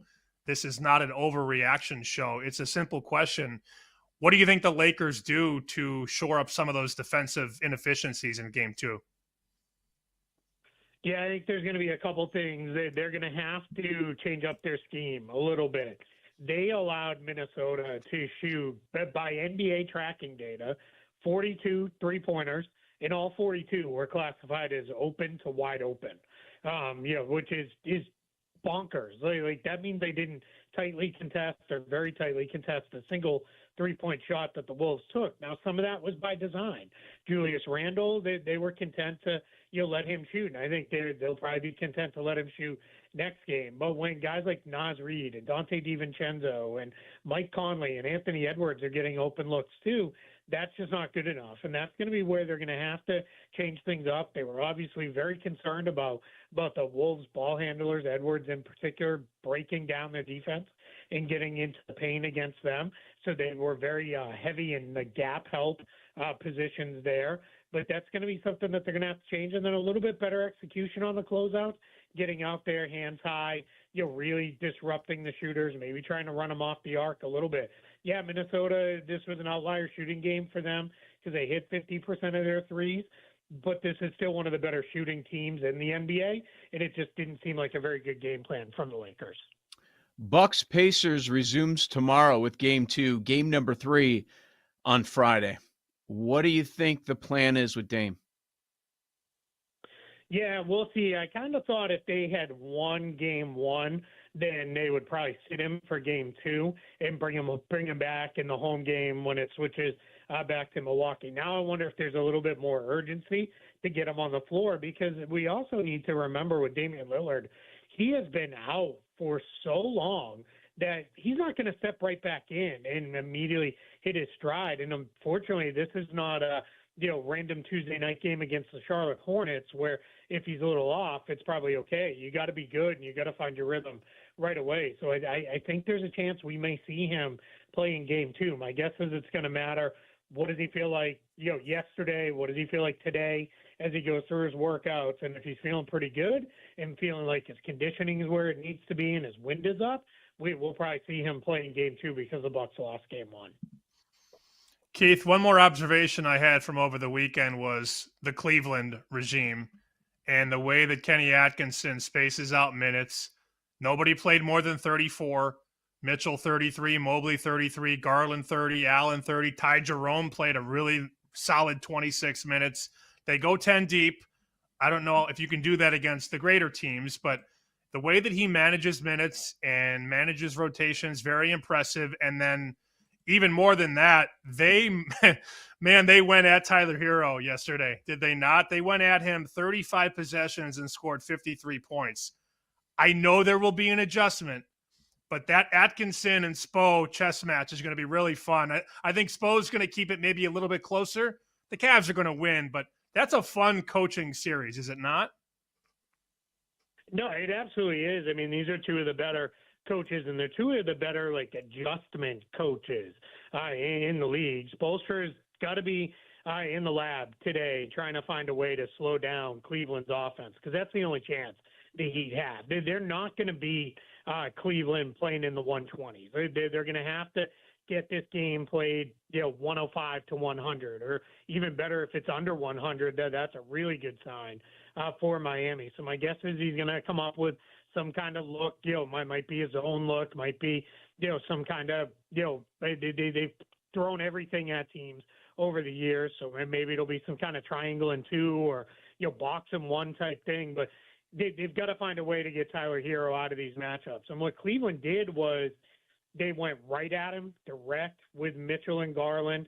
A lot of times didn't even call for a screen. It was just, we're just going to attack direct because we don't even want to bring the second defender in here. And then a couple times when the Heat kind of pre-switched him, they said, all right, great, we're going to then we'll go find him. We'll go use him that way. Ty Jerome sought him out too. Like you said, I mean, it's a tough one, and that's what the playoffs does. It exposes, that. And to your comment about the minutes, Kenny Atkinson's done a great job with that all year. Now, a lot of that is they won 60-plus games. They kind of rolled through the league, so they were very able to manage minutes. But that's been huge. And also, all the players on the team, no egos. Nobody pushed to play more. Everybody just kind of said, hey, we're on a mission. We're trying to win a championship here.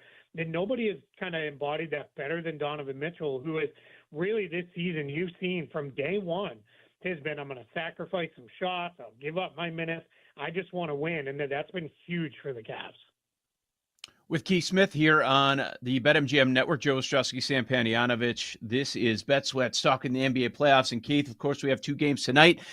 It's been fascinating from a betting perspective than actually watching the game with the Clippers and the Nuggets. And I say that to you because the Nuggets opened up as a massive favorite before we get to game one.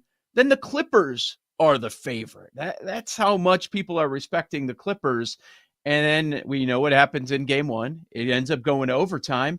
The Nuggets open as a home favorite in game two, but now the Clippers are a short favorite. So a ton of support for the Clippers here. What are you expecting tonight? It's the Clippers -1.5. Yeah, I think the Clippers had to come out of that game one thinking they really blew an opportunity to be up 1-0 in the series. They felt like they had control of that game until the very end when Denver made a bunch of plays and got the win. And I think as much as we talked about Cleveland managing minutes, that's great when you can do that when you're winning in a blowout. The Clippers played this game one very much like a regular season game.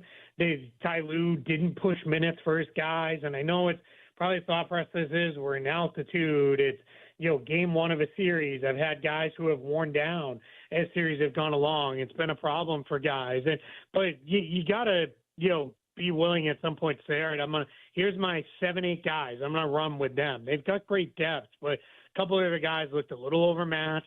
They should get a better game from Bogdan Bogdanovic, who gave them nothing off the bench. So I think that'll be better. But if they can just get a little bit more help, they're going to be in a good place. But if you're Denver, you're thinking, all right, Michael Porter Jr., maybe that was the wake-up game. He played really poorly. Let's see if we can kind of get him back. They didn't even close with him on the floor. Let's see if we can get Jamal Murray going a little bit better. If we can, I think you're the Nuggets. You're feeling really good. I think this is still going to be a really close, long series, and these are two teams that are very evenly matched in different ways. The way they attack the game, but it should be a really fun series to watch play out the rest of the way. Second game tonight, I guess the first in order, but the second game that we're talking about is Detroit and New York. It's difficult for me, Keith, because I'm trying to decide what's more important. The 40 minutes the Pistons fought for, or the 8 they got absolutely dominated in? Which camp are you in?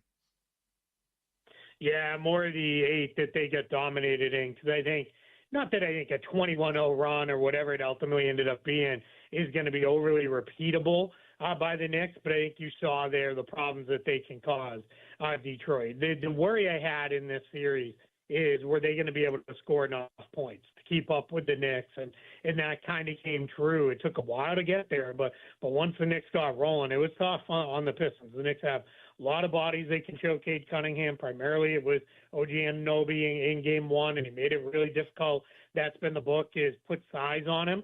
And as long as you can challenge everywhere else, you're going to be okay. And that was tough. Detroit had a lot of bad turnovers throughout the course of the game and just went, ice cold at a point. So that's going to be a challenge. The other thing for the Pistons is we're awaiting word. Isaiah Stewart's questionable to play in game 2. If they don't have him, that's a huge loss. He's kind of their Energizer bunny off the bench. He comes in, he kind of creates all sorts of havoc. He's kind of everywhere on both ends of the floor, extremely physical, extremely bouncy on offense. And it's just huge to have him. If they don't have him, you're turning like Paul Reed, who's okay, but there's a reason he's not in the rotation, and that's going to be tough for them if they don't have Stewart out there. And then I think the other thing that they've got to do is you got to find a way to get Cunningham some help as a playmaker. They got to keep Tobias Harris involved. He was amazing in the first half with 22 points. And then in the second half, he only saw 3 total shots. Now, that's some on him, some on his teammates, some on the coaching staff. I imagine that's something they're figuring out because you've got to give Cunningham more help as far as playmaking and scoring goes. Keith, we've got about a minute left. Boston, OKC, I think a couple candidates for sweeps that people would jump to.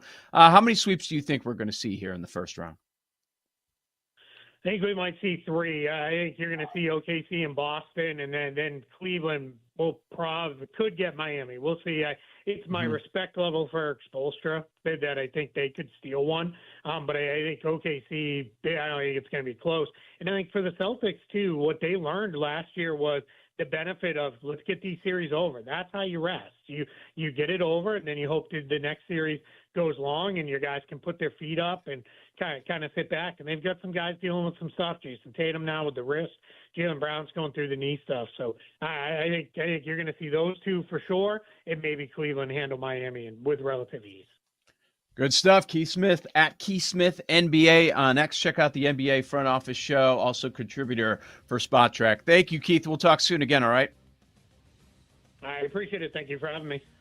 Good stuff there. And let's get to the NFL draft because there's some news out there that people are certainly reacting to. Just a few days away. It's coming up on Thursday. We'll talk about it with Connor Allen, 4 for 4. This is Bet Sweats on the BetMGM Network.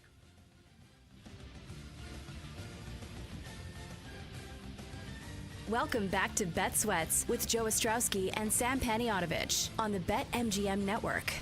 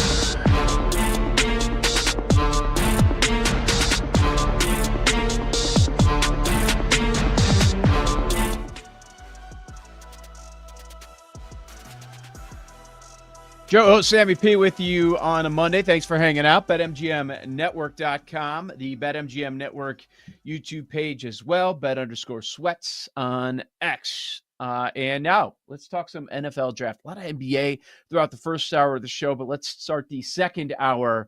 Talk some NFL draft from 4 for 4. Our buddy Connor Allen now joins us. And Connor, something that got a lot of people talking over the weekend was Peter Schrager's nugget, now of ESPN. And he's been a guy, I want to get your thoughts on the source too. Like, that's something that always needs to be discussed. Like, we see nuggets out there. Okay, what does it mean, if anything? Like, Schrager's a guy, it's been well documented. I know you'll know more about this, but Schrager's a guy that is certainly connected with specific teams. Like, when he says something about this team, that team, it's a short list you want to pay attention to. But over the weekend, he says that there are two names who will go higher than the consensus mock drafts have them going right now. And he mentions edge Mykel Williams, and he mentions Sam's guy, Colston Loveland. And Sam's been talking about this guy going up for the last month. What do you take from that? And, like, is this something we should pay attention to that Schrager is putting out here? Yeah, I think that Schrager almost might be late to the party here in a sense because, Mykel Williams is under 15.5. He's like minus 300 at his current number. So I'm not sure that that's a super bettable edge, but I do think, I know that the Panthers are interested in him at 8. I think that he's in play at 9 to the Saints. I think that the Niners at 11 are in play. And Mykel Williams' backstop is, in my opinion, 15 if the Falcons don't trade out. So I think that under 15.5 might still be okay at minus 300, but I'm not sure that, most people want to lay that juice on an over-under. And then the other player as well, Colston Loveland, I wouldn't be surprised if the Bears pick him at 10, especially if Tyler Warren's off the board. I think that he could easily go to the Colts. His over-under is anywhere from 17.5, 18.5. And I think you could bet him exact pick at 10 or other spots too, because, he's some teams have him higher than Tyler Warren, and that's not that big of a surprise. I love when these draft guys do the cryptic stuff too, because right after Schrager posted that tweet, Matt Miller, NFL draft scout, responded and said, Loveland TE1. And people are getting real excited about that market, which has also changed. Also, quick follow-up, Williams is now under 15.5, minus 600. So if you thought minus 300 was expensive, how about minus 600? I asked you before we brought you on, we were hanging out in the green room, I guess, and I said, how many bets do you have on the draft? And I knew it would be a big number, but I didn't think it would be that big. Yeah, I think I'm sitting around 50 bets. I imagine, a lot of stuff comes out now. So this is the time where I think you can start going a little bit more aggressively with certain things. So I'll probably start adding to more positions. If Mykel Williams at 15.5 was any reasonable juice, I'd probably be adding to that. That's one of my bigger positions. But I don't know. I'd probably end up with anywhere from 75 to 100. It's usually what I end up with in a normal draft. So let's go. Let's go. Yeah. He's been collecting for a while, for months and months. Yeah. We know that. Okay. But of those 50 that you're holding right now, a lot of those are gone. You can't recommend them on the show. You could, and people would get annoyed because they're like, yeah, that's not available. You're not helping me out, Connor. Help the people today on this Monday, the week of the NFL draft. What do you want to recommend with prices, let's say, somewhat within range? Yeah, no, for sure. I'll give you a couple that I'll give you one of each. So I'll give you one that's heavy juice, and then the other one that's kind of a long shot. So we'll start with the long shot. We'll go Commanders first pick running back 10-1. Right now in the offseason, Dan Quinn did not mention either Brian Robinson or Austin Eckler. Eckler turns 30 in May. He has basically no money guaranteed left on his contract. And they, mentioned we need to catch more balls out of the backfield. We need to do a better job getting our running backs involved. So a guy like Travion Henderson would probably be there for them at 28, I think is interesting. Maybe if the Broncos don't pick Omarion Hampton, I think he could be there. There's also a couple of like early second round guys that I think maybe could sneak into the late first potentially. So 10-1 right now, Commanders pick a first pick running back. It's pretty interesting for a team that they have other needs. I think that there's other possibilities, but they could see running back as a premium there with just Brian Robinson and maybe not even Austin Eckler. He's cuttable based on his current contract. So I think that's an interesting one. And then a heavy juice one, under 4.5 corners is minus 280. I played that at minus 250. I think it's still good. Basically, that counts Travis Hunter as a corner. So you're looking at Travis Hunter, Jahdae Barron, as well as Will Johnson are essentially the locks. but you need both of Trey Amos and Maxwell Harrison to get in to lose that. So again, I mean, it's possible. Obviously, anything's possible, but you need a big run on corners at the end of the first round there for that to even have a chance to hit. Maxwell Harrison has some off-field stuff that's going on as well, and then Trey Amos, I think, is like outside looking in most mock drafts. I have a very simple question, and you can answer it as honestly as you want to. Is it a dumb idea to come in now if you're naked on number one? Is it a dumb idea to bet Abdul Carter 40-1, Travis Hunter 50-1 for peanuts? I mean, I kind of think so. I feel like at number one right now, it's like just it's just kind of dead. I think 1 and 2 are like basically for sure done. It seems like 3. I mean, there's a little bit of rumblings of maybe ownership gets involved with Shedeur or like pushes someone else there. Abdul Carter's like, I mean, they already have 2 good edge rushers. Like, I mean, but Abdul Carter's awesome. So like, I think that thing started to get interesting around 3 or 4. But yeah, I wouldn't bet anything at 1 or 2. I think there's just better ways to play long shots where there's more uncertainty. Where like, I mean, Ted McMillan was 50-1 to go 5th overall last night, and now he's down to 14-1 because Schefter talked him up going 5th. McShay talked him up. Brugler's like mocking Genty there, but mentioned McMillan. So like, I think there's more ways to get down on like long numbers, like you're saying, but just like at picks that are a little bit more uncertain. So outside of, let's say most of the guys that are going to go in the top 10, and I've been saying this throughout the process, is okay, we know the names. We just don't know the entire order. A lot of people are convinced that they know the order in the top 5, but after that, it gets a little murky once the Raiders get involved. And then, 6 through 10, who knows what's going to happen there. And then even more so outside of the top 10. Like I'm looking at your last mock draft that you posted, 4for4.com, versus some of the mocks that are coming out this morning. And just the wide range of opinions that we're getting out there. Like offensive lineman Kelvin Banks. Your most recent mock, you put him at number 7. I see respected mocks this morning coming out at number 25. And that's not to say you're wrong. It's just the wide range of opinions that we're seeing. Some are still mocking Shedeur Sanders in the top 10, and you've got him barely going in the first round. So how do we attack this for betting? So this is saying, boy, really anything could happen. And your novice would say, how do you bet that? And I think the 3 of us would be like, no. This is that means there's great opportunity to make money, maybe on some longer shots. So which markets should we be looking at? Yeah, I think that's a great point. When there's uncertainty, I think it means there's value. And so that's a good point for us here. So like Kelvin Banks is a great example. So I mean, I feel pretty good that he's going to go, in the 7 to 13 range. And so his over under is 13.5, still a little bit juiced. So maybe that's not the best way to play it, but I think that he's live at 7, at 9, at 10, at very live at 11, and live at 13. So like all of those, I think you could play the exact outcomes at 9 is pretty interesting for a guy like Banks. And then like the Sanders stuff is interesting because he is like, I'm not sure it's a great way to play it. His over under is 8.5, but it's like minus 275 on the over.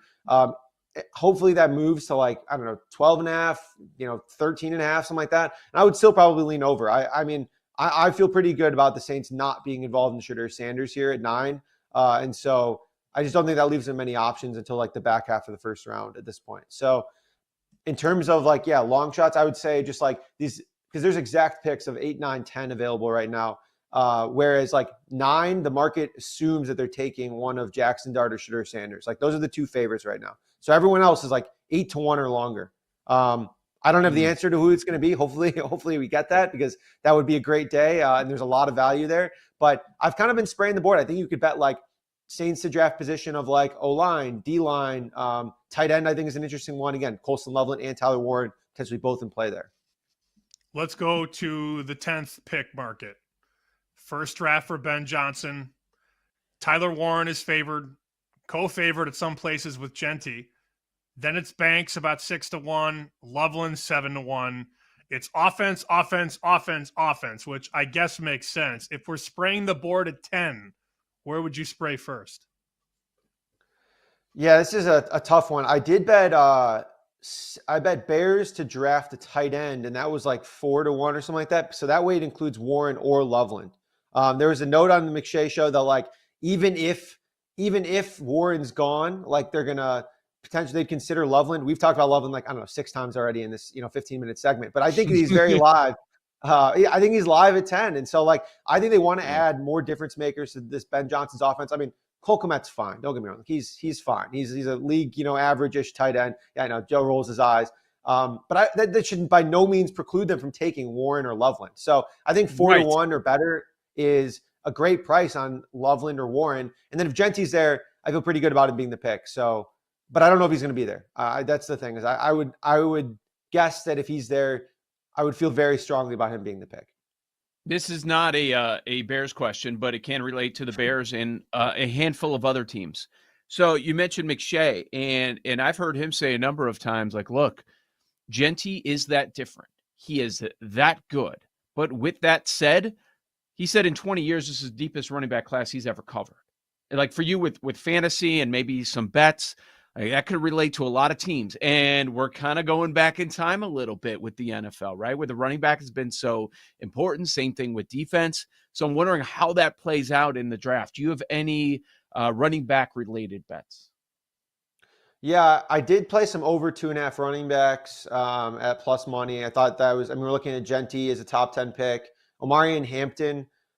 I mean, the Omarion Hampton to the Broncos is like kind of one of the worst kept secrets, it seems like.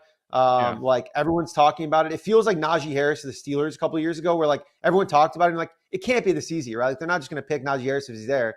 And I feel like it's just going to happen. I mean, everything that I've heard is just that they love Omarion Hampton. And then Travion Henderson, you want a real long shot for the 10th overall pick. Travion Henderson, a lot of connections to Eric Bieniemy.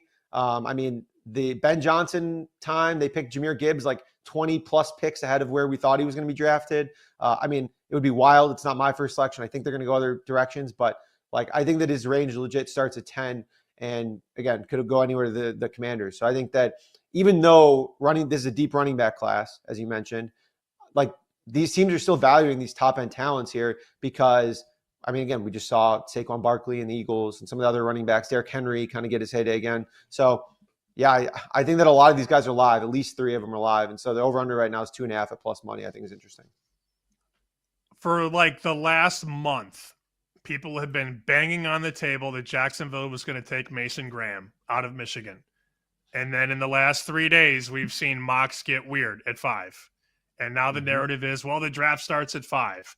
Where are you on Graham? Because he's still even money under 5.5 to go ideally number 5. I don't think he's going to go 3 or 4, and he's not going 1 or 2. But is he the guy still for you at 5, Mason Graham? Yeah, so as of now, I think he is. I just find that the timing interesting, right? So like, I don't know, for 3 months, it's been Mason Graham, as you mentioned. And then like a week ago, Daniel Jeremiah gets wind that the Jags are trying to like mix it up or like make a splash essentially at 5 in James Gladstone's first year. This is despite James Gladstone for literally 2 months saying we need to build through the trenches. Like the team starts through the trenches. It was like the combine. Any time that he got a chance to speak, he talked about the trenches. And then now we're hearing things about, oh, well, they're trying to make a splash. Maybe it's Genty. Maybe it's Jalen Walker. Came out today about Ted McMillan 5th.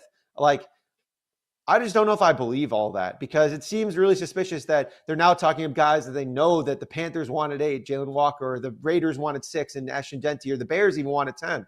Like, to me, that just seems a little bit fishy. So as of now, if I had to submit a mock draft today, I'm probably sticking with Mason Graham at 5, which is pretty boring. I haven't bet it yet, though. I haven't bet this 5th overall pick market.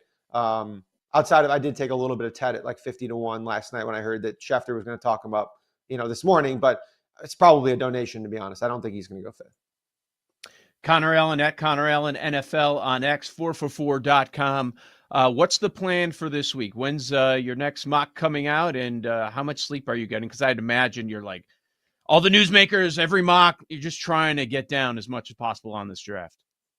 Yeah, turning off the do not disturb button, at certain points has been tough because it's just like a million notifications. Now, final mock comes out Wednesday, and we'll be releasing a bunch of bets in the 4-4 Discord coming up. A couple of long shots, a little bit more juice, and then we already have like 5 or 6 released. Hopefully, get up to 10. And you think you'll get to 100 personal bets? I think so. That's the goal, I guess. What do you root for? Like every pick, you're like, okay, I need this. This result is good. This result is bad. Oh, that's got to be a lot of fun. Connor Allen at Connor Allen NFL. Thank you, Connor. Appreciate it. See you guys. Good talking. Good luck. Jeez. 100. It's awesome. I mean, well, you think about it, he's mostly NFL, right? We know he fires on all sorts of stuff, but mostly NFL. You only have a few events, and you've been preparing for this event for months and months. Now it's here. You want to get down as much as possible, or as much as the books will allow you to get down. All right, we're going to continue with the NFL draft. Yeah, there is a lot of movement with some guys up and down. We'll talk about it on the other side. Bet Sweats, BetMGM Network.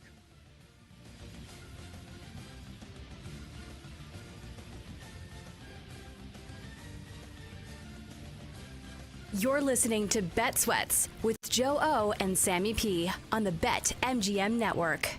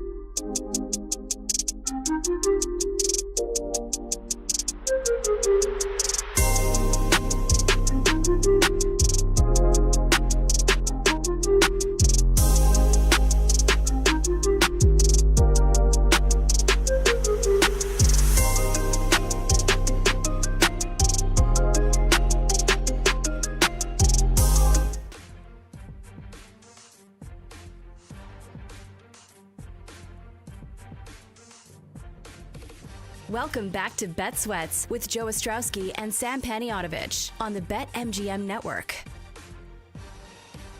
All right, good stuff from Connor Ellen on the NFL draft this week. He expects to get another 50 bets. Lines are moving, so there's going to be more opportunity there. And we're seeing a lot of these mock drafts move, like different opinions. Now that it's Monday, new week, everybody's going to have their new mocks out. Really nothing out over the weekend, but we'll see a lot more coming out this morning. I see an ESPN one of the Walter football guys who's, it's a pain in the ass to go to that website, but that's what they do year round.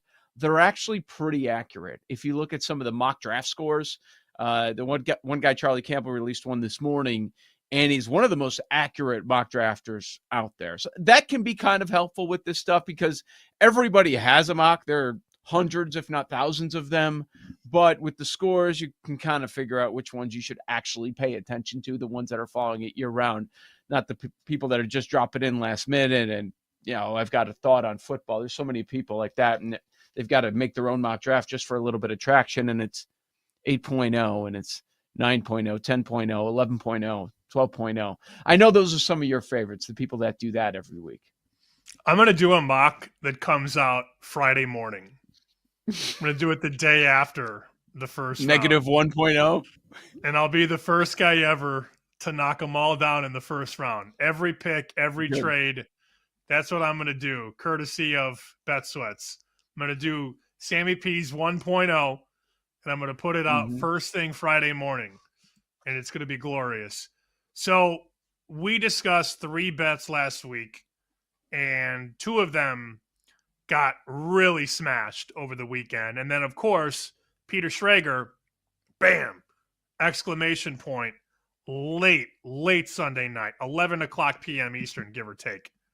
So he said, at P. Schrags, having spent the entire weekend on the phones, here are 2 names who will go higher than where the consensus mock drafts have them right now.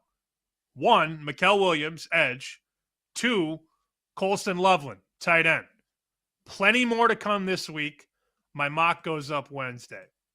Understand, first and foremost, this is a guy that's at a new company. And is somebody who's been at a new company before and tried to get off to the right foot. I assure you, he is trying to be as nails as he can be on this draft. When I started at Nesson, I wanted to win my first 10 bets. When I started working with you here at the BetMGM Network, I wanted to deliver right away. I assure you, Peter Schrager is being even more cautious and careful with everything he does because he has a new platform and a bigger platform at ESPN. So him putting this out 4 days before the draft is no coincidence. I was very happy, though, Joe, because those 2 guys are the 2 unders that I gave out on the show. I had no idea. Sometimes it's better to be lucky than good. I don't have his contacts. I don't talk to Peter Schrager. But when he puts out Williams and Loveland are going to go higher than the market, it moved a little bit. I'm not going to lie. It moved. Loveland was 19 and a half. 19 and a half. Now he's 17 and a half under minus 450. So it's moved 2 positions, and the juice has doubled. Williams was under 15 and a half minus 120. He's now under 15 and a half minus 600. Did my job. We did our jobs on those 2. I mean, you can't get any better than that. So what we're looking at right now with Loveland, and you've been on this from the start. Boy, how many times are we just going to see trendy pick for the Bears? Everybody just keeps jumping one way. It's like it used to be Genty, then it went Warren, and now the trendy pick for the Bears is Loveland. Like that 10 is also fascinating. It seems like most people are landing on Loveland at 10, 14, or 22. And that screams to me that you made a good bet. Even with the current number, if I'm betting that, I would still bet under. Would you recommend that still? That if you're just coming in right now, let's say you haven't done anything, we know there's been movement on the number. I still think it's in a spot where you're safe. It's not going to be right around the exact number. That's at least what I'm expecting. I'm thinking 10, 14, or you missed it by like 5, 6 slots. I don't want people to come in and lay minus 450 on the under. That's no. Yeah, No. that's it. I was saying without the juice. He's gonna go. I think he's gonna go 14th. Yeah.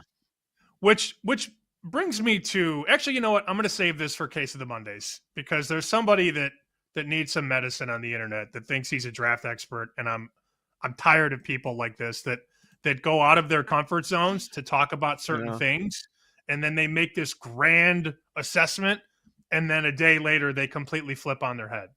I can't stand when people don't do that, when they don't have a spine, when they say something and tweet something and are so absolute about it and then go complete 180 a day later. Drives me nuts.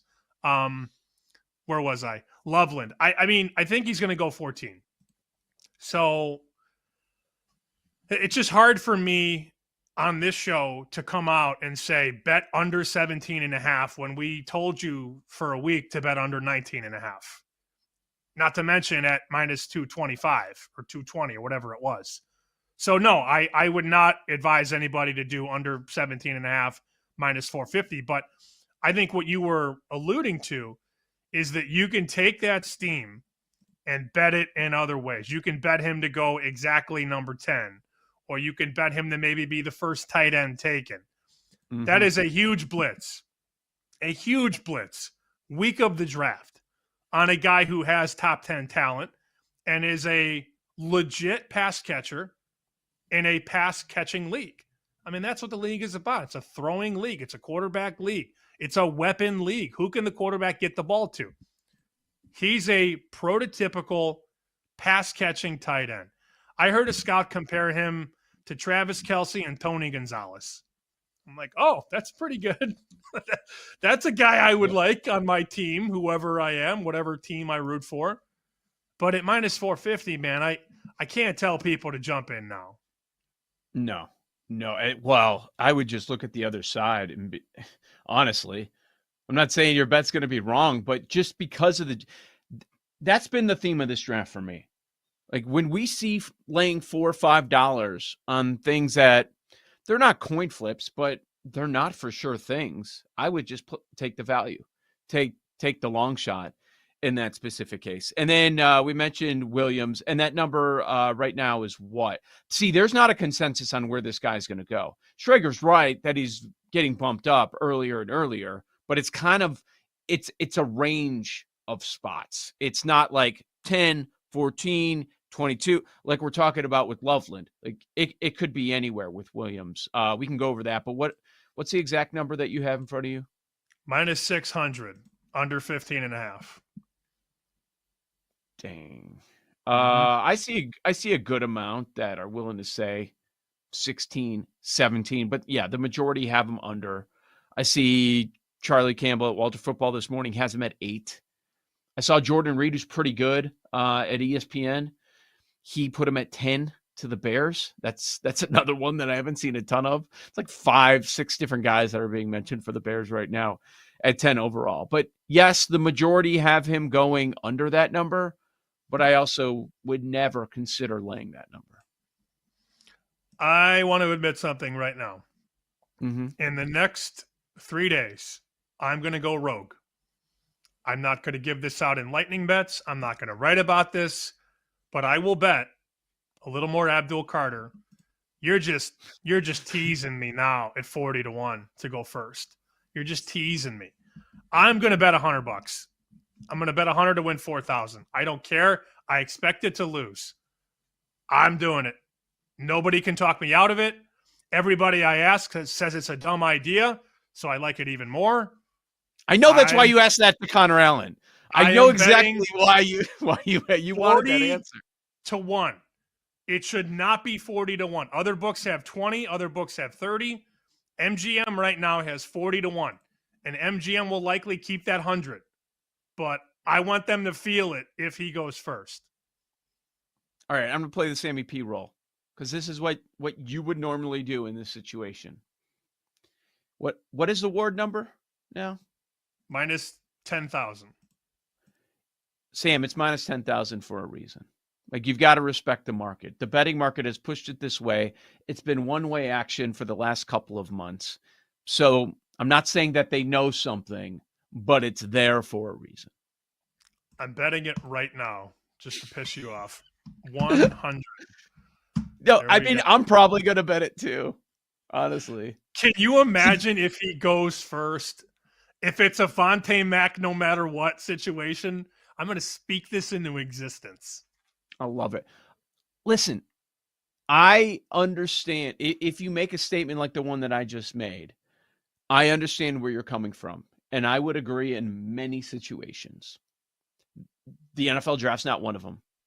We don't know as much as we think we know. And everybody has different opinions, and you see the numbers. It's a lot of groupthink, and there's just copy and pasting for a lot of it. Maybe they change a couple of things just so they can get some traction. People end up talking about it. But we don't know. We think we know, but we don't. We're going to sit here on Thursday, and we're going to say, Sam, this guy at number 6, the pick that we thought nobody knew anything about, is $3. All right, this guy is minus 400 here. It's done. And then the draft's going to happen, and it's wrong. It happens in the top 10 every single year, sometimes at a couple of spots where things that are minus 300, minus 400 are flat wrong. One pick, one change can throw this whole thing off, and that usually happens sometime fairly early. So, yeah, I mean, I do believe respecting the market, and these moves happen for a reason. But I would also say throw a lot of that out the window when it comes to the draft. My realistic response to your very fair counter is that while the market definitely made a true move, there ain't a wise guy on this planet laying minus 10,000. What that was a combination of people laying minus 400, minus 800, minus 1,200, minus 2,000. So when you're willing to take a bet at minus 2,000 or make a bet, I guess, the books are like, all right, fine. Let's freaking move it to where they don't bet it anymore. So that's all that was. And then, of course, it's compounded by the fact that every single mock draft has Cam Ward number 1. But I'm just not mathematically there. And again, I'm going to make this bet expecting to lose. I'm expecting to light $100 bill on fire. But if he comes out and goes number 1, Abdul Carter, I'm going to laugh all the way to the bank on that one. It is a very small risk for a very, I almost said very big, like Sammy Sosa, for a very big reward. Speaking of very big, this is what our buddy Barry Rosner would call protection. So Barry was columnist for Chicago sports for his entire career. And when you do this for a living, I don't know if you feel the same, but when you're around it every day and you're dealing with the fanatics every day, usually dumb fanatics, you end up hating the teams. It just happens. I do. I root against some of the teams in town based on who's there at the time and whether or not I like them. It's just, and then the fan base is stupid and always in your mentions yelling at you if anything negative. It's just annoying. Fools. So you end up rooting against them. So what Barry would do is he doesn't think any of these teams are going to win and he hates them, but he doesn't want to miss out on it. So he'll do it out of protection. And I think you're doing this out of protection because we talked about Carter months ago, what the Titans should be doing. And the markets are saying, well, it's Ward. It doesn't matter what they should be doing. This is what they're going to do. And then if we said, yeah, take a poke on Carter at 2 or 5-1, and then it's 40-1 on draft day, and then it actually happens, how mad would we be at ourselves? So I feel like you're doing this out of protection. 100%. I am making the bet. I don't know why I'm waiting. I mean, again, there's a book at 20, a book at 30, and then MGM has 40-1. It's in my slip right now. I haven't hit log in yet. 100 to win 4,000, pay out 4,100. I'll make that bet. I want him to shake. Yeah. What do you think there's any realistic chance? I know you said that this is losing, but I'm talking about the ones right after it. Is there any realistic chance it's not Hunter to Cleveland, Carter to the Giants, Campbell to New England? Because every mock has those two. 1, 2, 3, 4, all set. it doesn't typically happen like this. If that does happen, where the top 4, it is all set in order. I'm not making that. What would that be? A superfecta? I'm not going to make that superfecta bet. No way. No, that payout's going to suck. Yep. We're slowly getting some of those markets, so maybe we're getting those superfectas out at some point this week. Joe O, Sammy P, we're going to find out where's the room and Case of the Mondays on the other side. This is Bet Sweats on the BetMGM Network.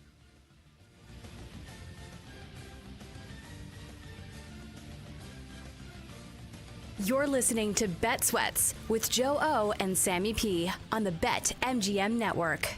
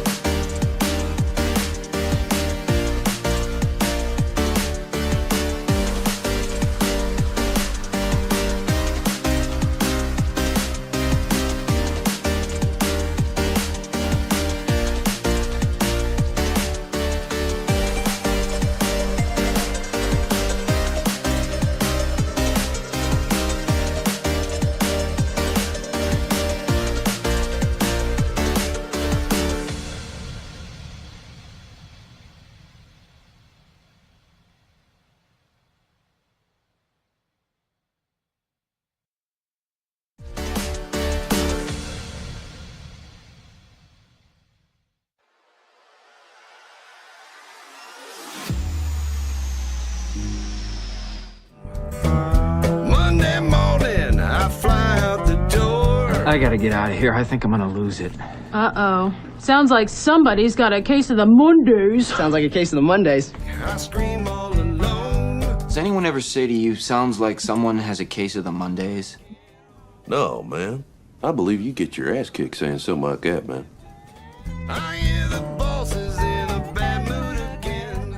That's what's on the BetMGM Network, BetMGMNetwork.com.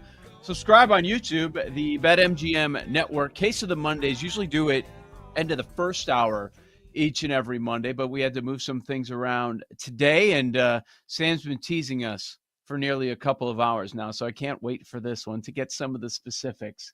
Sam has a case of the Mondays before we get to Where's the Room. Sam, what's on your mind? There's a guy named Hayden Winks who does fantasy sports at a competitor website. And I believe, I've been told he's very good at fantasy football.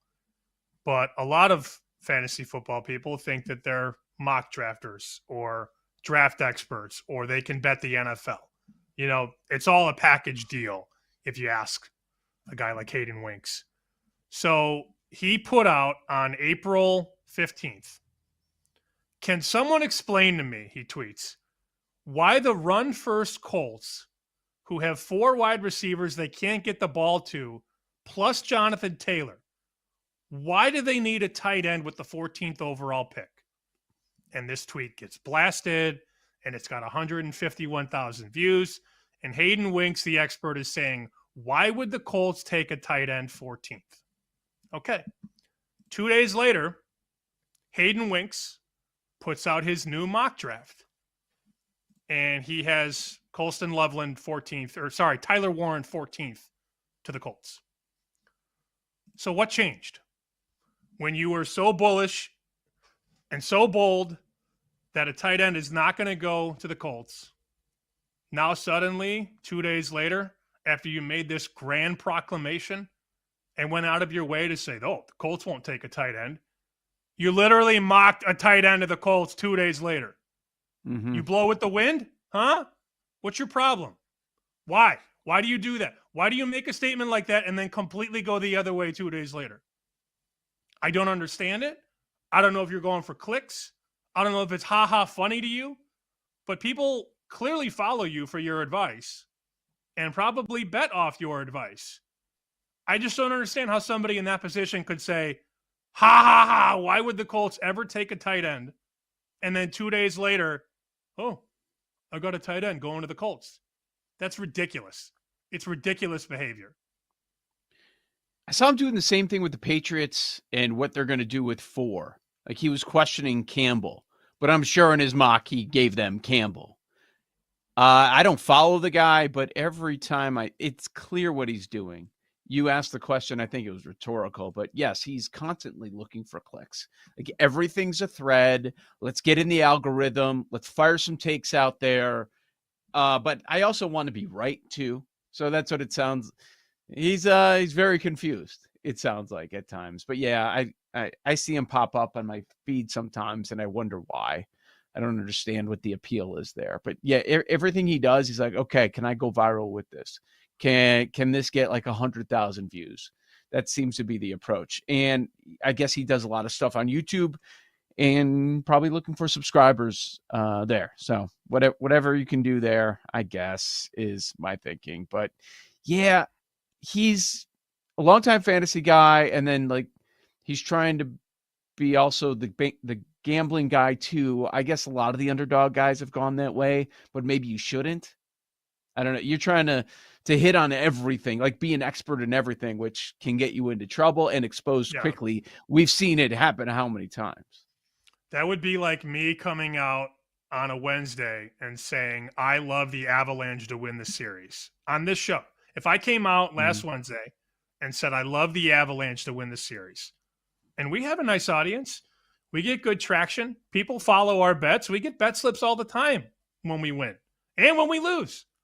So if I came out on this show on a Wednesday and said, Joe, I love the Avalanche to win the series. They've got the 2 best players with McKinnon and McCarr. Blackwood's an underrated goalie. They roll 4 lines. They've got a solid blue line. I love the Avalanche to win the series. And then people bet that. and they lay the $1.30, the $1.40, the $1.50. And now they put their money on something that I've said on this show. And then Friday I come out and go, LOL, JK, I actually love the Stars. That's what he just did. That's the equivalent. Right. That's the equivalent of the betting guy, me, and the draft guy, him. Well, he's not a draft guy. He thinks he's a draft guy. He's a fantasy guy. And he's a film guy, too, according to his profile. You can't make this joke and this comment about the Colts not taking a tight end at 14 and then freaking mock a tight end there 2 days later. It pisses me off, dude. That's Sam Panianovich. I'm Joe Ostrowski. Bet Sweats on the BetMGM Network. I didn't know you hated Winks this much. I don't. I had no idea. I don't hate him at I've all. Never heard I you... hate what he did. Okay. I hate what he did. does. What he does. Okay. No, what he did. Specifically what he did in that moment. Right. You cannot, you have no credibility now. None. Fortunately, it happens all the time in our space. All right. I'm not going to get in the weeds too much, but I thought it was pretty interesting because our boss Mitch Rosen sent this out. And I think we both know Daniel Wallach. He covers the legal side of sports betting, and he's got a lot of traction. I've had him on my shows over the years, especially as we're going towards legalization. But he put out an article, like he's been quoted in a number of articles over the weekend. And some of these markets that are off the radar to some people that they've been using as outs, because there's people that we know that just, they can't get down. They're limited everywhere. It's tough to bet what they want to bet on it if they have some sort of information. And was it Kalshi?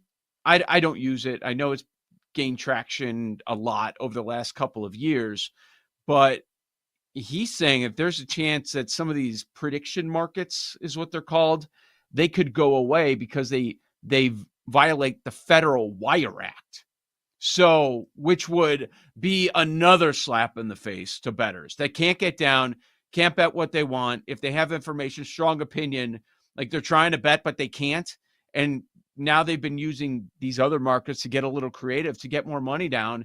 And now it seems like those have a chance of going away because the Wire Act is crossing state by state, basically. I mean, I think that's the easiest way to break it down.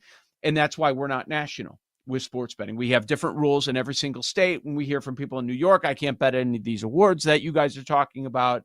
It's very frustrating. Or I've got to take a drive over to that state because I can bet something in that state, but I can't do it in this state.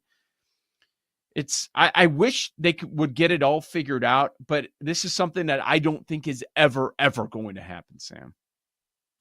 Nope. And you can thank Bobby Kennedy for that, for helping implement the Wire Act. That's why we can't cross state lines and bet. That's why we can't sign up for contests in Illinois or Massachusetts that live in Nevada. We have to physically go there, sign up, have a proxy, put in our picks.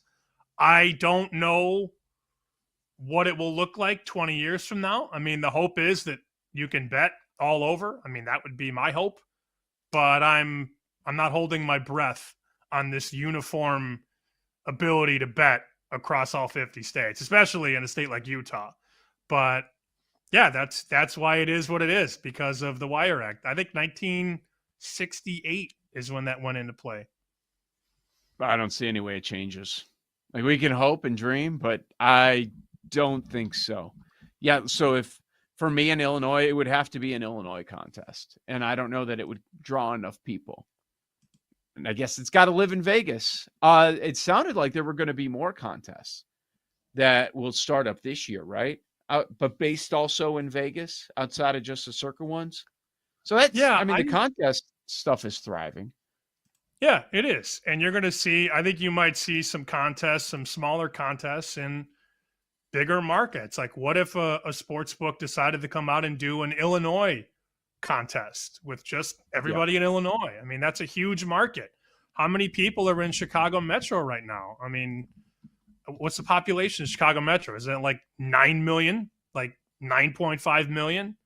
As of 2022, the Chicago metropolitan area had a population of 9.4 million. Add in the surrounding suburbs, add in the downstate area. You got a lot of people in that state. So I think that is a possibility down the road. Also, I want to stat point myself for a second. The Interstate Wire Act of 1961, not 1968, but I digress. Yeah. Yep. No doubt. I don't think it's going to be changing anytime soon. All right. We wanted to find out with the NBA playoffs. We've got 2 more games coming up tonight. Where exactly the room is at. And with the Where's the room?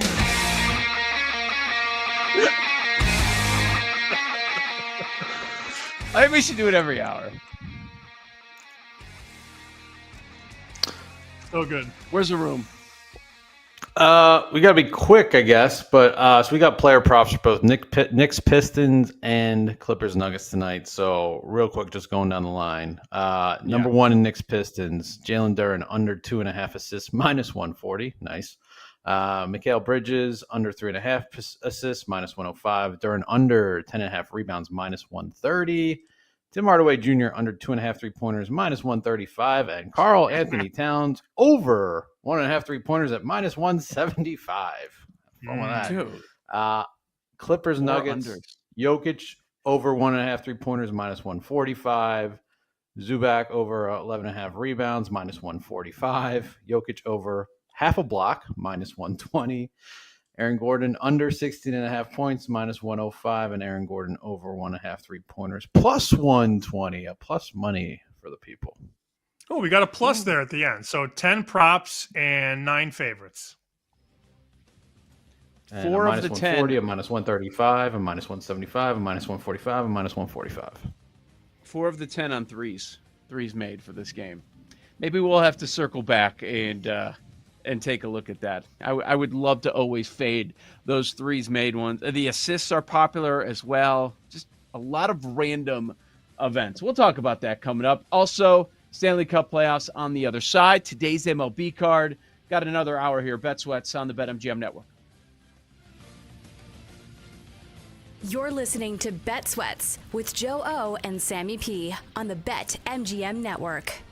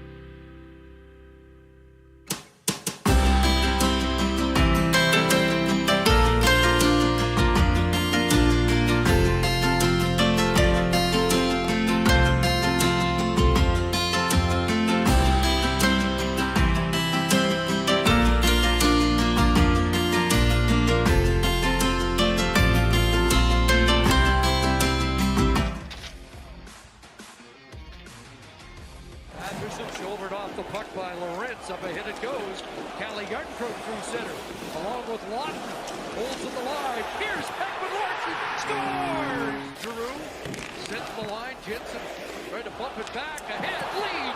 Home free. Mitch Marner scores! So Tavares on this draw wins it from Giroux, and Shot scores! Welcome back to Bet Sweats with Joe Ostrowski and Sam Paniotovich on the BetMGM Network.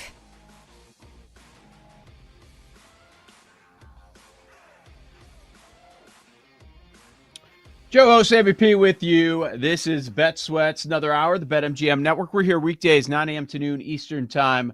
BetMGMNetwork.com, YouTube, and, of course, the Odyssey. This is on Odyssey stations throughout the country. This is the BetMGM Network. A lot happening. We've been going over, of course, the NBA playoffs, NFL draft this week, what bets that we should be taking a look at just a few days away. And then also, of course, we'll get to the NHL in just a moment. But it's a big day by you, Sam. We get morning baseball. It's Patriots Day. So why don't you kind of set the scene? Because people not from there, like they hear about it. They have an idea with Boston Marathon going on in the morning. But set the scene and how much of a party atmosphere is today. So usually it is a Monday, the third Monday in April. And in years past, since I've been here, I moved here in December 2020. So I got to experience a few of these over the years. They usually do the Red Sox game at about 11:10. So it's going to get underway very soon at Fenway Park. So the Red Sox usually play at 11:10. Then you have the marathon going on all the while. So the marathon's going on. And then the last few years, the Bruins have played a night game on that Monday night. So people take off work. They make it a 3-day weekend. They have Saturday off, Sunday off, and then they take Monday off. It is a party. People flood Boylston Street and, all over the area because they want to be a part of the marathon and they want to not work and drink, which is a very common pastime here in Boston. But I know people that went to Red Sox game at 11:10, kept the party going, drank throughout the afternoon, into the evening, maybe went to dinner, and then hit the Bruin doubleheader at 7 o'clock. So you get Red Sox in the morning, Bruin at night. Bruins are not playing as far as I'm concerned. So playoffs start a little bit earlier this year. So no Bruins. Bruins not in the playoffs. But it's a day where it's like a 7-state holiday every year, third Monday in April. And you usually see a lot of people come in. They drive in. They take the train in to be a part of this day because it's a lot of action and a lot of activity around the city of Boston. Very cool. And then we've got the Red Sox and the White Sox playing, of course. Paul asks a great question, I think. He asks so we're excluding the glass man from this conversation. Is he a runner? Do we even know this? I mean, who kind of looks like a runner. Yeah, he does look like he would be, but I don't know that he is. Other than the glass man, who would have the best marathon time? We could do worse, too. I think that would be probably more fun and interesting conversation. Best time. Marathon time. See, I could do a mile. I'm confident that my mile time would be one of the better ones, but marathon, dead. No, I'm not completing a marathon. No. Half, maybe I could push myself to it, but I did a half once, and then just the idea of doubling that, there's no way in hell. It is never, ever happening. But who could? Who could on the network? I think Jake could make a run for it. Mm-hmm. Jake could do it. Yep. Young legs. Thank you. There's no way I could finish a marathon. I did 8 miles on Saturday, so that was pretty awesome. How many? 8 in an hour. Is this normal behavior? Is anything I do normal behavior? Let's not get into that. No, I'm just. Kid is just it a gets out of Saturday bed, thing? goes for an him? 8-mile run. I was just. Yeah, I was just wondering. I think he's asking if it's part of your routine. I mean, I usually do like 5 to 6 on the weekends, but I don't know. I was feeling good, so I just kind of kept going. Yeah. Cool story, Jake. I like running, but I don't like. Now I'm 40. like my knees are bad. Do you like yeah, it? so I can't. Well, I don't do it because I like it. enjoyed I do it because I have body dysmorphia. I don't think I could finish a marathon. I mean, if I trained for it, No, maybe once, but not a full. full. Like I showed up for the Shamrock Shuffle one time thinking it was a 5K and it was an 8K, and I was like, "Oh God, here we go." I finished, But you were fine. yeah, Yeah, try 5Xing that about. right. And I was hungover, Yeah. and Yeah. did not sweat a drop. That was No chance. Yeah. Who would have the worst time on the network? Oof. Yo, Mario Heron, by the way, would also beat it. He would probably have the best Oh yeah. time. Mario would do it barefoot too. Yeah. Just to show off. I wouldn't make it. I know that. Horvey. Sure. Horvey would have the worst time. He'd be a DNF. Easily. Why? Mile 1. Oh, he's because a injured hammy all or the a shoulder or a knee. Yeah. What the hell is wrong with that guy? Mile He's in a 1. sling. DNF. Yeah. Yeah. How was your trip to DC? It was good, babe. Horby broke his clavicle. Like, come on. His argument is it was already broken. He already dealt with the injury, and you guys know that. But him falling down the stairs while inebriated had nothing to do with it. His excuses are so bad. It's like when you call him out for something, like the wing thing. Well, I didn't want to get it in my teeth. That's a horrible excuse. Horrible. I don't want to eat the meat. I don't want to eat the best meat in this wing because I don't want it to get in my teeth. Stop. The worst excuses in the game. Just take your L, man. Sometimes you just got to take the L and walk away. Like, yeah, you're right. You got me. I'm an idiot. And that's it. But then he drags it out with a bad excuse. Yeah. It's bad. So we have 3 minutes until first pitch. Let's get to it. I bet the White Sox plus 250. I don't think that price is right. The White Sox have gone tit for tat with them a lot in this series. I mean, not only this series, but they did it in Chicago too. Didn't they take 2 out of 3? The Pale Hosts took 2 out of against 3. the Red Sox? Yeah. So in these 6 games, they're 3-3, and the average price has been $228. So if you're able to take a plus price at 250 right now, it's not a bet that I'm gonna hammer, but I did bet Jonathan Cannon at plus 250. Yeah, Jake, you are known for your Patriots Day wagers. Do you have something on this? I'm with Sam on the White Sox. Like, I'm a Jonathan Cannon guy. It's Bueller on the other side. He's got a 5.2 ERA. The FIP just about matches. So I'll go with the White Sox here. It's the only way to play this. I mean, that's it. It's like you're looking at this game. Do I go White Sox or do I go nothing?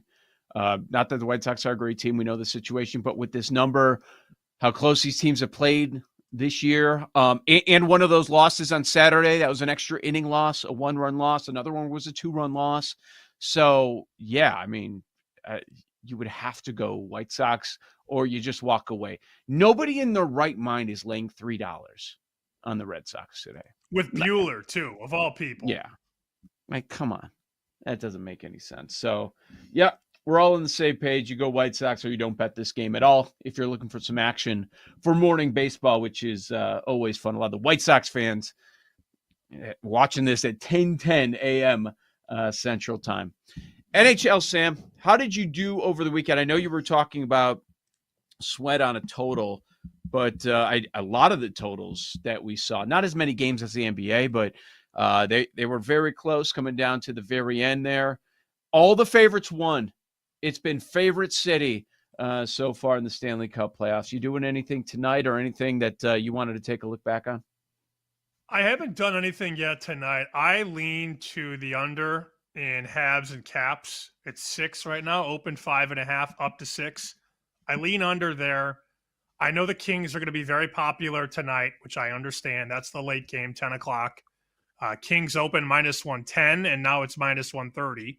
So it's already moved quite a bit. I'm not going to touch the Blues. And here's what I did on Friday afternoon. I actually got off the air in Buffalo. Chopin the Bulldog had convinced me to bet Colorado because I was talking up how much I liked Colorado in the series. We got word about Robertson for Dallas, one of their best players.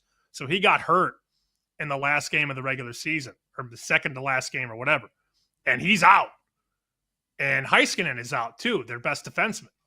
So I'm like, yeah, Colorado's going to win the series. So then Schopp and the Bulldog are like, do you ever take that next level? Do you ever look at that maybe more macro than micro? And I said, well, yeah, I do. I think their path opens up. And then we basically got to a point where I was betting Colorado to win the Stanley Cup. So I bet them at plus 750. Let me give you the best price now, which I would still bet. I think it's a decent look because they are winning this series. I'm convinced. 6-1 now is the consensus. Well, not the consensus, is the best price. 6-1, which I again would still bet. I think they win this series in 5 games, get through the next round, and then they're in the West Final. And then at that point, you could maybe do what you have to do in terms of creativity. But I bet them to win the Stanley Cup and McKinnon to win the Conn Smythe. So I'm now big position-wise. I have a little bit on the Caps to win the Cup, but now I'm an Avalanche guy. I need Colorado to make a run. I'd like them to win tonight, but I'm not going to lay $1.45 again. I did that on Saturday with the Avs, but I do think that they are the deepest and most complete team in the West. So I like them to win the Cup. So you've got there were just a couple of games on Saturday. Those matchups, they're going at it again. And we also have some series that are just starting here on a Monday night. And the favorites that won on Saturday, very similar prices, just a little bit shorter. So you bet hockey regularly. You do it throughout the regular season. Also, of course, in the playoffs. Is there any talk? Do bettors subscribe to Zigzag in hockey, or is that strictly an NBA thing? Not as much as the NBA bettors do. I think people like to take advantage of price overreactions for sure. You're going to see some people come in tomorrow and take New Jersey because Carolina's minus 250 now. And you'll also see it with Minnesota. People will take it's less of a zigzag and it's more of value. Because, there's no gap in how much you can lose by. In the NBA, you can take 6.5, team could lose the game, but cover the spread. It's less zigzag in hockey and more of that's a good number, the value angle in hockey.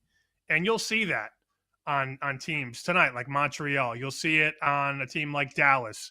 You'll see it tomorrow on New Jersey. People will come in and take a perceived big price on a team that might be a little undervalued, but I don't know. Not like the NBA. Not like where you watch game 1 and then bet the opposite in game 2. You see that, of course, you see it from time to time, but it's nowhere near as popular as it is in the NBA. We are seeing a reaction to what we witnessed in game 1. And we all know better. We all know that, look, you don't want to overreact, especially a sample size of 1. But St. Louis, Winnipeg, it closed 5. And where are we now? We're at 5.5. Most books have it juiced to the under, but there are a couple that have it juiced to the over. Those go 5 over, or you can 5.5, where most of the market is, and it's juiced to the under. And then you get Colorado, Dallas. That was 6.5. It just goes under, and then now we're at 6. A little bit juiced to the over there. So it's funny, off these just single games, we're getting a reaction toward whatever the result was on the total. They've moved it by a half a goal. Well, and I'm glad you brought that game up because the market in that game on Chicken Dinner Thursday, we were talking about the over 5.5. By puck drop, Saturday night, the total was 6.5. And it barely got over the early number. Yep. So, that's a game that you should probably have a lot of offensive chances. They weren't going in, though. Blackwood was playing extremely well on Saturday. Let me see. There were 2 goals after 2, and then 4 goals in the third, 5-1 final. If you went over 5.5, you win.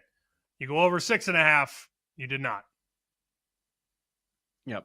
That's Sam Panayotovich. I'm Joe Ostrowski. So got you covered. NBA playoffs, Stanley Cup playoffs as well. We started in on the MLB card. We mentioned the Patriots Day game, and that's it because wanted to get to that before they started the game here. But we have other games on the card that I have circled. For news, it was a wild weekend in Major League Baseball. We need to discuss some of it on the other side and our looks for tonight. Joe Ostrowski, Sam Panayotovich, weekdays 9 a.m. to noon Eastern, right here on the BetMGM Network.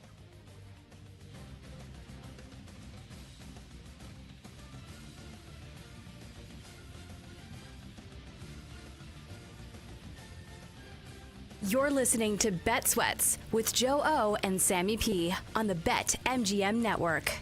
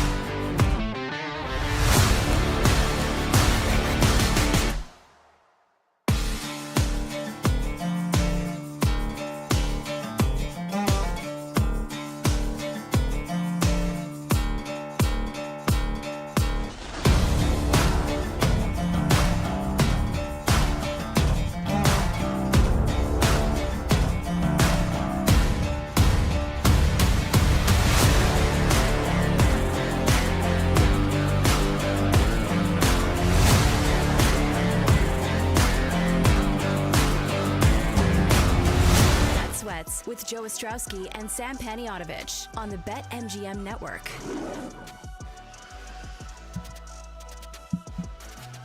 Lightning bets 20 minutes away. BetMGMNetwork.com. Joe Ostrowski, Sam Paniotovich with you. The Major League Baseball day already underway with the White Sox and the Red Sox for the Patriots Day game. And the White Sox are already out to a 1-0 lead. They do that in the top of the first inning there. I don't even know who these players are, but they're able to compete with the Red Sox for some reason, Sam. They would go up 4-3 on the year if they could pull out this win today as a monster underdog for White Sox up 2-0 over the Red Sox. Now we've got 3, 6, 7 other games on today's card. I've got a couple of spots circled here. How about you? Why don't you go first? Okay. First thing that jumped out to me when we updated our list of losers last week was that somebody that I added to my list is going today. They are a slight dog. So I understand why Detroit is a favorite here. Boy, that number is on the move. Now I'm really not liking where this current price is going. People are going to look and see that the Padres are a big dog today. And I'm wondering if they're going to be a popular underdog. Earlier this morning, we were talking about a price of minus 135. Now it's getting to $1.40, $1.50 range at some of the public books. But I'm all about fading Vasquez moving forward.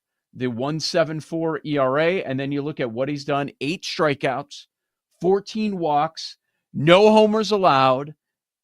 As I mentioned, very few strikeouts. And then if you look at some of the other metrics like FIP and XFIP, much higher than that. So what he's doing, it's not sustainable based on what we've seen so far. I'm going to end up fading San Diego because I have to. I took my stand, put him on my list of losers here, but the market understands. They have it priced fairly, Detroit as a favorite over San Diego. Yeah, getting money too. To open 130, get pushed out to $1.40, MGM $1.45. So that is respected play against the Padre team that some people believe right now is the best in baseball in terms of power ratings and all that. So that's a good look. I could tell you on Detroit. I was looking at Cleveland, but I'm not going to lie to you. I have a Yankee problem. Like I'm shaking just thinking about it. And that's a team that goes 6-1 last week and could have easily gone 3-4. I don't know how they keep finding ways to win. I don't believe in it. They certainly got lucky a couple times against the Royals. I got lucky on the Rays on Saturday. I told you during one of our breaks I had Rays pretty big, minus 125, minus 130. Rays are down 8-4 in the 9th, tie it in the 9th, and then win it in the 10th. I was like, all right, take that one. I guess that's a correction in the market, right? After the Yankees maybe got lucky a couple times last week. But I just don't think this Yankee team is that good, man. And I'll die on that hill. I mean, we talked about them before the year to miss the playoffs. Maybe that was wrong. But their offense just gets like the worst opposing defense luck. Balls are squibbing through guys' legs. Bloopers are falling down. Like the other day, they went hit by pitch, bloop single, home run. I'm like, of course. Those luck box Yankees did it again. I don't think they're the side tonight. Can you tell I'm biased against the Yankees? I like the Cleveland Guardians at even money, plus 105. But I mean, you're with me. You don't think the Yankees are this good, do you? No, I took that stand before the season, and I'm not willing to say after 22 games, oh, no, they're definitely going to make the playoffs. No, I'm not there. We're watching the games, and we're seeing that there has been a bit of a luck factor. Yankee fan will come back and say, well, that loss, you could say it was lucky on the other side with extra innings. I'm like, okay, you could, but they're not dominant like you would expect, right? Like we talk about, like they're getting talked about, like they're getting priced in much of the market so far. So I don't have a problem with it. I've been wrong on a lot of these Yankees wins where I thought they're going to lose, and I'm flat wrong. Let's see what they are to make the playoffs, or to miss rather, because with a very good start, and I don't see a price up. It's not updated right now. Maybe because the game's just started. Yeah, it could be. Oh no, here we go. Yankees, where are you? Minus 475, I see. Minus 450 as well. Come on. Yeah, so you could get like Okay. 7-2 on the no if you want. I would take that. Yeah, plus 340 BetMGM. The only I'm fine problem with that. The only problem is that I don't think the Central is going to get 3 teams again.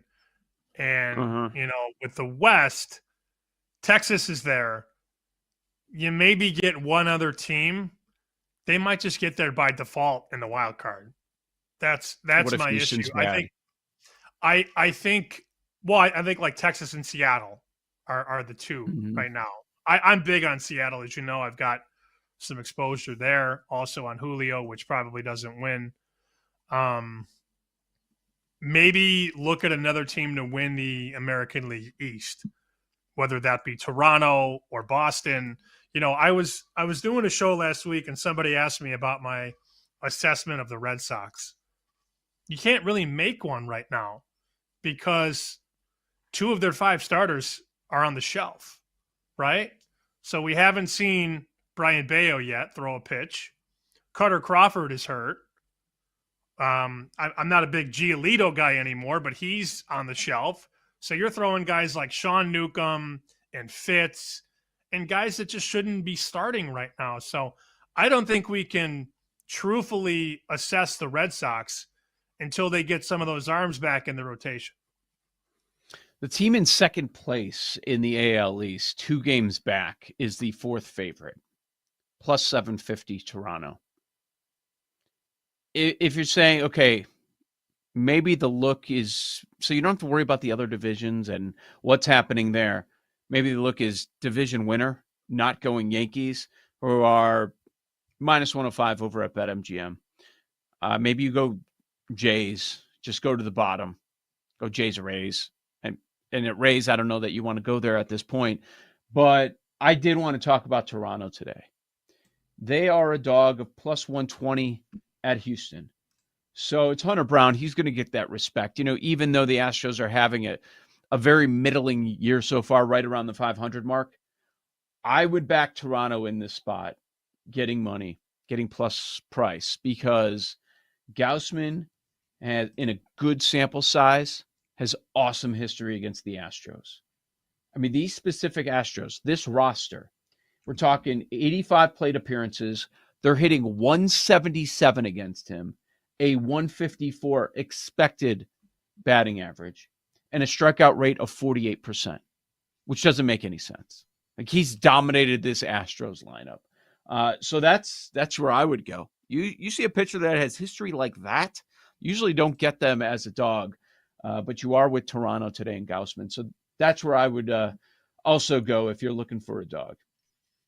I think they might have the best rotation in the American League East. Now, we'll see what happens when Scherzer comes into the fold. We haven't seen him yet. What can he give you at age 40, almost 41? We'll see about Manoah when he returns. He's very polarizing. But I definitely like Gausman and Bassett. I know some of us aren't high on Barrios, which I understand. But that's a sneaky, decent team with a good bullpen. And, they've got the bats.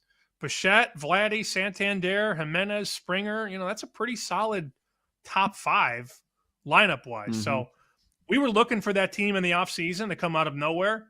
I think we may have picked the wrong team. We were talking more Rays than Jays, but here's Toronto right in the thick of it. They had the biggest odds to win the division, and here they are 2 games back. So nice to see them sort of make that push that maybe we thought Tampa was going to make. If you don't have any more baseball bets today, and again, we're on a very short card, I would like to pivot to something else baseball-wise, unless you have any other bets you want to make. I would only bring up this one just that I found interesting, that Nola is a dog going against the Mets. Mets playing well right now. They've won their last 4 games. And so the Mets are a short favorite. Alonso has 5 homers against Aaron Nola, and there are a number of hitters in this Mets lineup that have really good history against Nola. So that's why he's a short favorite. Not something I'm betting, just something that I wanted to point out, that you don't typically see Nola in the Phillies as a dog. Betting the dogs today. I love that. Highlighted by our White Sox bet at plus 250, which now, if you're looking at the live market, plus 153. All right. That was quick. Good start. Good start for the Pale Host. All right, Jake, I know you're here somewhere. The host of Jake, weekdays on the BetMGM network. I just want to read a tweet real quick if I can, okay? This is from MLB Pipeline. Jack Caglione wallops his second pro grand slam. MLB's number 1 first base prospect is up to 19 RBIs in 14 games. I look at his stats. He added another RBI yesterday. In 15 games, he's got 30 total bases, 2 doubles, 4 homers, 2 RBIs, 8 walks. Now, he's striking out at a decent clip, but that's going to happen. Why is he still in the minors? Jake. I have no idea, and it's driving me insane. It doesn't make sense, and this Royals team needs him. They can't hit. Like, half of this Royals team, more than 7 out of the 9 guys in that lineup, don't know which way to hold a bat correctly at this point.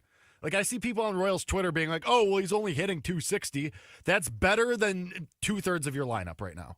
It can't get worse. I don't know what they're waiting for. Even as poorly as they've played, they've lost 6 in a row. They're still in a division where it's way up for grabs. Like, they're not dead and buried. It's April 21st. So I don't know what they're doing, but it absolutely, he should be on this roster. Why are we letting him beat up on teenagers at AA? That 40-1 last week is now a 50. Yeah, it's drifting. So, people are getting called up. But are we looking at that and saying, oh, there's value, you got to jump on it now? Or are we feeling defeated right now? Like, the Royals are clearly in no rush to do this. Which is really dumb considering Bobby Witt Jr. is literally in the prime of his career. And that team has 67 runs. 67. Just to give you some context on where that is in the league right now, I see, let's see. The Royals have 67. The Rangers have 67. Even the White Sox have 68 runs. Yeah, they have the fewest runs in baseball right now. Runs scored, Kansas City. Doesn't make sense. I mean, I'm not going to rush and tell anybody, go bet the 50, because to your point, it seems like Kansas City's just going to slow play this thing. I would love to tell somebody, yeah, it's imminent, go bet the 50. But you can't, because even there's not a peep coming out of the Royals. It seems like they're just going to kick this can down the road and continue losing games and not scoring runs and just take it on the chin and say, oh, well, nevertheless, I don't know. What you're going to have to do is bet it once he gets called up. If you want to play that game, fine. We bet better numbers. I have a 70 in one of my accounts that I bet. I'm very happy with that. I mean, not as happy as I could be, I guess. But I'm looking right now. MGM has a 30. I see the book you're talking about went out to 50. I would bet the stale 50 now, if you're asking what I would do. And then, those 30s and 35s, once he gets called up, are going to disappear because everybody's going to do the same thing. Bet. And it's going to go from 30 to 20 or 30 to 15. So it's really up to you. I would bet the 50, wink, wink. I think that's a good look. I wouldn't bet the 30. Did you see what Jim Bowden said when he thinks this is going to happen? No. Memorial Day weekend. Oh, Jesus. If that's the case, he called that before the year. Yeah, that's the question. If you hold out until mid-May, then what's the number? Maybe we're back at that 70 probably. You think it's dead? Dead? Like, who's the leader in the clubhouse right now? Forget the odds. Right. Like, who would it go to right now? I mean, right now it's probably Christian Campbell, but that's the thing too. Like, I shouldn't say dead, but I wouldn't feel great because even though Jacob Wilson and Christian Campbell of the A's and Red Sox respectively, they're your leaders right now. But Wilson hasn't hit a home run for 2 weeks, and Campbell's got like a 700 OPS over the last 2 weeks. So this is way up for grabs. Your third favorite, Jason Dominguez, doesn't even play every day for the Yankees. So, yeah, if that's going to be the holding pattern and this is what it's going to be, then sure, you're not dead. But, I mean, you need more time than not. Like, you need as many games as possible. Sure. The chance you get a Yordan Alvarez performance from a couple years ago is not likely. He's going to come up, though, and hit fourth. So, I mean, the 100%. calculus changes if he ever gets up. For sure. Just imagine what that number will be. Man, that'd be a long, long wait. Lightning bets on the other side. That's not a long wait. You've got the BetMGM network.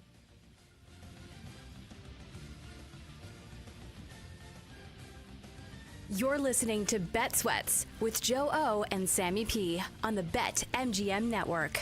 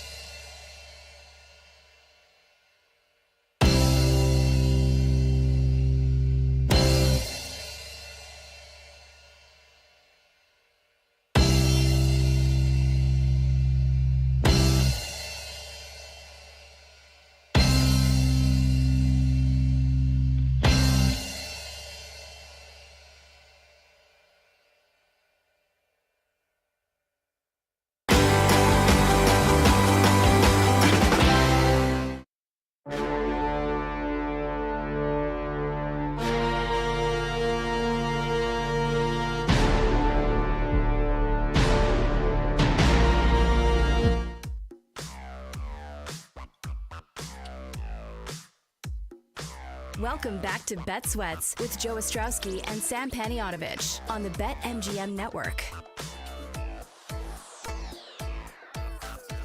Lightning bets coming your way. Joe O, Sammy P.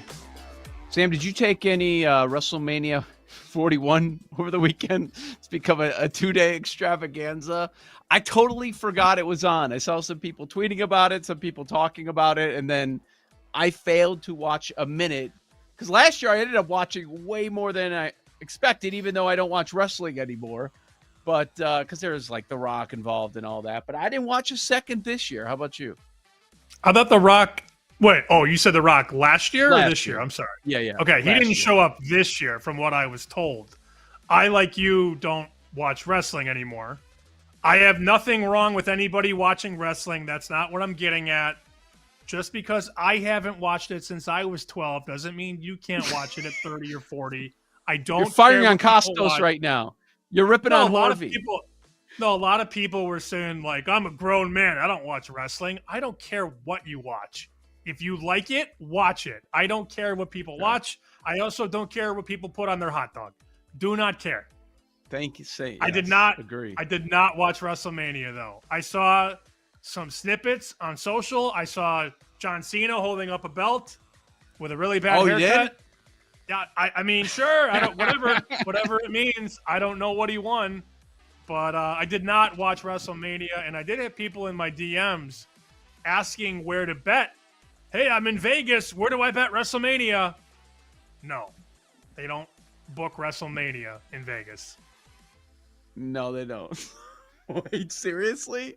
They thought they could walk up to the counter and Chris Andrews would give them a dime on Cody Rhodes? Yeah, somebody was asking, hey, do you know of any books in Vegas that book WrestleMania? Oh, my God. Oh, well, look, I appreciate the ask. I will give you a quick no, they don't take it. It's not regulated. But, I mean, this is how some people think. Not real. Well, maybe not.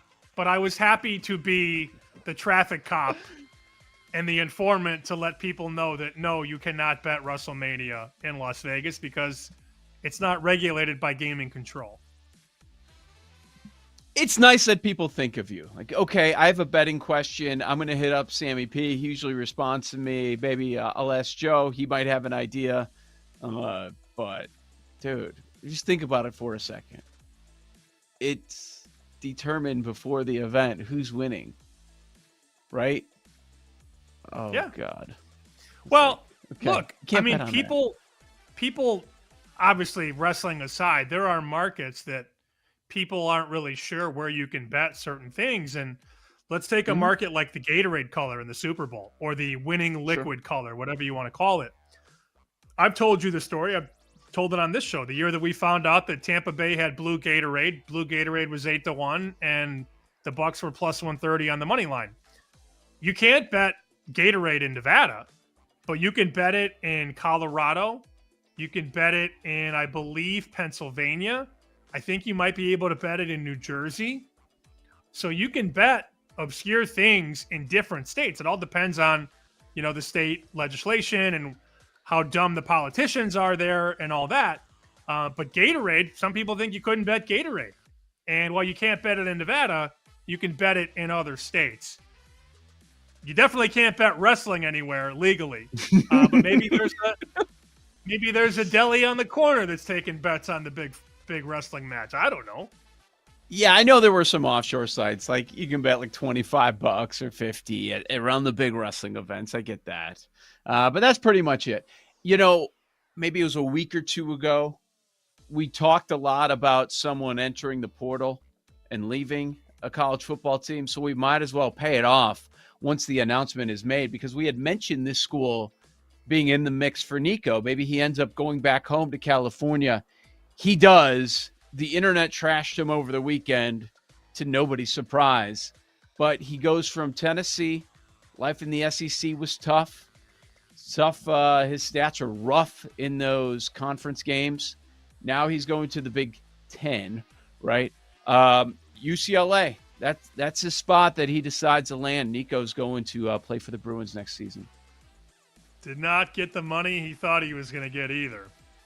Mm-hmm. Yeah. Just because you're talked about doesn't mean you're going to get paid. Like, not a difference maker. Like, yes, you're the quarterback of a very, very good team, so you're going to be discussed. It doesn't mean you're good. The quarterback gets discussed, the starter, no matter who, especially every good team out there. But yeah, you're right. Everybody saw that, and they were not interested.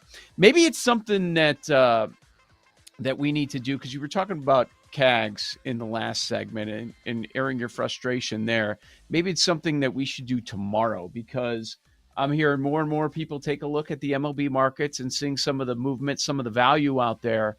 We're now past the 10% mark of the season. Maybe we're starting to see some pretty good shifting going on in these markets, even though it is a smallish sample size.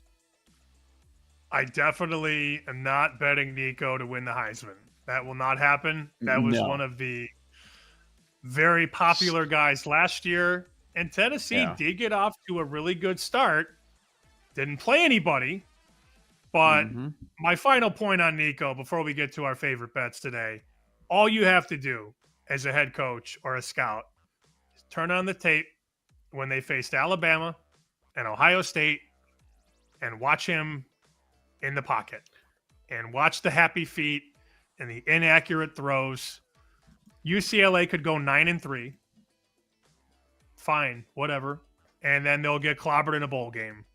But he is clearly not worth what they thought he was worth. And some of the reports were he was looking for $4 or $5 million. I think he got $2, right? You said $2 million? 2? That's it? I didn't mention the number, but yeah, I that think sounds it's 2. about right. I believe the NIL deal is worth 2. Okay. Wow. Yep, not what he was expecting at all. Over at BetMGM, make a fast break for the action with an NBA Playoffs Odds Boost token. Use your token to get a bigger payout on a winning playoff bet only at BetMGM. Sam, where are you going with today's lightning bet? You hitting the NBA? I'm going to take the Clippers at -1. I think they even this up tonight and then send it back to Los Angeles 1-1. So count me in on the Clips -1. I already talked about the White Sox at +250. That game is already underway and in pocket. 1-1 top of the third. And then I'll go Guardians +105 against the Yankees. Okay, Guardians. Let's fade the Yankees once again. Oh, boy. That's going to be a show bet on the Clippers at -1. I'm staring at Harden at 22.5 with the points. They had a rough time with him the other day. If I'm going with a Harden prop, it's juice. So, at BetMGM, 22.5, it's -125 to the over. So maybe you want to go for the 23.5. Looking there, but I like the Clippers -1 much more. That is a show bet today. Also have a pair of baseball wagers. Give me the Blue Jays at +120, backing Gaussman. Awesome history against the Astros. Like, the numbers are ridiculous. If you want to go strikeout prop, I don't mind that. When you have a decent sample size and you see a K rate of nearly 50% against the lineup, that's something that you've got to consider. But I'm going to be backing Toronto as a dog today. If you go strikeout, wow, it's only 4.5. I know it's juice, but maybe something you want to do at an alt number there. Give me the Blue Jays. And then I mentioned the Tigers as a favorite over San Diego. The market is correct. Fade Vasquez moving forward. So Detroit in Toronto, Major League Baseball. Let's go to Paul and Jake. What do you guys have cooking for today? Do we know the timeline on the next Pope? Like, how much time we got? Like, it's not going to be a this week thing. Like, I can get in the lab, I think. Like, if you have a significant other that passes away, how long before you can start dating? Is that what you're saying? It's a similar scenario? Like, it's not going to be immediate. You need to pay your proper respects, but they've done this before. It's happened before. Like, is it usually a month? Is it usually a couple months? I'm not even going to talk about, like, once they get into the voting process and then white smoke, black smoke, no smoke. I don't know how that all plays out. I'm just saying, like, what is our runway for, like, when the process starts? A month? When do you need to get your bet in? A session in the summer? What? I can't wait for Just Paul like- Espin's debut rap album, Black Smoke, No Smoke, White Smoke. It's going to be an awesome debut album. Oh man. Bring back the Yeah. earring from high school. So do you have an angle? Are you Yeah, what's the going? What are bet, you Paul? going on? There are two names that jump off the page, just strictly name only. Sean Patrick O'Malley at 18-1. We talked like it's been a minute since the Emerald Isle had a moment in the I was gonna say the White House, the Vatican, but I don't know if that's ever happened. Well, again, got to get back in the lab or the conclave, as it were. And then Pierre Batista Pizzaballa at 12-1. Like that guy's got to get some run, I think. So. Those are two names that jump off the page early. And then your favorite is Luis Antonio Tagale? Italian's not my forte. I'm more of a Spanish guy. Thigala? Did you say Thigala? Thigala. Oh, no. Of course it's Thigala. So also quickly on the Pope, R.I.P. Pope, number one. Number two, sportsbooks are taking Nick Castellanos to homer off the board because everybody is betting it. Because people have are you caught on joking? to- I'm not. I mean, go try and bet it right It's now. off It's the off board. the board. Yeah. Well, because he's homered during a bunch of devastating days. Like he Come has. on. Does this count?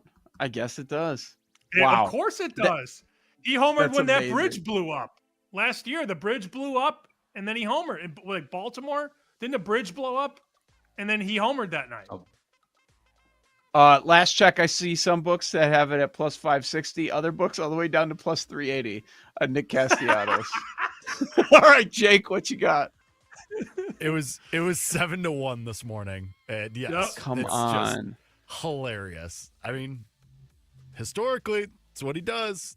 Just saying, happens. I will also be on the Blue Jays today, and the full card, including AO and NL Rookie of the Year breakdown. I bet slips and bat flips today because we had a ton of people called up over the weekend, including some making their debut today. Good stuff. Thanks for watching and listening to Bet Sweats right here on the BetMGM Network. Send it in with PJ Glasser. 1 o'clock Eastern Time. Bet slips and bat flips with Jake at 1:30 Eastern. For Sam, I'm Joe. Talk tomorrow 9 a.m. Eastern right here. Bet Sweats, BetMGM Network. Thanks for listening to Bet Sweats. If you missed anything on today's show, make sure to listen back on the Odyssey app or wherever you get your podcasts.